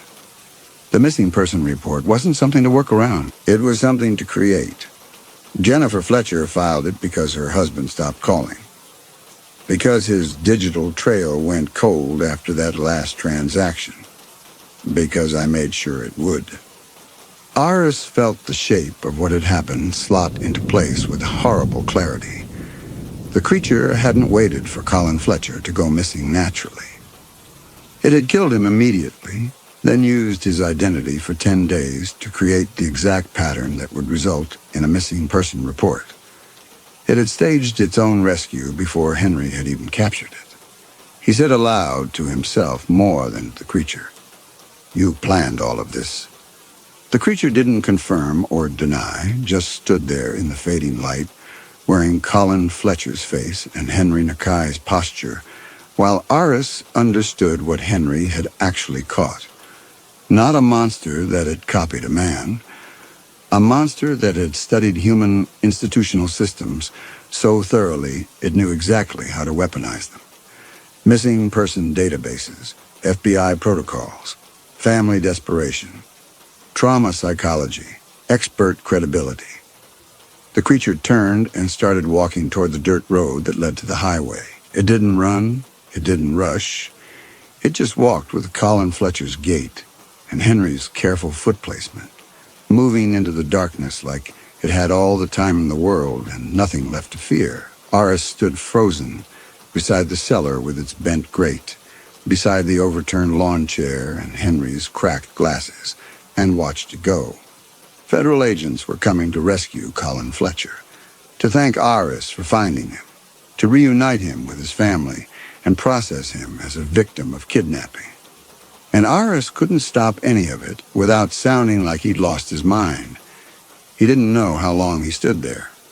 Long enough for the creature to disappear into the gathering darkness. Long enough for the temperature to drop until he could see his breath. Long enough to understand that federal agents would arrive, process the scene, and find exactly what they expected to find. A dead rancher who'd held a tourist captive, and a missing person who'd escaped and was walking toward the highway to find help. He walked back to the ranch house on legs that felt disconnected from his body. He'd try the landline even though Henry said it was out, because what else could he do? He found it in the kitchen, an old rotary phone mounted to the wall, and lifted the receiver, expecting nothing. But there was a dial tone, clear and strong, humming in his ear like mockery. The creature had reconnected it. Or the phone company had finally fixed the line. Or it had never been down at all, and Henry had lied to make sure Aris would hike to the ridge, buying the creature the hours of isolation it needed to stage the escape and murder undisturbed. Aris would never know which. His hands were shaking so violently, he had to dial twice before getting the numbers right. When Carver answered, Aris opened his mouth to explain what had actually happened, and nothing came out. Not shock exactly, but something more fundamental. The understanding that any truthful explanation would make him sound insane. He'd called a report finding a missing person, and he had found that missing person, and the FBI had his initial report on file confirming the identity. If he now claimed the man wasn't really Colin Fletcher, but was actually a supernatural creature that had killed Fletcher and staged a missing person report, they'd question his mental state. They'd wonder if he'd been complicit in Henry's death. They'd ask why his story had changed. Carver asked if Aris was still there, if the situation had changed. Aris forced words through his throat. He said there'd been a development. Subject holding Fletcher was dead. Appeared to be natural causes. The man was elderly, and Fletcher had escaped. Aris had seen him briefly walking toward the highway, but by the time Aris had checked the house and found the subject's body, Fletcher was gone, probably trying to flag down a car. But the FBI should know that Fletcher was free and on the move. Carver said they'd alert Highway Patrol, put out an attempt to locate for Colin Fletcher as a kidnapping victim possibly in distress. He asked Aris to remain at the scene until units arrived. Aris said he would. He hung up and walked back outside and sat on the porch steps, because staying inside with Henry's body felt wrong, and sitting in his car felt like fleeing. Sirens in the distance eventually growing closer. Red and blue lights appearing on the dirt road, moving toward him through the dark. The federal agents arrived first. 2 vehicles, FBI and tribal police coordinating. And the questions began immediately. Aris told them he'd returned from making the phone call to find the cellar unlocked, Henry dead in the bedroom and Fletcher gone. He described seeing Fletcher briefly near the ranch house before he disappeared toward the highway. The agents examined the cellar, photographed the unlocked padlock on the ground, noted Henry's key ring lying in the dirt several feet away. Then they saw the ventilation grate. One of the agents, a woman named Reeves, crouched beside the bent steel and shone her flashlight on it. The metal was warped outward, the 8-inch opening deformed into something nearly twice that size. She called over Lieutenant Benally from tribal police, and they both examined it in silence for a long moment. Reeves asked Aris if the grate had looked like this when he'd first arrived. Aris said no. It had been intact this morning. Just a standard ventilation grate, maybe 8 inches square. Reeves photographed it from multiple angles, and Benally ran his hand along the bent metal, testing its thickness. He looked at Reeves and said that, given what Dr. Kenton was describing, the grate intact this morning, massively deformed by late afternoon. Fletcher must have made his final push today. Maybe the metal had been weakened over days of work that wasn't visible from the outside. Stress fractures building up until a last desperate effort broke it open. Or maybe it was pure adrenaline. 12 days of captivity, malnutrition, terror, and then one final surge of strength when he knew help might be coming. Reeves agreed that was the most logical explanation. She'd seen cases where people under extreme duress accomplished things that seemed physically impossible. Mothers lifting cars off children. Hikers walking miles on broken legs. The body could do extraordinary things when survival was the only option. They concluded Fletcher had worked at weakening the grate over days, then today, probably after hearing Aris and Henry talking above, realizing someone new had arrived, he'd made his final attempt. When Henry came close enough, Fletcher had grabbed him through the enlarged opening, taken the keys, and unlocked himself. Reeves asked Aris to walk her through his earlier interaction with Fletcher. Aris described the conversation through the ventilation grate, Fletcher's biographical details, his explanation of being abducted from a truck stop, his desperation to contact his family. All of it was true. All of it matched what a kidnapping victim would say. Reeves asked if Fletcher had seemed coherent, lucid, capable of navigating on his own. Aris said yes. Physically, he'd seemed unharmed, though clearly distressed by captivity. Reeves made notes and said Highway Patrol was searching for him.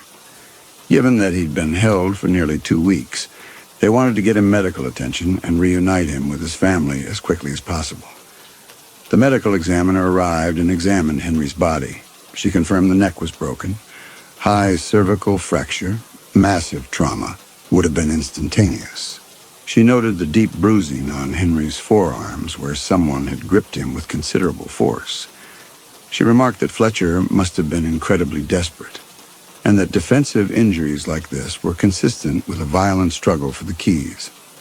Benally asked Aris if there were any other signs of a struggle when he'd found the body. Aris said no. Henry had been arranged peacefully on the bed afterward, hands folded. Benally exchanged a look with Reeves. They agreed it suggested Fletcher had felt some remorse after killing his captor in self-defense, had taken the time to move the body from wherever the confrontation happened and lay him out with dignity. They accepted this narrative. It fit the evidence. Captive works at the ventilation grate for days, eventually creates an opening large enough to reach through, waits for captor to approach, grabs him, kills him in the struggle for freedom, takes the key, escapes. The unlocked padlock and discarded keyring suggested Fletcher had worked quickly once he had access, trying to get away before anyone came looking. Reeves asked Aris to come to the FBI field office in Flagstaff the next morning to give a formal statement. They'd want detailed descriptions of his conversation with Fletcher for their case file. Aris agreed. As the scene was being processed, Aris stood near his car and watched the evidence accumulate.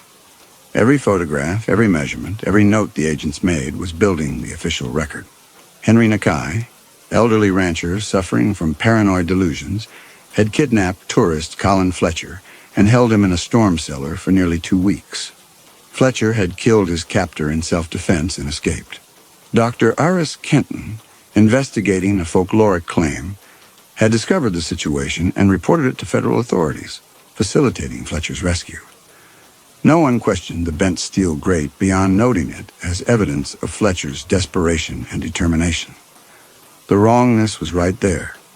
Metal warped with impossible force. But they rationalized it into the narrative they needed.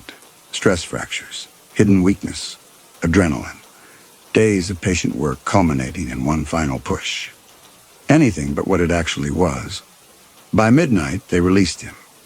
Benally told him tribal police would coordinate with the FBI on the investigation. But given that the kidnapper was deceased and the victim was free, it was primarily a recovery operation now. They needed to locate Fletcher, get him medical attention, and reunite him with his family. Aris drove back to Flagstaff through darkness that felt thicker than it should and checked into his hotel room. He turned on the news and waited. The story broke the next morning. Chicago architect Colin Fletcher, missing for 3 weeks during a solo road trip, had been found alive after being held captive by a rancher in Arizona. Fletcher had escaped and flagged down a passing motorist on Highway 89 and was currently being evaluated at Flagstaff Medical Center before being reunited with his family. Authorities credited anthropologist Dr. Aris Kenton with discovering Fletcher's location during an unrelated research investigation. The kidnapper, Henry Nakai, had been found dead at the scene. The FBI was investigating, but preliminary reports suggested Fletcher had acted in self-defense. Aris sat in his hotel room and watched Jennifer Fletcher being interviewed outside the hospital.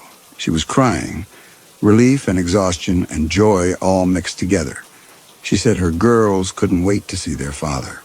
She said they'd been so scared when he stopped calling, when his credit card stopped showing up in the system, when the FBI had started talking about the possibility that he might not come home. And now he was safe. He was coming home. A reporter asked if she'd been able to see him yet. Jennifer said briefly, just for a few minutes. The doctors were still running tests, making sure he was okay after everything he'd been through. She said he seemed quiet, a little distant, but the doctors said that was normal after trauma. He'd been held in the dark for nearly 2 weeks. It would take time for him to readjust. The reporter asked if he'd said anything about his captivity. Jennifer hesitated, then said he was still processing everything. The FBI had asked her to let them interview him first before talking about details publicly. But he'd held her hand, and he'd asked about the girls, and he was going to be okay. They were going to get through this as a family. Aris turned off the television. He went to the FBI field office that morning and gave his formal statement. Agent Reeves recorded everything. His arrival at the ranch, his conversation with Henry about folkloric beliefs, his observation of Fletcher through the ventilation grate, the decision to verify Fletcher's identity through FBI databases, the phone call to the tip line, the discovery of Henry's body, and Fletcher's escape. Reeves asked him to describe Fletcher's demeanor during their conversation through the grate. Aris heard himself say that Fletcher had been coherent, desperate, providing specific, verifiable details about his identity and family. He'd seemed like exactly what he claimed to be, a man who'd been kidnapped and held against his will, trying to prove he was who he said he was so someone would help him. Reeves asked if Aris had any concerns about Fletcher's mental state or ability to return to his normal life. Aris said no. Fletcher had seemed lucid and oriented, though obviously traumatized by his captivity. Whatever psychological effects he experienced would likely manifest over time as he processed what had happened to him. Reeves thanked him for his cooperation and said his quick thinking had probably saved Fletcher's life. If Aris hadn't verified the identity and called it in, Fletcher might have died in that cellar before anyone found him. The family was extremely grateful. Aris signed the statement and left the field office. He drove back to his apartment, where his bookshelves were filled with folklore anthologies and field research from 15 years of debunking. He'd built his career on the principle that supernatural claims could be explained through careful investigation, that behind every monster story was a rational explanation waiting to be found. He'd been right about that. There was a rational explanation. The creature had studied human systems, missing person databases, FBI protocols, family dynamics, trauma psychology. With the same precision, a parasitologist would study a host species. It had identified the exact circumstances that would make its imposture unquestionable. Kill the target, use his identity to create a digital trail, allow that trail to go cold, wait for the family to file a missing person report, then engineer a scenario where a credible witness would discover the missing person and verify his identity to federal authorities. The kidnapping provided both a reason for the disappearance and a built-in explanation for any behavioral anomalies that would appear later. It hadn't needed to avoid detection. It had engineered a scenario where detection was impossible, because every institution designed to verify identity would confirm it was Colin Fletcher, and every strange behavior would be attributed to documented trauma. Aris had provided the final piece, the expert verification from a professional debunker whose entire career testified to his ability to distinguish truth from deception. When Dr. Eris Kenton said the man in the cellar was Colin Fletcher, it carried the weight of 15 years of academic credibility. He wondered how long it would take, how many weeks or months before Jennifer Fletcher noticed her husband forgot their anniversary, before Megan Fletcher realized her father didn't quite remember the stuffed animal she'd had since she was 3, before Tara Fletcher felt something was wrong when he listened to her play violin, with a polite attention that didn't match the man who'd sat through every recital since she'd started lessons at age 6. And when those moments came, when the wrongness accumulated enough that someone finally said something's different about Dad since he came back, the therapist would pull up the FBI case file, would note the 12 days of captivity, the violent escape, the trauma of being held by a delusional captor, would diagnose PTSD, would explain that memory issues, emotional distance, and personality changes were all consistent with severe psychological trauma. The family would accept this. They'd be patient. They'd understand that the man who came back wasn't quite the same man who'd left, But that was okay, because trauma changed people. And what mattered was that he came back at all. And the creature would learn from their reactions, would calibrate its performance based on their feedback, would gradually become more convincing as it absorbed the patterns of their family life and refined its imitation. Give it a year, maybe two, and the wrongness would fade. It would be Colin Fletcher, and no one would remember exactly what was different about him after the kidnapping, just that something had been and then wasn't anymore. Aris sat in his apartment and thought about Henry Nakai sitting vigil for 12 days, knowing what he was guarding and unable to convince anyone else. Henry had been right about everything. The creature had killed Colin Fletcher, used his identity to manufacture a missing person case, and allowed itself to be captured specifically so a witness with credentials would eventually discover it and verify its identity to federal authorities. He'd spent 15 years learning how to distinguish truth from deception, reality from folklore. And when he'd finally encountered something genuinely supernatural, he'd authenticated it. He'd called the FBI and confirmed its identity. He'd reunited it with the family of the man it had replaced. He wondered if there were others like it. How many missing person cases were actually successful replacements? How many families had welcomed home someone who looked right and sounded right and knew all the correct details, but wasn't quite the same anymore? How many therapists had diagnosed PTSD in patients who'd never been traumatized, who were just learning how to be human by watching the people around them react to their mistakes? The folklore wasn't recording supernatural encounters. It was recording replacement operations that had gone wrong. The ones where the creature made a mistake, where someone noticed the wrongness before the imposture was complete, where the vigil keepers like Henry managed to contain them before they reached their targets. But for every story about a skinwalker being killed or captured, how many successful replacements had simply faded into normal life, never recorded in any tradition because no one ever knew they'd happen? Aris opened his laptop and navigated to news sites. The story was everywhere now. Missing Chicago architect found alive after 12-day captivity. FBI credits anthropologist with rescue. Family grateful for safe return.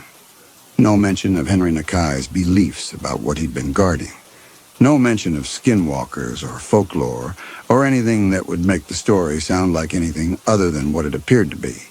A kidnapping case with a tragic but ultimately successful resolution. He closed the laptop and looked at his bookshelves again. 15 years of research. Hundreds of cases investigated and explained. A career built on finding the rational explanation beneath the supernatural claim. And now he understood that the rational explanation was worse than any supernatural horror could be. The monster wasn't the violation of natural law. The monster was something that understood human systems so perfectly, it could use those systems as camouflage, so that the very institutions designed to protect people would deliver victims directly to it. He wondered if he should try to warn someone, write about what had actually happened. But he already knew how that story would be received. Professional debunker claims he was deceived by Skinwalker would be the headline. His colleagues would be sympathetic but skeptical. His own FBI statement was on record, confirming Fletcher's identity. Any attempt to retract it now would just make him look unreliable, or worse. Complicit in Henry's death, inventing supernatural explanations to cover his own involvement. The creature had been right about that too. Aris was more useful alive and silent than dead, and investigated. His continued silence would be taken as professional discretion. His credibility would remain intact. And that credibility would be cited in the FBI case file as proof that Colin Fletcher was who he claimed to be. Whenever he closed his eyes now, he no longer saw his books or his study or the familiar clutter of his academic life. He only saw the figure walking away down the dirt road into the failing light. moving with Colin Fletcher's gait and Henry Nakai's careful foot placement, carrying with it the perfect identity Aris had verified, authenticated by his own voice in federal databases, documented in FBI reports he'd helped create, reunited with a family who would never know they were welcoming home something that had studied their husband and father long enough to copy him, but had never loved them and never would.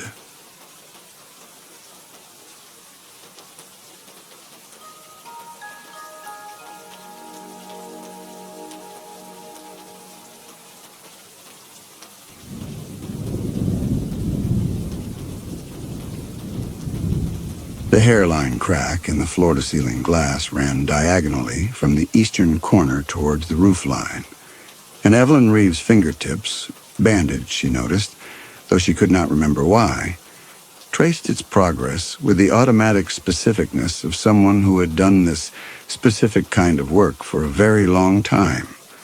Light poured through the wall of windows, turning the empty main room into a kind of luminous box, and she stood in the center of it with her leather portfolio open on the floor beside her, cataloging the damage with a concentration that felt both familiar and somehow unearned, as though she were performing a role she had rehearsed but could not quite recall learning. The crack felt wrong beneath her fingertips.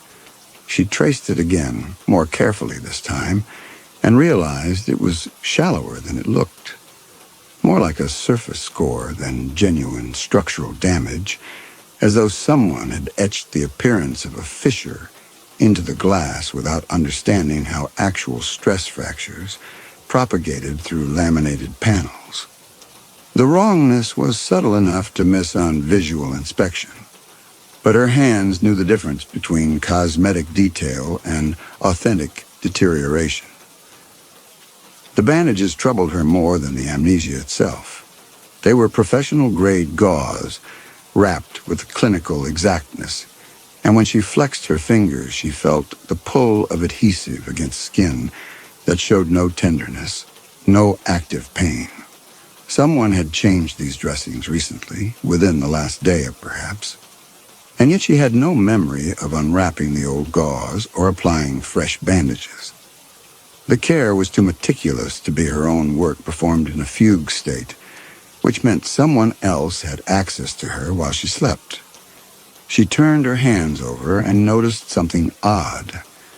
The bandages were thicker than necessary for simple wound dressing, and when she pressed her fingertips together, she felt something rigid embedded in the gauze, small, hard points that might have been reinforcing strips or splints, though her fingers moved freely and showed no sign of structural damage requiring support.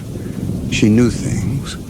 She knew that this house was a 1974 Brenner original, one of only 3 glass pavilions the architect had completed before his death, and that the structural integrity depended on a steel frame system that had been revolutionary for its time, but was now compromised by decades of moisture infiltration.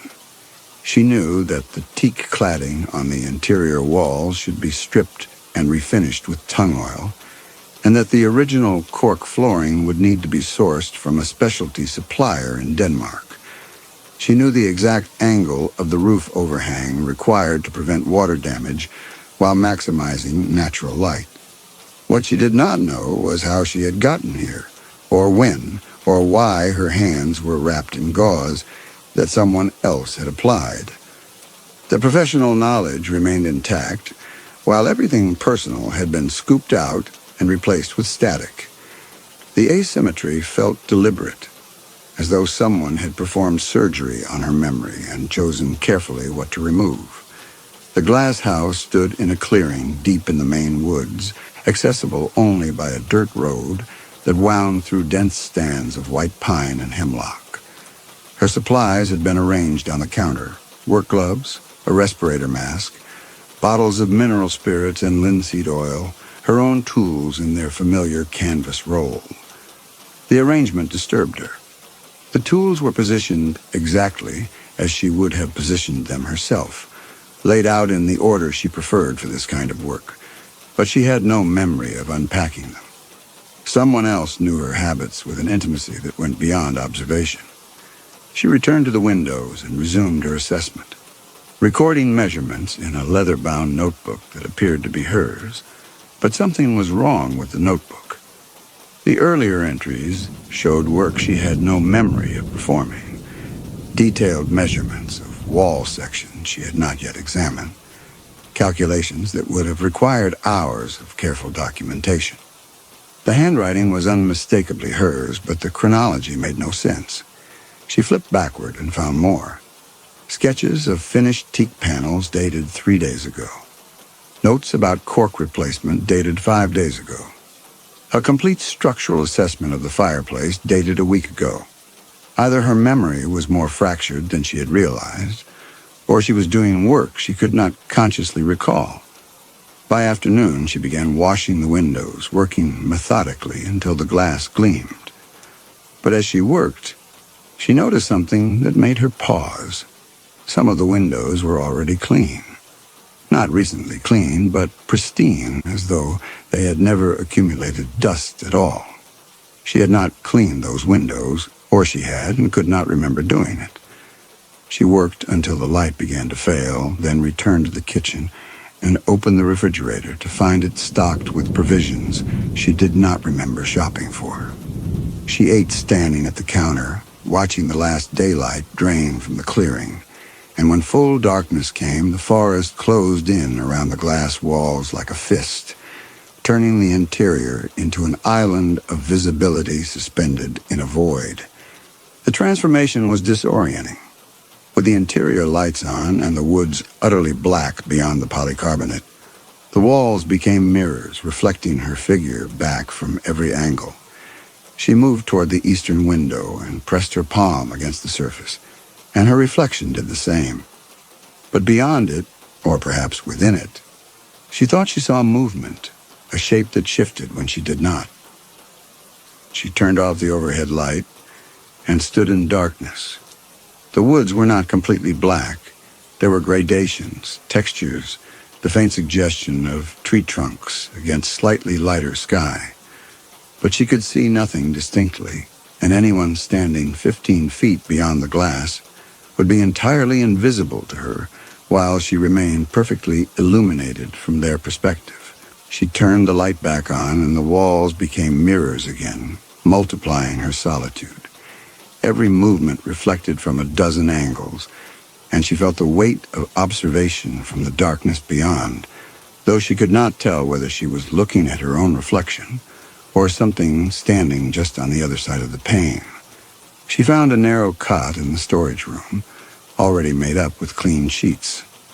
Her duffel bag sat beside it with her clothes neatly folded, along with a toiletry kit and a bottle of prescription sleep medication with her name on the label. The pills were unfamiliar, but her memory had become a landscape of missing pieces, so she swallowed one with the water from the tap and lay down as the medication pulled her under. The dreams had the texture of memory, specific and detailed, but refused to cohere into narrative. She saw herself in a conference room with fluorescent lights, hands folded on a polished table. She saw soil samples in plastic bags. She saw a man in a suit standing in a doorway, watching her with an expression she could not interpret. She woke with her heart racing and the conviction that something terrible had happened. But the feeling evaporated as soon as she tried to examine it. The medication left her groggy, and she lay on the cot for a long time, watching pale morning light filter through the storage room's single window. She could hear soft, rhythmic tapping, a faint, percussive sound that seemed to emanate from somewhere behind the sealed brick facade of the fireplace in the main room.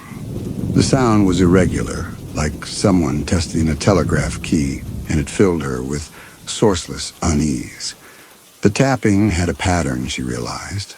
Not random, but a sequence that repeated every 43 seconds, and the regularity suggested intention rather than equipment malfunction. She rose and walked barefoot toward the fireplace, which occupied the center of the north wall, a massive structure that appeared to be rough-cut brick rising to the ceiling.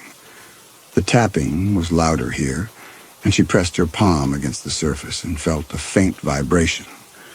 The bricks themselves were wrong. Brenner had never specified brick fireplaces in his glass pavilions. He considered masonry too heavy, too earthbound for structures meant to dissolve the boundary between interior and exterior. Yet here was a fireplace that violated his entire architectural philosophy, sealed and functionless. She ran her hands along what appeared to be mortar joints and found them smooth and recent. But when she pressed harder, she realized the texture was slightly off, too uniform, too consistent, as though someone had textured panels to simulate brick and mortar rather than laying actual masonry. She rapped her knuckles against the surface and heard a hollow sound that confirmed her suspicion.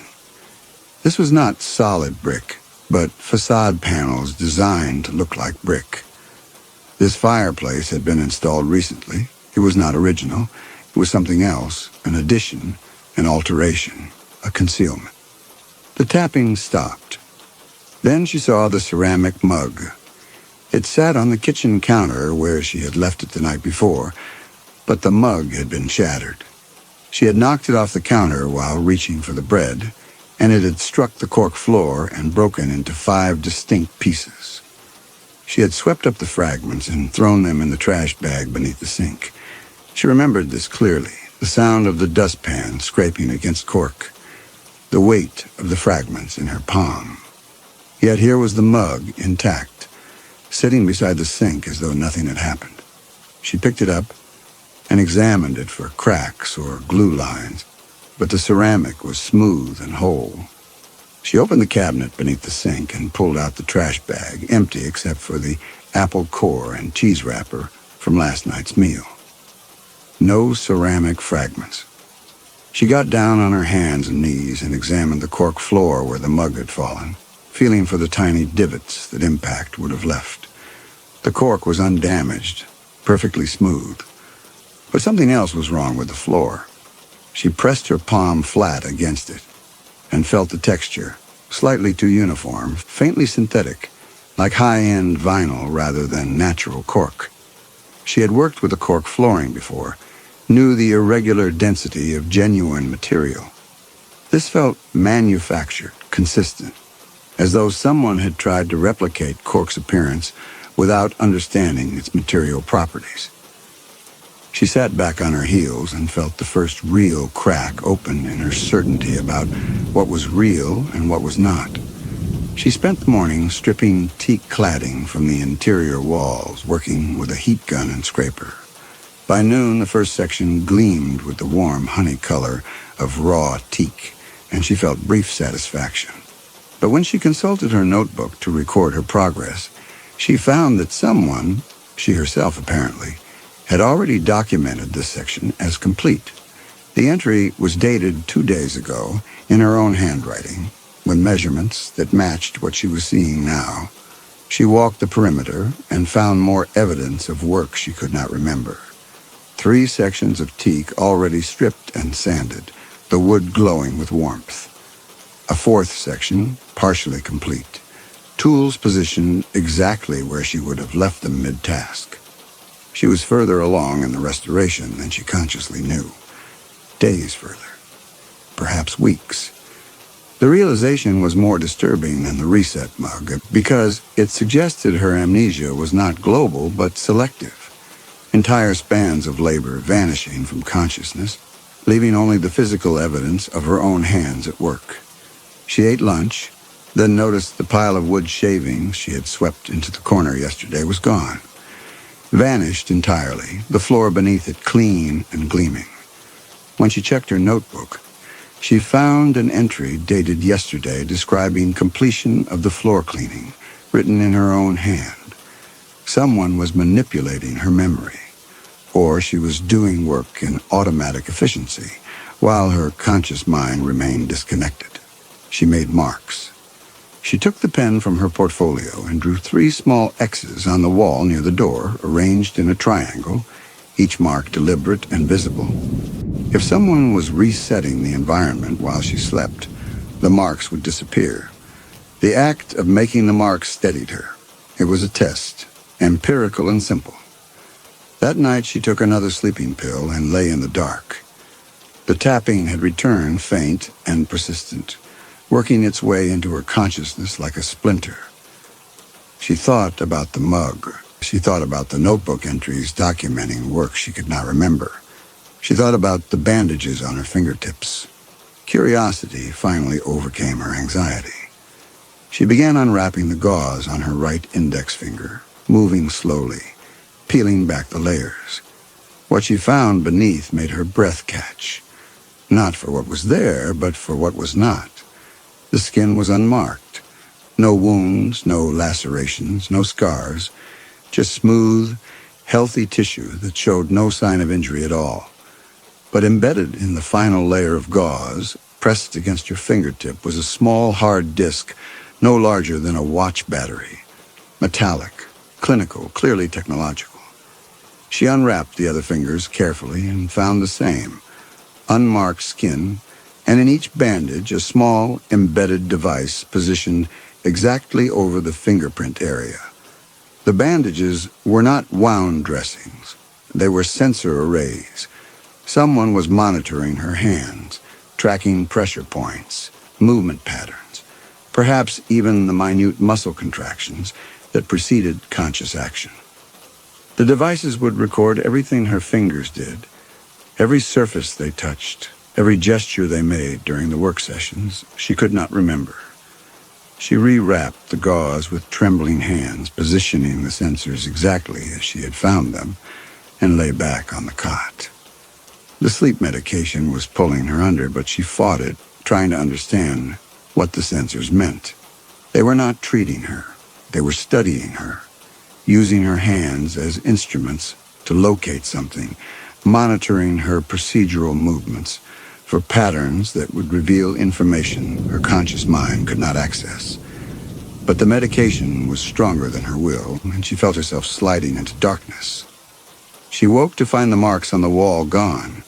She ran her fingers over the teak where she had drawn the 3 X's, and the wood was smooth and unmarked. But the notebook showed new entries dated overnight, describing work she had supposedly completed while asleep. Final sanding of remaining teak sections, application of tongue oil, preparation of materials for cork floor replacement. She walked through the room and found the evidence. Every teak panel now stripped and sanded, the wood gleaming with fresh oil that was still tacky to the touch. Tools arranged in positions she would use for the next phase. The restoration was progressing without her conscious participation, her body moving through familiar tasks while her mind remained elsewhere, sedated and unaware. Someone was not just resetting the environment. They were advancing it, pushing the project forward through stages she could not consciously remember completing. She began searching the house systematically. Near the fireplace, she found a section of wall that sounded hollow when she rapped her knuckles against it. She examined the teak panels more closely and found another wrongness. A knot pattern near the southwest corner was rotated 90 degrees from what she remembered. She had studied Brenner's original specifications, and this panel had been installed incorrectly. The wrongnesses were accumulating. Synthetic cork, rotated wood grain, simulated crack in the glass, brick facade instead of solid masonry, the sensors in her bandages, each detail small enough to dismiss individually, but together they suggested the entire environment might be false, not a restoration, a replica. The tapping started again, louder now, definitely coming from behind the brick facade. She understood with sudden cold certainty that someone was inside the house with her, concealed behind the facade, watching through hidden apertures, manipulating her while she slept, using the sensors in her bandages to track every movement her hands made. The knowledge hardened into rage. She went to the storage room and retrieved a sledgehammer, and she swung it into the brick facade with all her strength. The impact jarred her arm, and the first blow did nothing but crack the surface coating, but she swung again, and on the 4th strike, the facade panel cracked and shifted inward, revealing it was not solid masonry, but modular construction designed to simulate brick. She wedged the hammer's claw behind the damaged panel and pried it loose, and it fell into the darkness on the other side, landing with a distant thud that told her the cavity was deeper than she had expected. She kept swinging. The facade panels began to fall away in sections, revealing a black rectangular opening roughly 3 feet wide and 5 feet tall. Dust filled the air, and her bandaged hands ached. But she did not stop until the opening was large enough to see through. On the other side was darkness, not a room at her level, but a vertical shaft descending into the foundation. She shined her flashlight down and saw a ladder bolted to the wall, leading down approximately 10 feet to what appeared to be a subterranean monitoring station. She could see the pale glow of computer monitors below, illuminating a small underground room carved from the foundation space.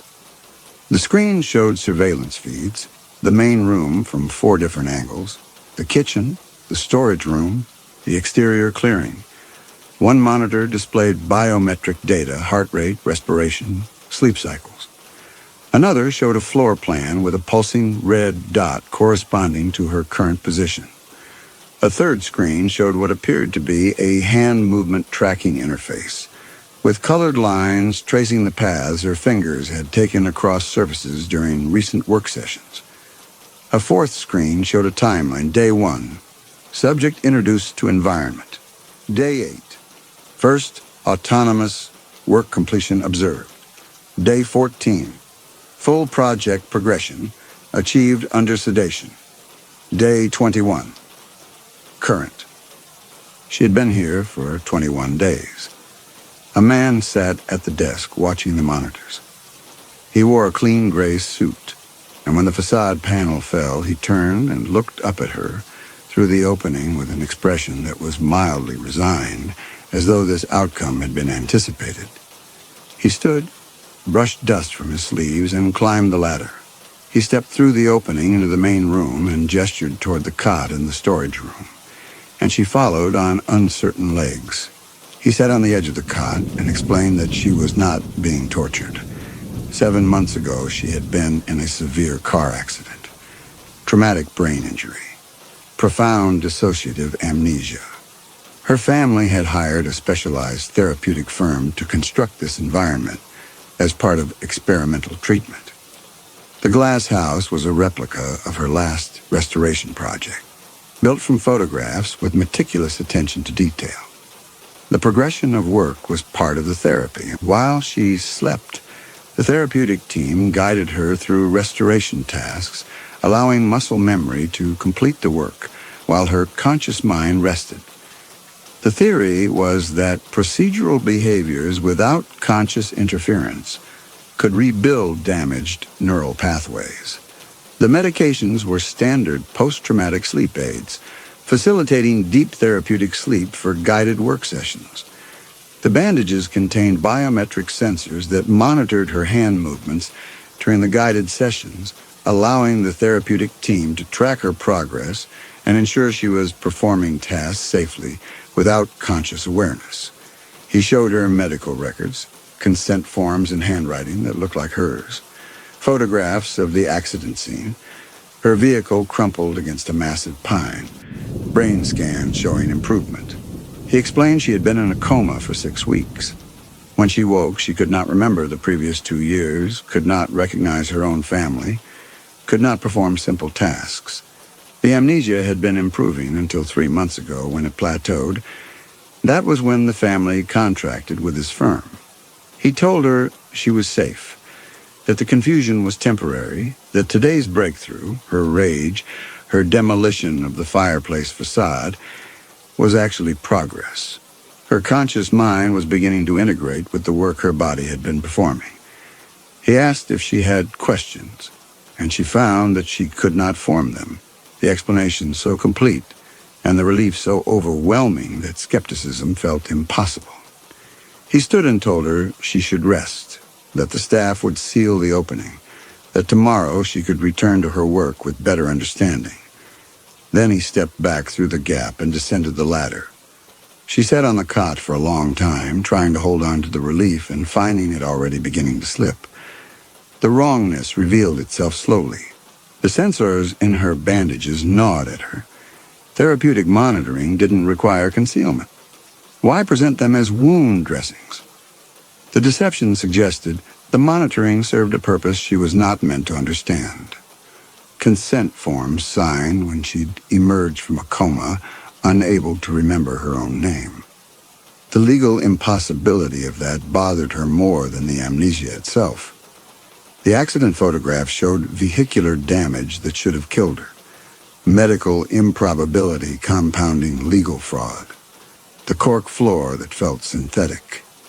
The wood grain rotated wrong. The simulated crack in the glass. The brick facade instead of solid masonry. If this was a replica, how perfect could it actually be? She rose and walked back to the opening in the facade, looking down into the monitoring station below.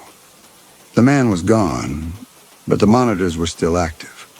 She descended the ladder carefully. On the desk beside the monitors was a folder. When she opened it, she saw not additional medical records, but spreadsheets, dense columns of figures. And at the top of each page was a logo, a green leaf inside a hexagon, and beneath it the words, Pinnacle Agricultural Systems. She knew that logo. The knowledge surfaced with a flicker of association. Courtroom testimony, her own voice saying something about soil contamination levels exceeding federal limits. She looked at the monitors again and noticed the labels. Not Main Room Camera 1, but Structure 7A and Subject Zone 3. The biometric display showed not patient vital signs, but target tracking active. A third screen showed what appeared to be a hand movement interface, with colored lines tracing the paths her fingers had taken across surfaces during recent work sessions, labeled Procedural Pattern Analysis Evidence Location Protocol. She began opening drawers. In the bottom drawer, she found printed emails. Subject progressing through late-stage restoration tasks under sedation. Hand movement sensors indicate repetitive touching patterns near southwest wall cavity and northwest support column. Recommend intensifying observation during final completion phase when behavioral patterns most likely to indicate target retrieval location. Counsel advises extraction must occur before subject regains episodic memory. Accelerate pharmaceutical protocol. Surveillance log October 14th. Subject performed structural assessment of kitchen support column during guided work session. Sensor data shows distinctive pressure patterns consistent with concealment site evaluation. High probability target zone identified. The emails spoke of targets and extraction and behavioral patterns, language that belonged to corporate security, not rehabilitation. She found references to forensic investigation, evidence compilation, grand jury testimony, a case number, and a pending indictment. In another folder, she found maps, aerial photographs of this property, with the glass house marked in the center, and the surrounding forest divided into numbered search grids. She found a personnel roster for project reclamation. Corporate security contractors, forensic psychologists, behavioral analysts. The man who had explained the therapeutic protocol was listed as Site Supervisor Interrogation Specialist. Interrogation, not therapy. She heard footsteps on the ladder and turned to see the man descending, no longer calm but watchful. He looked at the open folders and the emails in her hands. He told her she had misunderstood. The corporate logo was incidental. The firm contracted with multiple clients. The emails were taken out of context. His voice had changed. The clinical warmth was gone, replaced by something flat and transactional. She backed away from him. If this was not therapy, what was it? The answer came. They wanted something she had hidden. The emails mentioned target zones, extraction, hand movement sensor data. They were waiting for her body to lead them to something she had concealed. Something her conscious mind could no longer access, but her hands might reveal through procedural memory. The encrypted drive, soil samples, internal memos, whistleblower testimony. She had hidden it before the accident erased her memory of where. And now Pinnacle had built this trap, puppeteering her through the restoration to track where her hands instinctively moved, analyzing the sensor data for patterns that would reveal where she had hidden or would retrieve the evidence. She was a tool being used to locate what they could not find through conventional search. The man took a step toward her, and she bolted up the ladder. She ran through the opening toward the front door, but found it locked. She grabbed the sledgehammer and swung it at the nearest window. The hammer bounced off with a dull thud. The polycarbonate did not even crack, not glass at all. The entire house was a cage. She ran toward the storage room exterior door, locked. She threw her weight against it, but it did not budge. She was breathing hard, and she turned to find the man blocking the doorway. He explained that the perimeter was secure, that there were motion sensors throughout the property. Even if she managed to break through a door, she would not make it 50 yards before security arrived. He stepped into the storage room and closed the door, and when he spoke again, his voice had lost its veneer entirely. He told her the car accident had been genuine. They had not caused it, but they had taken advantage of it. Pinnacle's security team had been tracking her for months. When she was admitted to the hospital with severe head trauma and no immediate family present, they had moved her to a private facility. The amnesia had been a gift. The original house had been searched thoroughly, ground-penetrating radar, fiber optic cameras, and the drive was not there, which meant she had hidden it somewhere else, and the hand movement sensors would track where her fingers instinctively moved, revealing the procedural patterns that indicated concealment or retrieval locations. The replica had been built as a modular structure, designed for rapid assembly and disassembly. They would push her through the entire restoration sequence under deep sedation, monitoring the sensor data for distinctive pressure patterns and repetitive touching behaviors that would indicate where her hands expected to find or place something important. But Pinnacle's legal exposure was growing. The grand jury was moving forward. Without the physical evidence, the case remained circumstantial. If the drive surfaced, the case became criminal. If she cooperated, if she allowed the guided work sessions to continue, they would release her once the drive was recovered. If not, they had pharmaceutical options not yet deployed. Techniques borrowed from coercive pharmaceutical stress escalation methods documented in classified operational memos. Ways of fragmenting consciousness further until procedural memories surfaced without any conscious awareness at all. She listened and felt something inside her settle into cold focus. They were going to keep her here indefinitely, sedate her more heavily, puppet her through final restoration stages, analyze the hand sensor data for patterns, wait for her unconscious movements to betray what her mind refused to reveal. And when she led them to the drive, or when they decided she never would, they were going to kill her, she looked at the man and understood that her only leverage was his ignorance. If she told him the drive was not in the replica, he might kill her immediately. But if she pretended to cooperate, she might buy time. She told him she would cooperate. She needed time to think, and she would allow the guided sessions to continue. He left her in the storage room and locked the door from the outside. She sat on the cot in darkness and tried to assemble fragments of memory. The original house had been in Kennebunkport, a glass pavilion on a wooded lot overlooking the Atlantic. She had spent 3 months there. The project had been nearly complete when the accident happened, but she did not remember hiding anything there. Then other memories surfaced.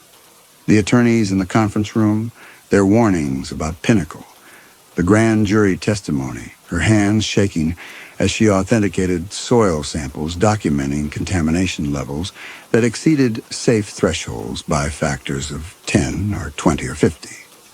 The lead attorney telling her that Pinnacle would come after her.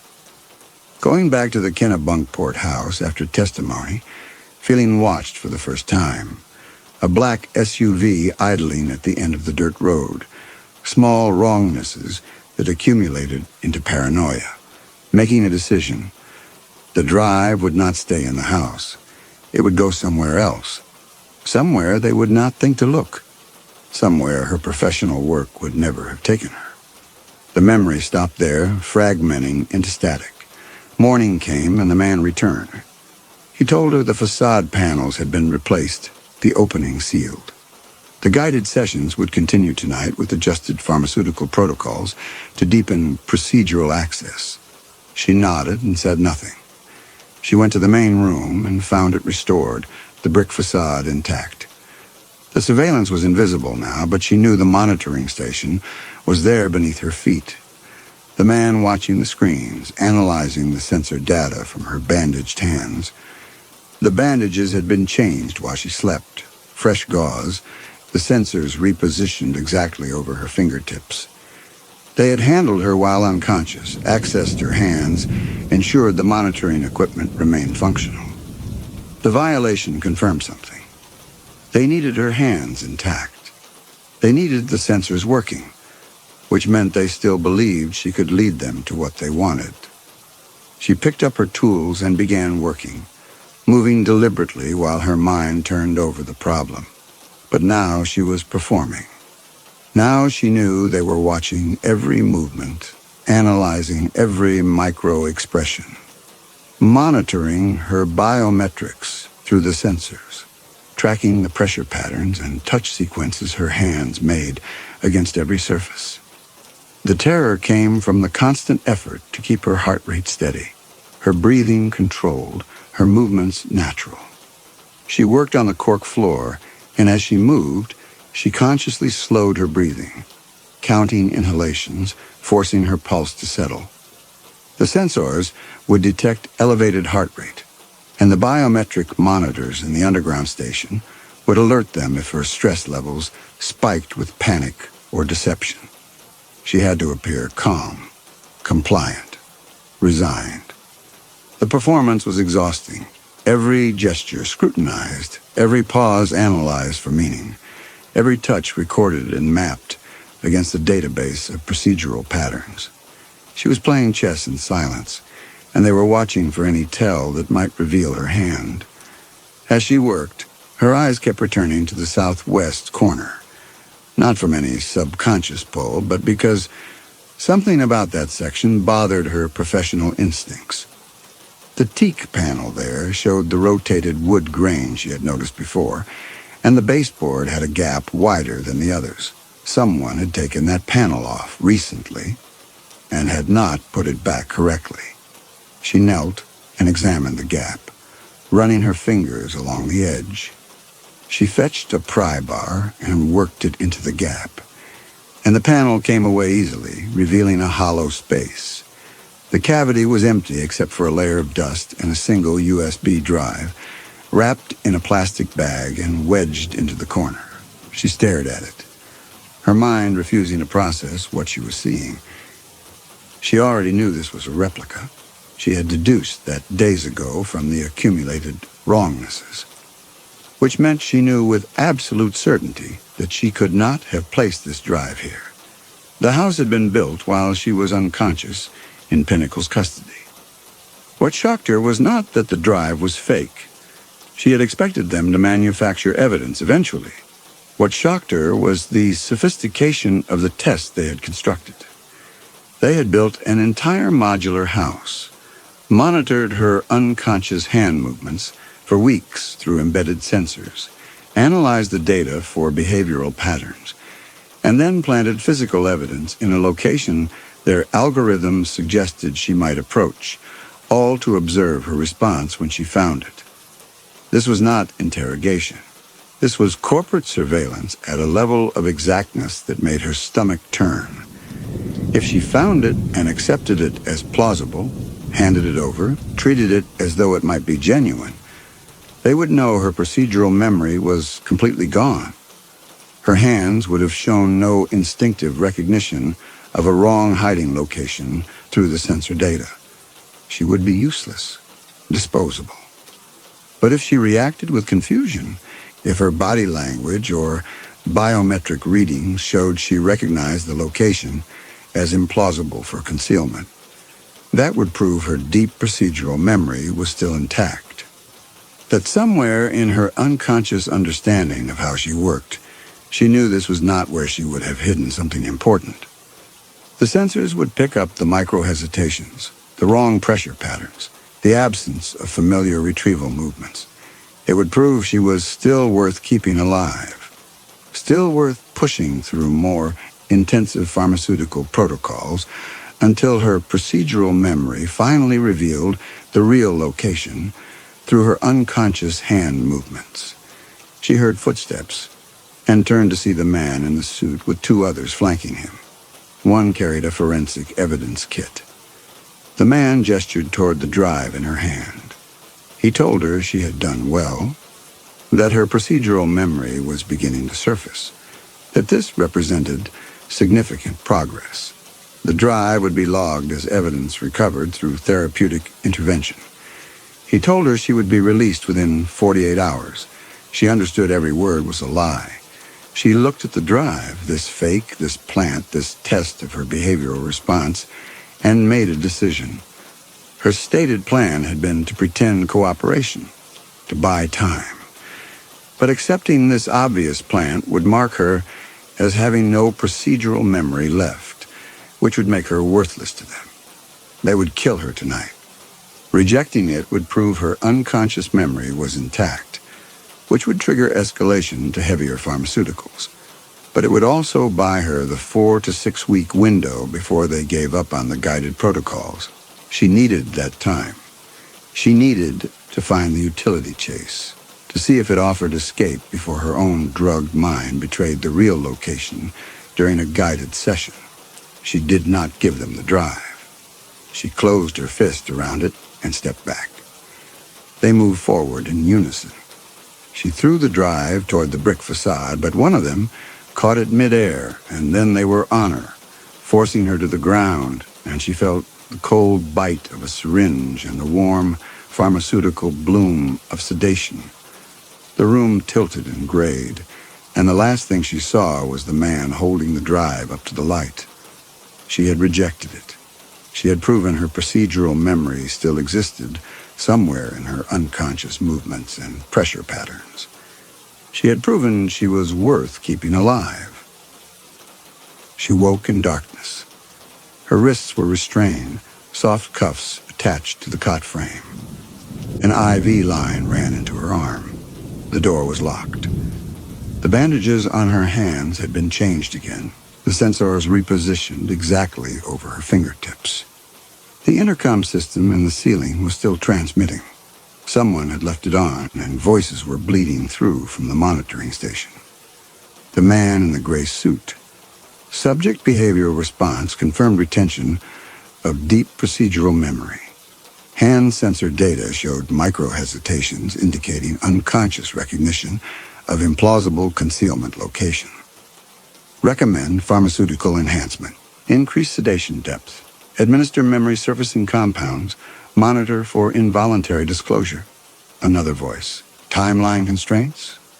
Legal counsel projects 4 to 6 weeks before grand jury reconvenes. If subject does not surface location through guided protocols within that time frame, recommend advancing to coercive pharmaceutical stress escalation methods documented in classified operational memos.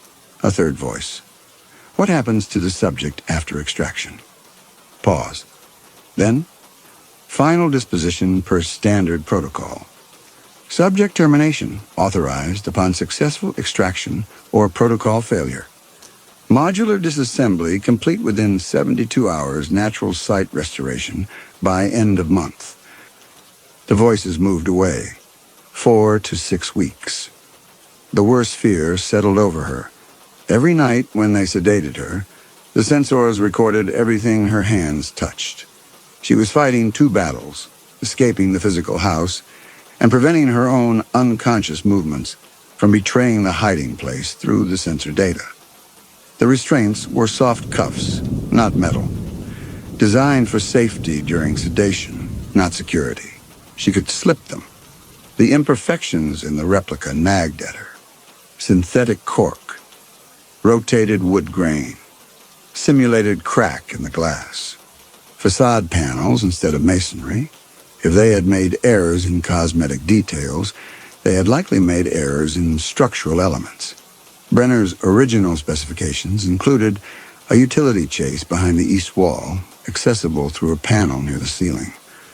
Part of the original design for accessing electrical and HVAC systems. If this was a replica built from photographs, they might not have known about it, might have sealed it over or built it incorrectly. The monitoring station was beneath the north wall. The utility chase would run along the east wall, separate systems. If she could reach it before the 4-week window closed, before her drugged hands gave them what they wanted, through the sensors morning came. The restraints were gone, the IV removed, fresh bandages, sensors repositioned perfectly. The door was still locked. On the floor was a tray with breakfast. They had been in the room while she slept. After an hour, the lock clicked. The man told her they would be adjusting the pharmaceutical protocols. More intensive sessions, deeper sedation, pharmaceutical compounds to enhance procedural memory access. She nodded. He led her back to the main room and told her to resume her work. She picked up her tools, but her eyes went to the east wall, 8 feet up, concealed behind teak cladding. If the panel existed, if they had built it at all, she worked slowly, methodically, performing her tasks while studying the wall's upper section. The teak panels extended to the ceiling, each one fitted flush, but near the northeast corner she noticed something. A panel whose grain pattern didn't quite align with its neighbors. Not rotated like the southwest corner error, but offset by perhaps half an inch, as though it had been removed and reinstalled. She waited until the afternoon, when the surveillance angles would be less optimal, and dragged a stepladder from the storage room. She positioned it against the east wall, ostensibly to examine the roof junction for water damage. She climbed slowly, running her hands along the panels, and when she reached the misaligned section, she pressed gently against its edges. The panel shifted. Not much, just a fraction of an inch, but enough to confirm it was not permanently fixed like the others. She pressed harder and felt it give slightly, then caught herself. If they were watching the monitors closely, sudden structural manipulation would alert them. She descended the ladder and returned to her floor work, but her heart was racing. The panel was there. The chase might exist. If she could access it tonight, during the next guided session, when they sedated her heavily, no, that would not work. They would be monitoring the sensors, tracking her movements. Any deviation from expected restoration patterns would trigger intervention. She needed to access it while conscious, while they thought she was compliant and defeated. That night she was escorted back to the storage room. The lock clicked shut behind her. She heard footsteps approaching again. They were securing the soft restraints to the cot frame before leaving her for the night. The cuffs clicked into place, and then the footsteps retreated. She lay on the cot and did not take the sleep medication. She held the pill under her tongue and spat it into her hand when she was alone, then concealed it beneath the cot frame. She lay still, breathing slowly, waiting. After an hour, she heard the lock click. Footsteps approached. She kept her breathing even, her body slack. The man's voice, soft. Sedation should have taken hold by now. Check her vitals. She felt fingers on her wrist, checking her pulse. She kept it steady through sheer will, counting heartbeats, forcing herself not to react when they lifted her hand, and repositioned the sensors in the bandages. They left the room and the lock clicked shut. She waited 30 minutes, then slipped the restraints, soft cuffs that yielded to steady pressure. She moved to the door and listened. Silence. The monitoring station was below the main room. If she moved through the storage room to the main room's east wall, the camera angles would make it difficult to see the upper section. She had minutes at most before they checked the monitors and saw her cot was empty. She stepped into the main room. The glass walls were black mirrors in the darkness, her figure multiplied and watching. She dragged the stepladder to the east wall and climbed, her hands finding the misaligned panel. She pressed, and it gave. She worked her fingers around the edges and pulled, and the panel came away, revealing a rectangular opening approximately 2 feet wide and 18 inches tall, just large enough to fit through. Beyond was darkness and the smell of dust and stale air. She pulled herself into the opening and found herself in a horizontal shaft lined with metal ductwork and electrical conduits. The space was cramped, barely wide enough for her shoulders, but it extended forward into darkness. She heard a shout from below. They had seen the empty cot or the open panel, she could not tell which, and she pulled the panel closed behind her and began crawling forward in absolute darkness. The shaft ran horizontally for what felt like 20 feet before it angled downward, connecting to a vertical section that descended through the wall cavity. She could feel metal rungs bolted to the shaft wall, a maintenance ladder built into the original design. She descended carefully, her hands finding each rung until her feet touched a horizontal surface. She was in a crawl space beneath the foundation level. She could hear the generator humming nearby and feel fresh air moving through vents.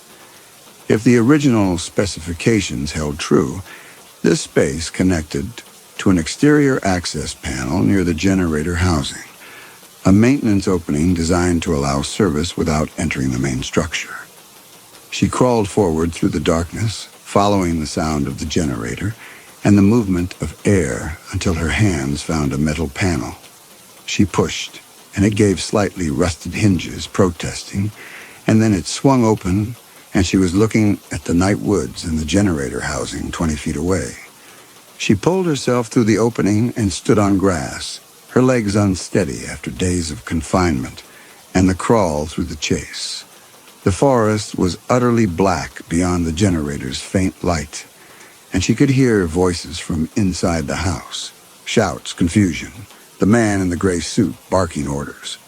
She ran toward the tree line, and as she crossed into the darkness, she heard the first beams of flashlights sweeping the clearing behind her, searching. The motion sensors would track her. Security would be coming. She had minutes at most. But she was out of the glass cage, and the forest was deep, and somewhere in these woods was a road that led away from this place.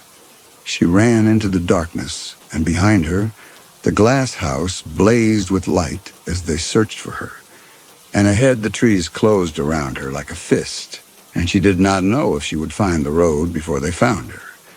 But she was running, and that was something she had not been able to do for 25 days. She ran, and the surveillance cameras could not follow her here, and the sensors in her bandages could only track empty air, and whatever happened next would happen in darkness, where they could not watch.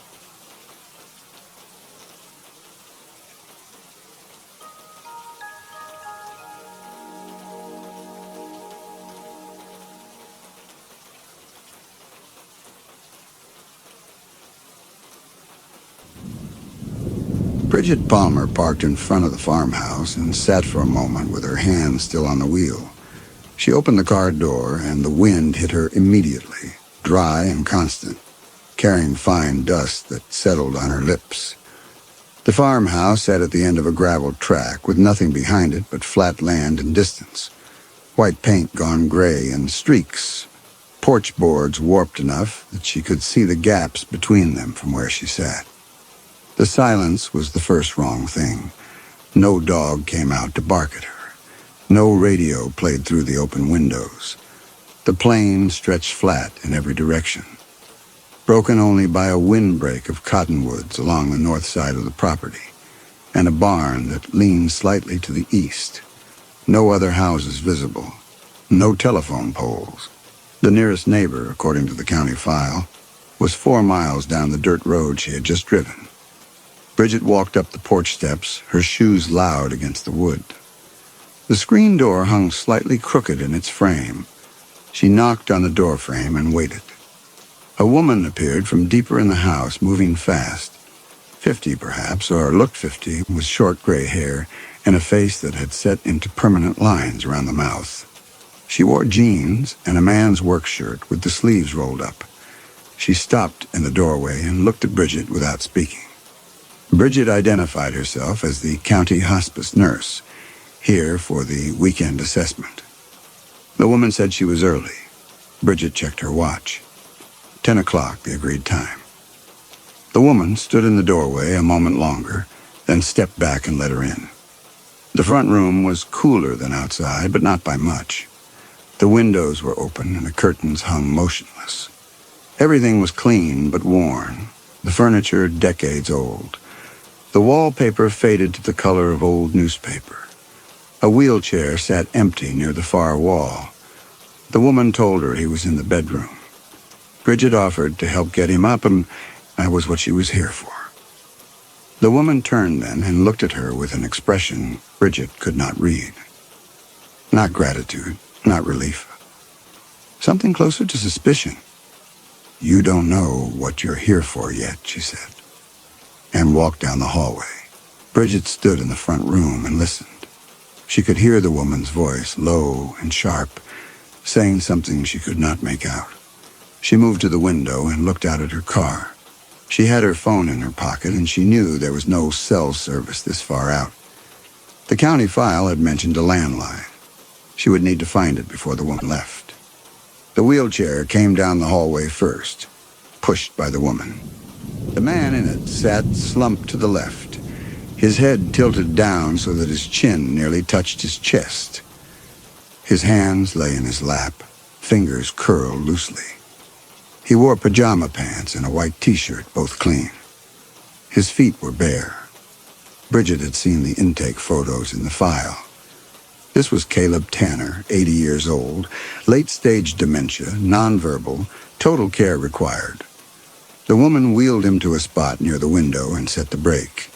She did not look at him. She did not touch him except to push the chair.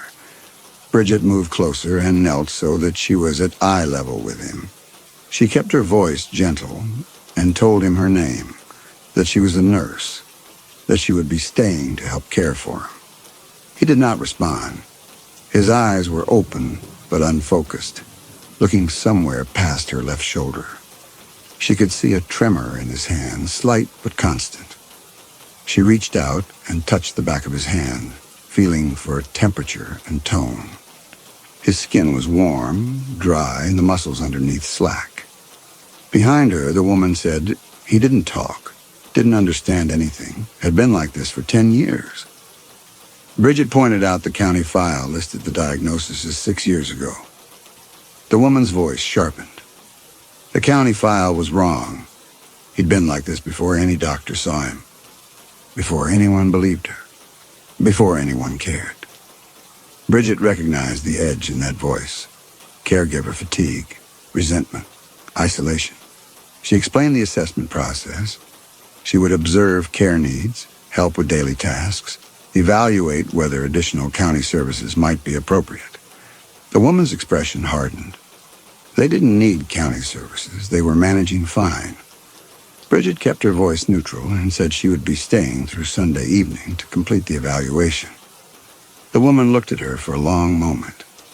Then she looked down at the man in the wheelchair. Her expression changed, something flickering across her face that Bridget could not read. She listed the care requirements in a flat voice. Soft food 3 times daily, had to be fed.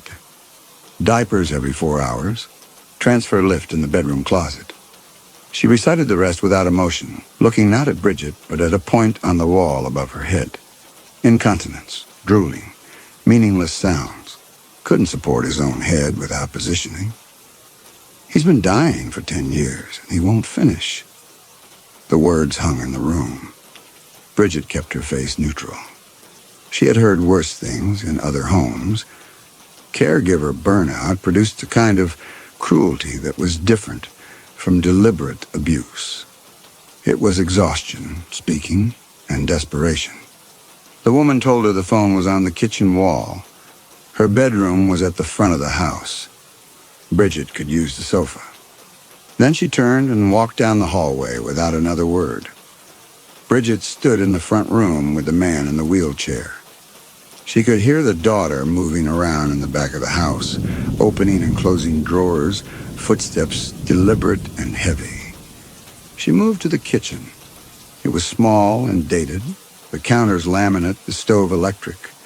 The phone hung on the wall near the back door, an old rotary model with a cloth-wrapped cord.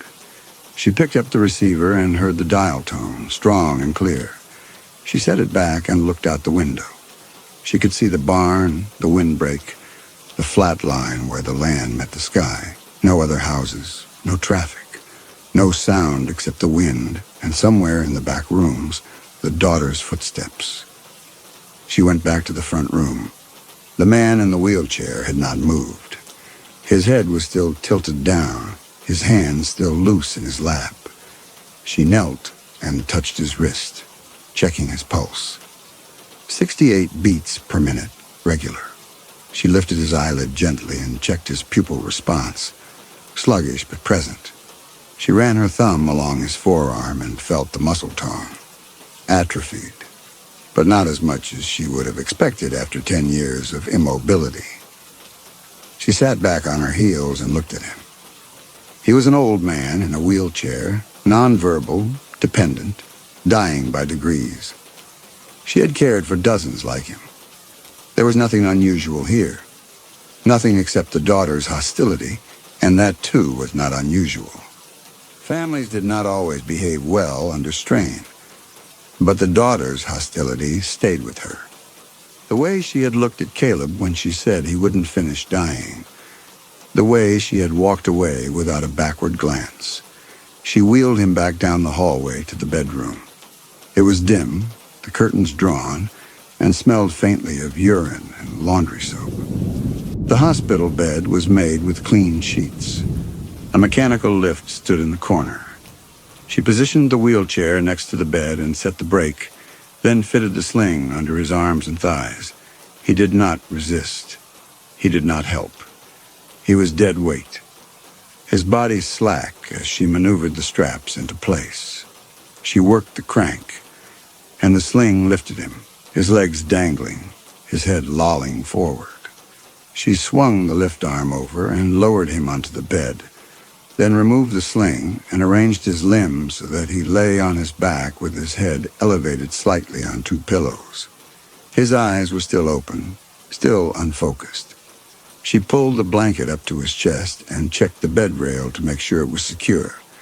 She checked his diaper, dry, and made a note of the time. 4 hours until the next check. She started to leave, then stopped. Something had caught her attention, though she could not say what. She turned back and looked at the man on the bed. He had not moved. His eyes were still open, still looking at nothing. His hands lay at his sides, fingers curled. His breathing was shallow and regular. Everything was as it had been a moment before, but something felt different. She moved closer and studied his face.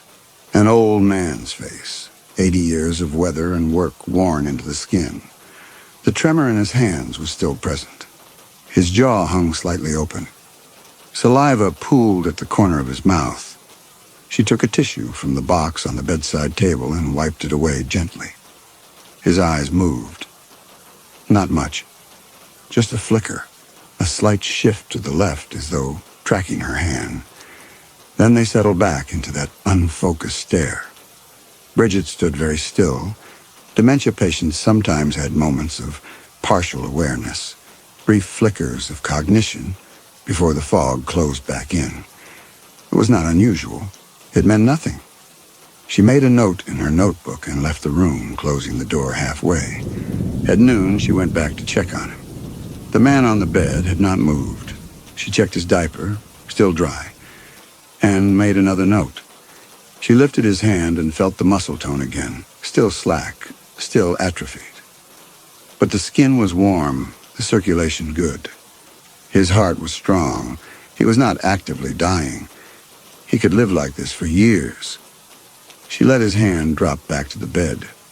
It fell with the heaviness of dead weight, fingers splayed. But as she turned to leave, she saw from the corner of her eye his fingers curl slowly closed again. She stopped. She looked back at him. His hand lay on the blanket. Fingers curled loosely as they had been before. His eyes were unfocused. His mouth hung open. The tremor in his other hand continued, steady and rhythmic. Perhaps she had imagined it. Perhaps it was an involuntary spasm. Dementia patients had them all the time. It meant nothing. She made a note anyway. In the afternoon, she unpacked her bag and read through the county file again. Caleb Tanner, 80 years old, widowed, one adult daughter living on site. Dementia diagnosis 6 years ago, progressive decline, nonverbal for the past 5 years, per most recent assessment. Family reported symptom onset approximately 8 years prior to diagnosis. No hospitalizations in 3 years. No home health aides, no physical therapy, no outside support. The daughter had refused all previous offers of respite care. This was the first time she had agreed to let anyone stay. Bridget wondered why. What had changed? Why now? At 2 o'clock, she went back to Turnham. Bedridden patients needed repositioning every few hours. She rolled him onto his side, tucked a pillow behind his back, and checked his skin. No sores, no redness. The daughter had been turning him regularly. Whatever else she felt about him, she had kept him clean and cared for. Bridget adjusted the blanket and started to leave. Then she stopped and turned back. His eyes were open. They were looking at her. Not past her, not unfocused. Looking directly at her face. She stood frozen. His gaze held hers for a long moment, steady and clear. And she saw something there that had not been there before. Awareness. Recognition. Something that measured her. Then his eyes shifted away. Back to that unfocused stare, and the moment was gone. She swallowed and made herself move closer to the bed. She asked if he could hear her. No response. His eyes were unfocused again, looking at nothing. The tremor in his hands continued. She waved her hand in front of his face. No tracking, no reaction. She stepped back and tried to steady her breathing. She had seen it. She was certain she had seen it. But now there was nothing.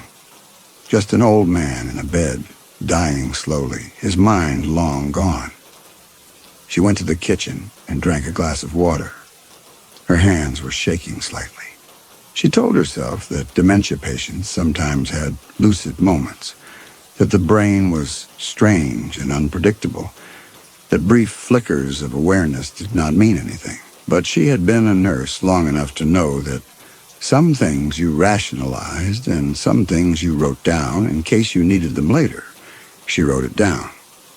But she could not shake the feeling that he had been looking at her with purpose, with intent. At 4 o'clock, she changed his diaper. The daughter appeared in the doorway while she was working, watching in silence. Bridget explained what she was doing, keeping her voice professional. The daughter said nothing, just stood there until Bridget finished, then turned and left. At 6, Bridget prepared dinner in the kitchen. She made oatmeal for Caleb, thinned with milk, and asked the daughter if she had eaten. The daughter said she had.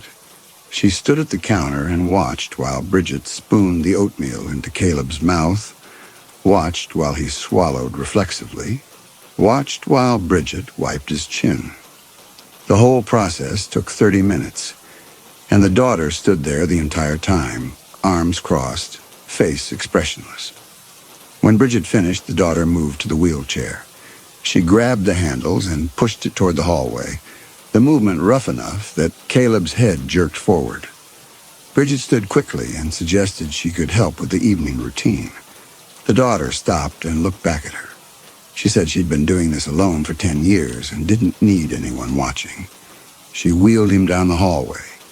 Bridget heard a door close, then silence. She washed the dishes and made herself a sandwich. She ate standing at the counter, looking out the window at the darkening plains. The wind had not stopped. It bent the grass in waves, steady and relentless. At 8 o'clock, the daughter brought Caleb back out to the front room and positioned the wheelchair near the window. She did not speak to Bridget. She went back down the hallway, and Bridget heard another door close. The front bedroom, probably. Bridget sat on the sofa and opened the book she had brought. She read for an hour, glancing up occasionally to check on Caleb. He did not move. The tremor in his hands continued. His head stayed tilted down, chin nearly touching his chest. At 9 o'clock, she noticed his posture had shifted slightly. His weight had redistributed, his shoulders more centered over his hips instead of slumped to the left. She stood and moved closer. He was sitting straighter in the chair. Not much, just a few degrees. But he had been slumped when she brought him out. She was certain of it. She asked quietly if he was uncomfortable. No response. She knelt and checked his positioning, adjusted the footrests, made sure the seatbelt across his lap was not too tight. Everything was in order. Perhaps she had been wrong about his posture earlier. Perhaps he had been sitting this way all along and she had not noticed. She went back to the sofa and tried to read, but she found herself watching him instead, looking for movement, for any sign that he was aware of her presence. The clock on the wall ticked. The wind pressed against the house. The light from the lamp fell across his face, and she could see his eyes, open and empty. At 10 o'clock, the daughter emerged from her bedroom. She told Bridget she would put him to bed herself. Bridget offered to help. The daughter said she didn't need help. She wheeled Caleb down the hallway, and Bridget heard the sounds of the transfer, the mechanical whir of the lift, bed springs creaking, a door closing. The daughter came back to the front room a few minutes later. She looked at Bridget for a long moment, then went into her own bedroom and closed the door. Bridget heard the lock click. She made up the sofa with the sheets and blankets she had found in the closet. She washed her face in the bathroom and changed into the t-shirt and sweatpants she slept in. She turned off all the lights, except the one in the kitchen, left on low. She lay down on the sofa and pulled the blanket up to her chin. The wind moved around the house. The daughter was locked in her bedroom at the front. Caleb was in the back bedroom, his eyes open or closed. She could not know which. His eyes had looked at her directly. She was certain of it. And his hand, she had let it drop, and it had curled closed again, deliberate. The posture shift in the wheelchair when she had not been watching. Small things that did not add up. Probably nothing. The brain's last sparks before the final darkness. The daughter, too. The roughness when she pushed the wheelchair. The way she watched Bridget feed him, arms crossed, face empty of anything like concern. The way she had said he'd been dying for 10 years and wouldn't finish. The lock clicking on her bedroom door. Something was wrong in this house. Not just with Caleb. With all of it. She closed her eyes and tried to sleep. But she could not shake the feeling, growing stronger the longer she lay there in the dark, that she had walked into something she did not understand. That both of them, daughter and father, were not what they appeared to be. That the silence in this house was not peaceful. It was waiting. Saturday morning came with the same flat light, the same wind. Bridget woke at 6 and lay still on the sofa, listening. No sounds from either bedroom. She rose and folded the blanket, then went to the bathroom and washed her face. Her reflection in the mirror looked tired. She had not slept well. In the kitchen, she made coffee and stood at the window, watching the sky pale from gray to white. The wind bent the cottonwoods, showing the silver undersides of their leaves. The barn leaned into it. Nothing else moved. At 7, She heard a door open in the back of the house. Then footsteps in the hallway, the whir of the lift, more footsteps. The daughter brought Caleb out to the front room in the wheelchair and positioned him near the window without speaking to Bridget. Then she went back down the hallway. Bridget moved closer to the wheelchair. Caleb sat slumped as he had the day before, head down, hands loose. She knelt and checked him over. His diaper needed changing. She went to get the supplies from the closet. The daughter appeared in the hallway as Bridget was wheeling Caleb toward the bedroom. She told Bridget she would do it. Bridget said it was part of her assessment to observe all aspects of daily care. The daughter's jaw tightened. She stepped aside and let Bridget pass, but she followed them into the bedroom and stood in the doorway, arms crossed, watching. Bridget changed the diaper with the daughter's eyes on her the whole time. She worked efficiently, narrating what she was doing in a calm, professional voice. The daughter said nothing. When Bridget finished and wheeled Caleb back out to the front room, the daughter followed them and then went into the kitchen. Bridget heard cupboards opening, the clatter of dishes. She sat on the sofa and opened her notebook. She needed to document yesterday's observations, the eye tracking, the hand movement, the posture shifts. They were small things, probably meaningless, but they were part of the patient assessment. She also needed to document the daughter's behavior, the hostility, the refusal of help. The way she handled Caleb roughly when she thought Bridget wasn't watching carefully enough. At 8, the daughter brought breakfast. Toast and eggs for herself, oatmeal for Caleb. She set Bridget's plate on the coffee table without a word, then sat at the kitchen table with her back to the front room. Bridget thanked her. The daughter did not respond. Bridget fed Caleb first, spooning the oatmeal slowly, wiping his chin. His eyes stayed unfocused. His swallowing reflex worked. Nothing had changed from the day before. When she finished, she ate her own breakfast. Glancing up occasionally at the daughter's rigid back, the morning passed slowly. Bridget checked Caleb every hour. Pulse, temperature, skin condition, hydration. She documented everything in her notebook. The daughter moved through the house like a ghost, appearing in doorways, watching, saying nothing. Once Bridget looked up from her notes and found the daughter standing at the edge of the front room, staring at her with an expression that was not quite hostility and not quite fear. Something else. Something Bridget could not name. She asked if everything was all right. The daughter turned and walked away without answering. At 10:30, the daughter came into the front room and stood beside Caleb's wheelchair. She looked down at him for a long moment, her face unreadable.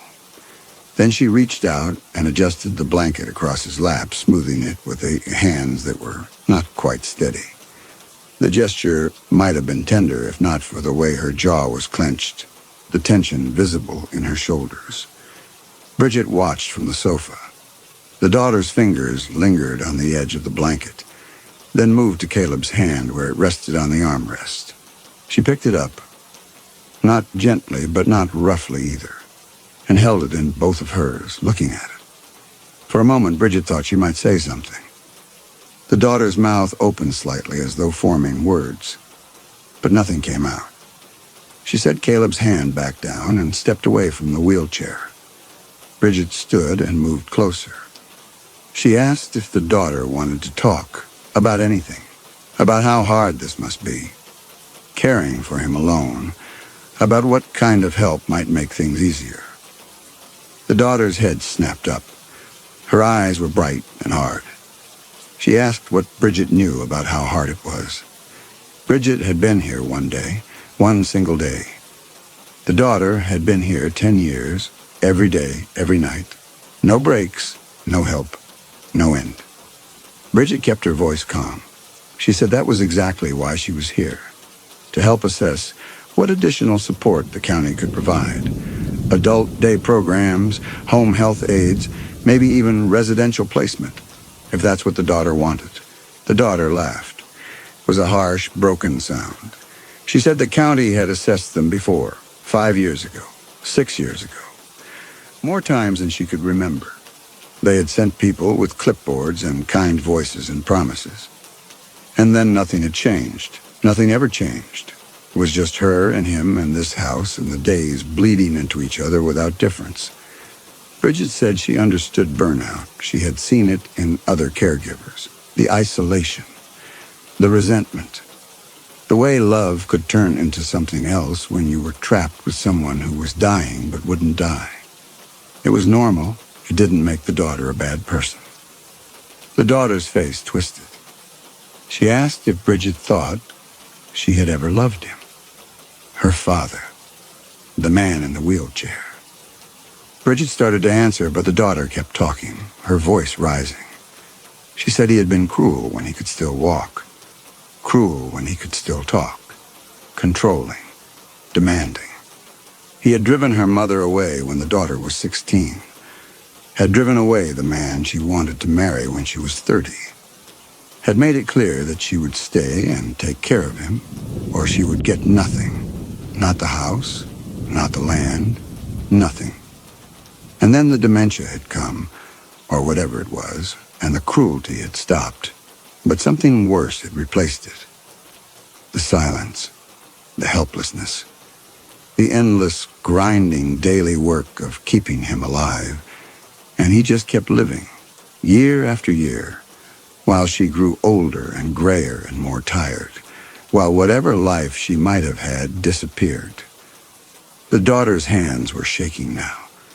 She looked at Caleb in the wheelchair, and her face was ugly with something that might have been hate, or might have been grief, or might have been both. She said sometimes she thought about just stopping. Stop feeding him. Stop turning him. Stop doing anything. See how long it would take. But she never did, because that was the trap. He had trapped her when he was healthy, and now he was trapping her while he was dying, just by being alive, just by needing her. Bridget said they could talk about in-home hospice, pain management, palliative care that would make him more comfortable. The daughter turned on her then. She said Caleb wasn't in pain. He wasn't suffering. He was just existing. And as long as he existed, she had to be here. She was 50 years old, and her life was over, and it had been over for a decade, and would stay over until he finally died. And she had started to think he never would, that this would just go on forever, that she would die first, and he would still be sitting there in that chair, drooling and blank and alive. Her voice broke on the last word. She turned away quickly and walked to the window, her back to Bridget. Her shoulders were rigid. Bridget didn't know what to say. The daughter's desperation was palpable, filling the room like smoke. All the things she was supposed to say ran through her mind. Counseling resources, support groups, respite care options. But the words felt hollow. This woman was drowning and had been drowning for years. The daughter wiped her face with the back of her hand. When she spoke again, her voice was flat. She said Bridget should write whatever she needed to write in her report. Recommend whatever services she wanted. It wouldn't matter. Nothing ever mattered. She walked past Bridget without looking at her and disappeared down the hallway. A door closed quietly. Bridget stood alone in the front room with Caleb. She looked at him in his wheelchair. His head was tilted down. His hands lay loose in his lap. The tremor continued, constant and small. He gave no sign that he had heard anything his daughter had said. No sign that he knew she was in agony. But Bridget found herself wondering, if the moments of awareness she had observed were real, if he was capable of any cognition at all, did he understand what he was doing to her? Did some part of him, beneath the dementia, know that his daughter was suffering? She shook her head. It was a morbid thought. He was an old man with advanced dementia. Whatever cruelty he had shown when he was healthy was gone now, along with everything else. What remained was just biology, a body that would not stop, a heart that kept beating, nothing personal, Nothing intentional. Still, the daughter's words stayed with her. The trap, just by being alive. At noon, Bridget made sandwiches for both of them. She brought the daughters to the kitchen table and set it down. The daughter looked at it, then at Bridget. She asked how long the county planned to keep sending people. Bridget explained that this was an assessment, that the county wanted to make sure Caleb was receiving appropriate care, that additional services might be recommended. The daughter's face hardened. They didn't need services. They didn't need anyone. Bridget kept her voice level and said the assessment would continue through tomorrow evening as planned. The daughter stood abruptly. The chair scraped against the floor. She left her sandwich untouched and walked out the back door, letting it slam behind her. Bridget watched through the window as the daughter crossed the yard to the barn. She disappeared inside. Bridget waited, but the daughter did not come back out. She ate her sandwich standing at the sink, then went to check on Caleb. He was still in the wheelchair by the window, unchanged. She knelt beside him and studied his face again, looking for any sign of awareness. His eyes were open, unfocused. The tremor in his hands continued. She reached out and touched his forearm gently, checking the muscle tone. His fingers moved, just slightly. A small contraction, then release. She watched his hand closely. It happened again. Not the tremor, something else. A deliberate movement, controlled. She stood quickly and moved to where she could see his face. His eyes were still unfocused, still looking at nothing. But something about his expression had changed. The slackness around his mouth seemed less complete. The angle of his head seemed less random. She spoke his name. No response. She waved her hand in front of his face. Nothing. She checked his pulse, steady. She lifted his eyelid and checked his pupil. Sluggish response, same as before. But she had seen his fingers move. She was certain of it. She went to the kitchen window and looked out at the barn. The daughter was still inside. Bridget looked back at Caleb. He sat motionless in the wheelchair, head down, hands loose. She made a decision then. She went to the phone on the wall and picked up the receiver. She needed to call the county office, needed to report what she was observing. The daughter's hostility was escalating. The situation felt unstable. And Caleb's presentation didn't match advanced dementia. Something was wrong. She dialed the number and waited. The phone rang once, twice. Then a click and silence. She pulled the receiver away from her ear and looked at it. She pressed the hang-up lever and tried again. No dial tone. She checked the cord, still connected to the wall jack. She traced it with her eyes to where it disappeared into the baseboard. The line had been cut. She set the receiver back in the cradle very slowly. Her hands were steady, but her pulse had quickened. She went to the back door and looked out. The barn door was still closed. She could not see the daughter. She went to the front door and opened it.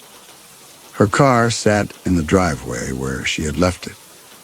She walked out onto the porch, down the steps, across the gravel. The wind pushed at her. Dust stung her eyes. She opened the car door and slid into the driver's seat. She reached for her keys. They were not in her pocket. She checked the other pocket. Not there either. She looked in the ignition. Empty. She checked the console, the floor, under the seat. No keys. She sat very still, hands on the steering wheel, and tried to think. She had left the keys on the coffee table last night when she unpacked her bag. She was certain of it. She had seen them there this morning. She got out of the car and walked back to the house. In the front room, she checked the coffee table. Nothing. She checked her bag. Not there. She looked under the sofa cushions, under the coffee table, in the bathroom, in the kitchen. The keys were gone. She stood in the kitchen and looked out at the barn again. The daughter had been in the house this morning. She had brought breakfast. She had moved through the rooms while Bridget was occupied with Caleb. Bridget turned and looked at Caleb in his wheelchair. He sat motionless, head down, the picture of helplessness. She went to him and knelt. She put her face close to his and spoke quietly. She told him she knew something was wrong. She told him she was going to help him. She told him he was safe now. His eyes did not move. His expression did not change. But she could have sworn she saw the corner of his mouth twitch. Just barely. Just for a moment. She stood and backed away slowly. Her skin prickled. She turned toward the window and saw the daughter coming out of the barn, walking back toward the house. Bridget moved to the sofa and sat down, picking up her notebook, trying to look calm. The back door opened. The daughter's footsteps crossed the kitchen floor, stopped. Bridget looked up. The daughter stood in the doorway between the kitchen and the front room, watching her. Her face was expressionless. Bridget asked if everything was all right. The daughter said everything was fine. She walked past Bridget to the window and adjusted the curtain. Then she turned and looked at Bridget again. She said it was going to storm later. Dust storm, probably bad one. They got them out here sometimes. Bridget should plan to stay inside. Bridget said she understood. She asked if the daughter had seen her car keys anywhere. The daughter said she hadn't. She suggested Bridget check her pockets again. Then she walked down the hallway to her bedroom and closed the door. Bridget sat very still on the sofa. She could hear her own breathing. She could hear the wind outside. She could hear nothing from Caleb, but she felt his presence like a weight in the room. The phone line, the missing keys, the daughter's warning about the storm, and the way she had looked at Bridget just now, not hostile anymore. Calculating, satisfied. She was trapped. No car, no phone, no neighbors for 4 miles. A dust storm coming. And something was very wrong with the Caleb Tanner. The afternoon crawled past. Bridget sat on the sofa and pretended to read while watching the sky darken outside the windows. The wind increased, buffeting the house. Dust hazed the air, turning the sun pale and diffuse. At 3 o'clock, the daughter came out of her bedroom and stood at the kitchen window looking out at the approaching storm. Then she turned and looked at Caleb in his wheelchair. Her expression was unreadable. Bridget stood and said she needed to speak with her. The daughter turned and looked at her. Bridget chose her words carefully. She said she had concerns about Caleb's care, that his presentation suggested he might benefit from additional medical evaluation, that the county could arrange for a neurologist to assess him. The daughter's face went very still. She asked what Bridget meant by concerns. Bridget said she had observed some atypical responses, some inconsistencies in his cognitive presentation. The daughter's hands tightened into fists at her sides. She asked if Bridget was accusing her of something. Bridget said no, not at all. She was simply noting that Caleb might not be receiving all the care he needed. The daughter took a step closer. Her voice was quiet when she spoke. She said she had been taking care of her father for 10 years. 10 years without help, without relief, and without a single day to herself. And now some county nurse who had been here less than 2 days thought she knew better. Bridget kept her voice steady. She said she wasn't questioning the daughter's dedication. She was simply suggesting that Caleb might benefit from a medical review. The daughter laughed. It was a harsh sound without humor. She said the doctors didn't care. The county didn't care. Nobody had cared for 10 years, and now someone cared suddenly, just when she was ready to be done with all of it. Bridget checked the distance to the front door without meaning to. She asked what the daughter meant by done. The daughter didn't answer. She turned and walked to the wheelchair. She stood behind it, hands on the handles, looking down at Caleb's bowed head.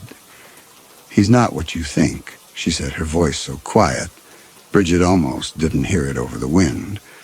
Bridget asked her to explain what she meant. The daughter just stood there, hands tight on the wheelchair handles. Then she looked up at Bridget, and her eyes were bright with something that might have been tears or might have been rage. She said Bridget should call the county on Monday morning and tell them to send someone else. Tell them she was going home early. Tell them whatever she wanted. But she should leave. Tonight after the storm passed, walk to town if she had to, just go. It was the closest thing to mercy Bridget was going to get. She said she couldn't do that. She said she had a responsibility to complete her assessment, to ensure Caleb's safety. The daughter's jaw tightened. She said Caleb was perfectly safe. It was Bridget who should be worried about herself. Bridget's throat had gone tight. She asked if that was a threat. The daughter didn't answer. She wheeled Caleb toward the hallway, her movements jerky and rough. Bridget started to follow. The daughter turned on her.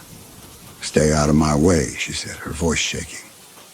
Then she was gone down the hallway, the wheelchair rattling over the threshold. And Bridget heard a door slam. She stood alone in the front room. Outside the windows, the sky had turned brown. The wind howled. Dust streaked the glass. The storm was here. She needed to think. She needed to plan. She went to the back door and tried it. Locked. She tried the front door, locked from outside. The windows were old, painted shut. She could force one open, probably, or break the glass. But the sound would bring the daughter. And where would she go? Into a dust storm with no car, no phone, 4 miles from help. No. She needed to wait out the storm. Then she would leave on foot at first light, walk to the main road, flag down a car. She would go to the sheriff, tell them everything. They would come back here with her. They would get Caleb out of this house. But first, she had to survive the night. She checked every window, every door, all locked or painted shut. She was sealed in. She went back to the sofa and sat down, pulling her knees up. The house creaked around her. The wind screamed. Dust seeped in through gaps around the windows, settling on every surface. Hours passed. The light failed. The storm raged. Bridget did not turn on any lights. She sat in the growing dark and listened. She heard nothing from the back of the house. No sounds of movement. No sound of the lift. Nothing. At some point she must have dozed because she woke with a start to complete darkness and complete silence. The storm had passed. The wind had stopped. The house was utterly still. She sat up slowly. The darkness was absolute. No moon, no stars.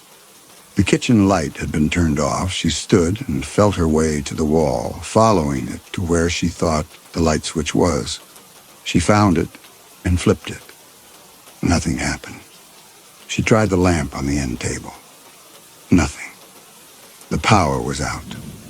She stood very still in the dark and listened. Nothing. No sound at all, not even the refrigerator's hum. Then from somewhere in the back of the house, a sound. A single soft thump. Then silence again. Bridget's hands were shaking. She felt her way back to the sofa and sat down. She would wait for morning. She would not move in the dark. She would sit here and wait for dawn.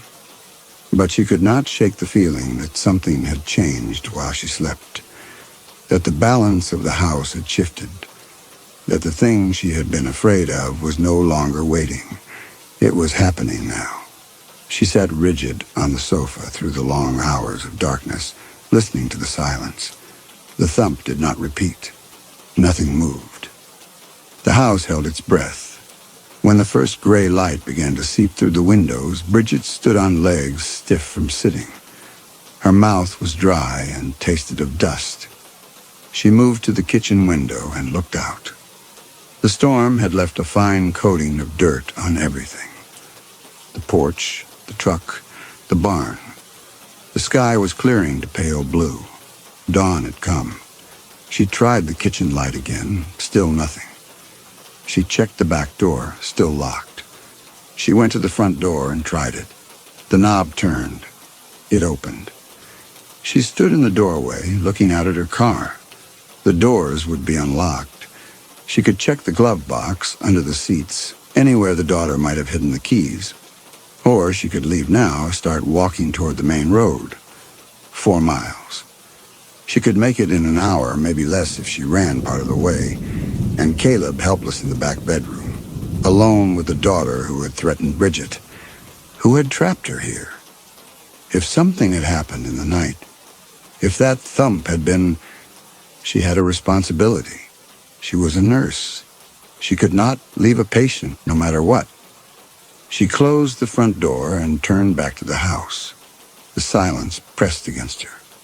She moved down the hallway toward the bedrooms. The door to the daughter's room stood open, an old skeleton key still sitting in the keyhole. Bridget looked in. The blankets were pulled back, the sheets rumpled. The room was empty. She continued to Caleb's room. That door was closed. She put her hand on the knob and paused, listening. Nothing. She opened the door. The room was dim, curtains still drawn. The hospital bed was empty. The blanket lay rumpled and the pillow askew. The wheelchair was gone. Bridget's pulse quickened. She stepped into the room and looked around. The lift stood in the corner, unused. No one was here. She checked the closet. Empty. Under the bed. Nothing. She backed out of the room and stood in the hallway. Her breathing had gone shallow. Where were they? Where had the daughter taken Caleb? She moved quickly through the house, checking every room. The bathroom, empty. The front bedroom, empty. The kitchen, the front room, no one. She was alone in the house. She went to the back door and tried it again, still locked. She looked out the window at the yard. Nothing moved. Then her eye caught something. The barn door stood open. It had been closed yesterday during the storm. Now it hung ajar, swinging slightly in the morning breeze. She tried the back door handle one more time, yanking hard. The lock held. She went to the kitchen window and pushed at the frame, painted shut. But the paint was old and cracked. She pushed harder and felt it give slightly. She braced her feet and shoved with both hands. The window groaned and suddenly gave way, sliding up with a shriek of wood on wood. Bridget climbed out onto the back porch. The morning air was cool and smelled of dust and damp earth. She walked across the yard toward the barn, her shoes crunching on gravel. The wind moved through the cottonwoods. Nothing else made a sound. She reached the barn door and stopped, listening. Silence. She pulled the door wider and stepped inside. The barn was dim, lit only by cracks between the wall boards. It smelled of old hay and motor oil. Farm equipment hulked in the shadows, a tractor, a plow, stacks of wooden pallets, and at the far end, set into the floor, a wooden hatch with an iron ring handle. The root cellar. Bridget moved closer. The hatch was closed, secured with a heavy padlock through the hasp. Locked. She knelt and examined it. It was an old combination lock, the kind with 3 numbered wheels. She tried pulling it, locked tight. But then she noticed something. Scratched into the wood of the barn floor next to the hatch, faint but deliberate, were 3 numbers, 473. Someone had left the combination, recently. The scratches looked fresh. Her hands shaking as she spun the wheels. 4, 7, 3. The lock clicked open. She pulled it free and grasped the iron ring.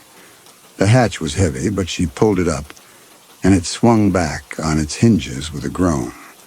Below was darkness and a ladder descending into it. She could see nothing at the bottom, but she could smell it. A close smell. Stale air and something else. Something wrong. She called down into the darkness. Her voice echoed off close walls. No answer came back. She needed light. She looked around the barn and found a flashlight hanging on a nail near the door. She clicked it on. The batteries were weak, but it worked. She went back to the hatch and shone the light down. The beam showed a small earthen room, maybe 8 feet square. Shelves along the walls held canning jars, their contents long since gone to mold. The floor was packed dirt, and in the center of the floor, crumpled against one wall, was the daughter. Bridget's breath caught. She called out again, but the figure did not move. She climbed down the ladder quickly, the flashlight clutched in one hand. She reached the bottom and crossed the small space in 2 steps. The daughter lay on her side, knees drawn up, one arm flung out. Her eyes were open and empty. Her lips were blue. There was no blood and no visible injury, but she was not breathing. Bridget knelt and felt for a pulse at the throat. Nothing. The skin was cool, but not yet cold. She had died recently, within the last few hours. Bridget tilted the daughter's head back and checked her airway. Clear, no foam, no blood. She examined the body carefully, looking for any sign of violence. No bruising on the throat, no defensive wounds on the hands. The daughter's fingernails were clean, unbroken. Bridget sat back on her heels and forced herself to think like a nurse, not someone who was afraid. She looked around the small space, cataloging details. The walls were solid earth, reinforced with old timber beams. The ceiling was low, maybe 7 feet, supported by more beams. The floor was packed dirt, hard and dry. The shelves were built into the walls, sturdy construction. Everything was designed to be sealed, to keep outside air and temperature fluctuations from affecting the stored food. Airtight. The word arrived suddenly. Airtight. This cellar had been built to be airtight. That was the whole purpose. To maintain consistent cool temperature and humidity for root vegetables and canned goods. No ventilation, no airflow. Just solid earth and timber. She looked up at the open hatch above, at the square of pale light. Then she looked back at the daughter's body, the blue lips, the open, empty eyes. No signs of struggle, no injuries. The daughter had been locked in here. The hatch had been closed and sealed. And she had used up all the oxygen in this small space, maybe over hours until there was nothing left to breathe. Bridget touched the daughter's hand. It was cold now, stiffening. Something on the floor near the body caught her eye. A water glass, tipped on its side. She picked it up and held it to the flashlight beam. A thin residue clung to the bottom. She sniffed it. Water with something else beneath it. Faint chemical, like the bitter almond scent of sedatives. She set the glass down carefully. The daughter wouldn't have brought a water glass out to the barn in the middle of the night on her own, which meant she hadn't come here voluntarily. Bridget remembered the thump she had heard during the night, the single sound from the back of the house that had not repeated. Not a settling board, not the wind, the sound of weight being moved, of someone being carried or dragged. The daughter had been drugged in the house, in her bedroom probably. A glass of water she'd drunk before bed or been given, a sedative working fast. And then Caleb had moved her while Bridget slept, transported her unconscious body out to the barn, down into the cellar. The glass placed beside her to complete the staging. And then he had waited, listened through the hatch, made sure. He had locked her in to die. And then he had scratched the combination into the floorboards, leaving it there for Bridget to find, making certain that when the body was discovered, Bridget would be the one who opened the lock. Bridget climbed the ladder fast, her hands shaking on the rungs. She emerged into the barn just as she heard it. Sirens, faint but unmistakable, growing louder, coming down the dirt road toward the house. Relief crashed over her so powerfully her knees nearly gave out. The police. Someone had called them. The daughter must have before she died, or maybe there was an automatic alarm Bridget hadn't found. She ran toward the barn door, toward the sound of salvation. The sirens were close now, Pulling into the driveway at the front of the house, she burst out of the barn into the bright morning sunlight. The barn sat directly behind the house. To her left and right, the yard gave way to waist-high dried grass and Russian thistle, thick and impenetrable after years of neglect. The only clear path to the front driveway was straight ahead, through the back door and out the front. She could hear car doors slamming, voices calling out. The police were at the front door now. She ran for the back door, her notebook still clutched in one hand. She had to reach them, had to explain about the body in the cellar, about Caleb missing, about whoever had done this. She yanked the back door open and ran into the kitchen, her footsteps loud on the old floor. The front room was just ahead. She could hear knocking now, someone calling the sheriff's department through the front door. And then she stopped. Someone was at the kitchen sink. She had run past too quickly to register it at first, but now she turned back slowly, her breath catching in her throat. A man stood with his back to her, tall and thin, white hair catching the morning light from the window. He wore pajama pants and a white T-shirt. He was doing something at the counter. His movements were calm, unhurried, precise. Bridget watched, unable to speak, unable to move, as Caleb Tanner picked up a dish towel from the counter and folded it. Not carelessly, methodically, matching corner to corner with steady hands, smoothing the fabric flat, folding it again. He set it down on the counter next to the sink with the same deliberate care. Then he picked up something else. Bridget's car keys. They gleamed in his hand as he examined them, turning them over, considering them. He set them down next to the folded towel. His hands did not shake. His posture was straight. His movements were those of someone completely in control of his body, someone who had never trembled or drooled or slumped in a wheelchair. Bridget's throat closed. She tried to make a sound, but couldn't.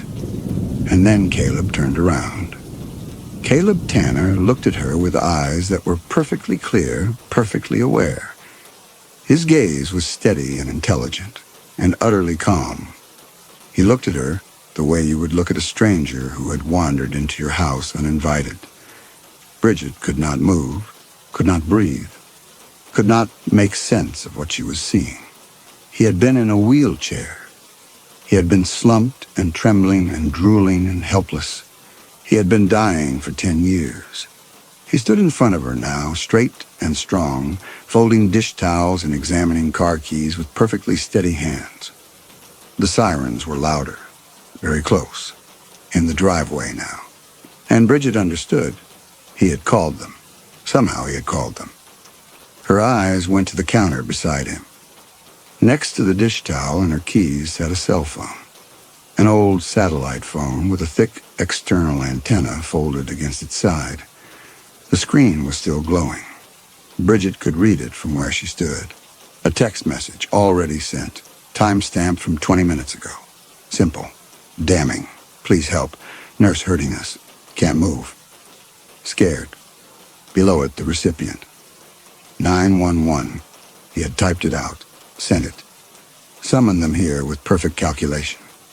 And now they would find his daughter's body in the cellar, and Bridget standing in the kitchen, the only other person on the property, the only person who could have hurt anyone. She found her voice, barely. Mr. Tanner? He tilted his head slightly as though considering whether to answer. Then something changed in his face. The blank expression she had seen for 2 days disappeared completely, replaced by something else. Intelligence, calculation, and beneath that something darker, satisfaction. He smiled. It was not a kind smile, not confused or helpless or vacant. It was sharp and deliberate and utterly sane. It was the smile of someone who had been waiting a very long time for this moment and was now watching it unfold exactly as he had planned. Bridget's legs went weak. She grabbed the doorframe to steady herself. Her mind tried to process what she was seeing but could not make it fit. 10 years. He had been like this for 10 years. The daughter had said so. The county file had confirmed it. Nonverbal, total care, dying by degrees. But he was standing in front of her now, straight and strong, smiling that terrible smile. And the cell phone sat on the counter between them, proof that he had orchestrated everything. The sirens were right outside now, car doors slamming, footsteps on gravel. Caleb turned away from her. He walked slowly, steadily to the wheelchair that sat in the hallway just outside the kitchen doorway. She had not seen him bring it there. But it was there now, positioned perfectly, waiting for him. He lowered himself into it with practiced ease. He settled his weight, adjusted his position, gripped the armrests with both hands, and then, while Bridget watched frozen in the doorway, he began to transform. It started with his hands. The fingers that had been strong and steady curled slowly inward. A tremor began. Faint at first, then growing, the same rhythmic shake she had observed for 2 days. His spine curved. Not all at once, but vertebra by vertebra, as though invisible strings were being cut one by one. His shoulders rolled forward. His chest collapsed inward. His head tilted down. Oh, slowly. The movement looked almost rehearsed, like a marionette, lowering its head as the puppeteer relaxed the strings. His chin dropped toward his chest. The muscles in his neck went slack. His face was the worst. The intelligence did not disappear all at once. Instead, it drained away gradually, like water seeping from a vessel. His eyes, still fixed on hers, lost their sharp focus. The awareness behind them dimmed.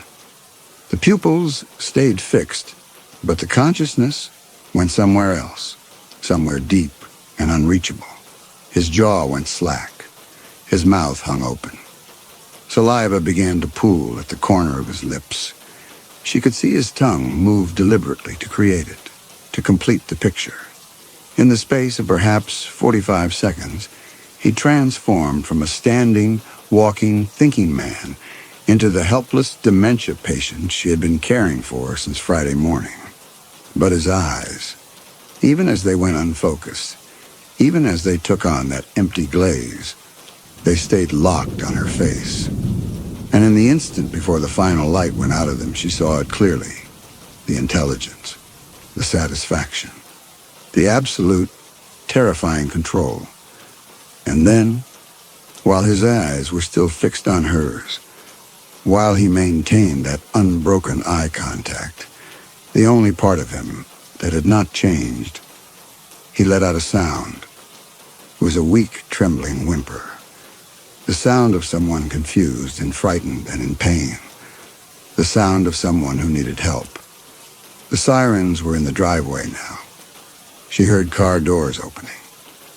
Footsteps on the gravel. Bridget stood frozen in the kitchen doorway. Her mind was screaming at her to run, to explain, to do something, but her body would not move. She could only stand there and watch Caleb Tanner sit slumped in his wheelchair, drooling and trembling and whimpering, his eyes locked on hers with that same clear, sharp awareness underneath the performance. He had trapped his daughter here for 10 years with this lie, and now he was going to trap Bridget with it too. Footsteps on the porch, a fist pounding on the front door, a voice calling out, "Sheriff's Department, is anyone home?" Caleb's eyes never left Bridget's face. The whimper continued, soft and helpless. The tremor in his hands never wavered. Bridget looked down at the notebook still clutched in her hand. The notebook where she had documented everything. The daughter's hostility, her rough handling of Caleb, her statement that she wished he would die, Bridget's concerns about neglect, about inappropriate medication withdrawal, and her observations of Caleb, the atypical responses, the inconsistent presentation, what she had logged as possible finger movements, possible eye tracking, possible retained awareness, carefully qualified because she was a careful nurse, because she had learned not to trust what she could not confirm. She had written it all down, carefully, professionally, thinking she was building a case for better care, for protecting him. But the police wouldn't read it that way. The prosecutors wouldn't read it that way. They would see a nurse who arrived at an isolated farmhouse and immediately started documenting a pattern of abuse. A nurse who noticed the patient was more aware than his daughter claimed. A nurse who threatened to call the state, who confronted the daughter who made accusations. A nurse who was building a narrative to justify intervention. And when that intervention went wrong, when the daughter ended up dead in a locked cellar, this notebook would be the prosecution's roadmap. Every careful observation would become evidence of premeditation. Her own professional diligence had become part of the trap. And Bridget understood with cold certainty that there was nothing she could say that would make them believe her. Dead woman in the cellar. Healthy nurse standing over a helpless old man. No witnesses, no evidence, except her own damning notes. Just her word against the obvious truth of what they would see.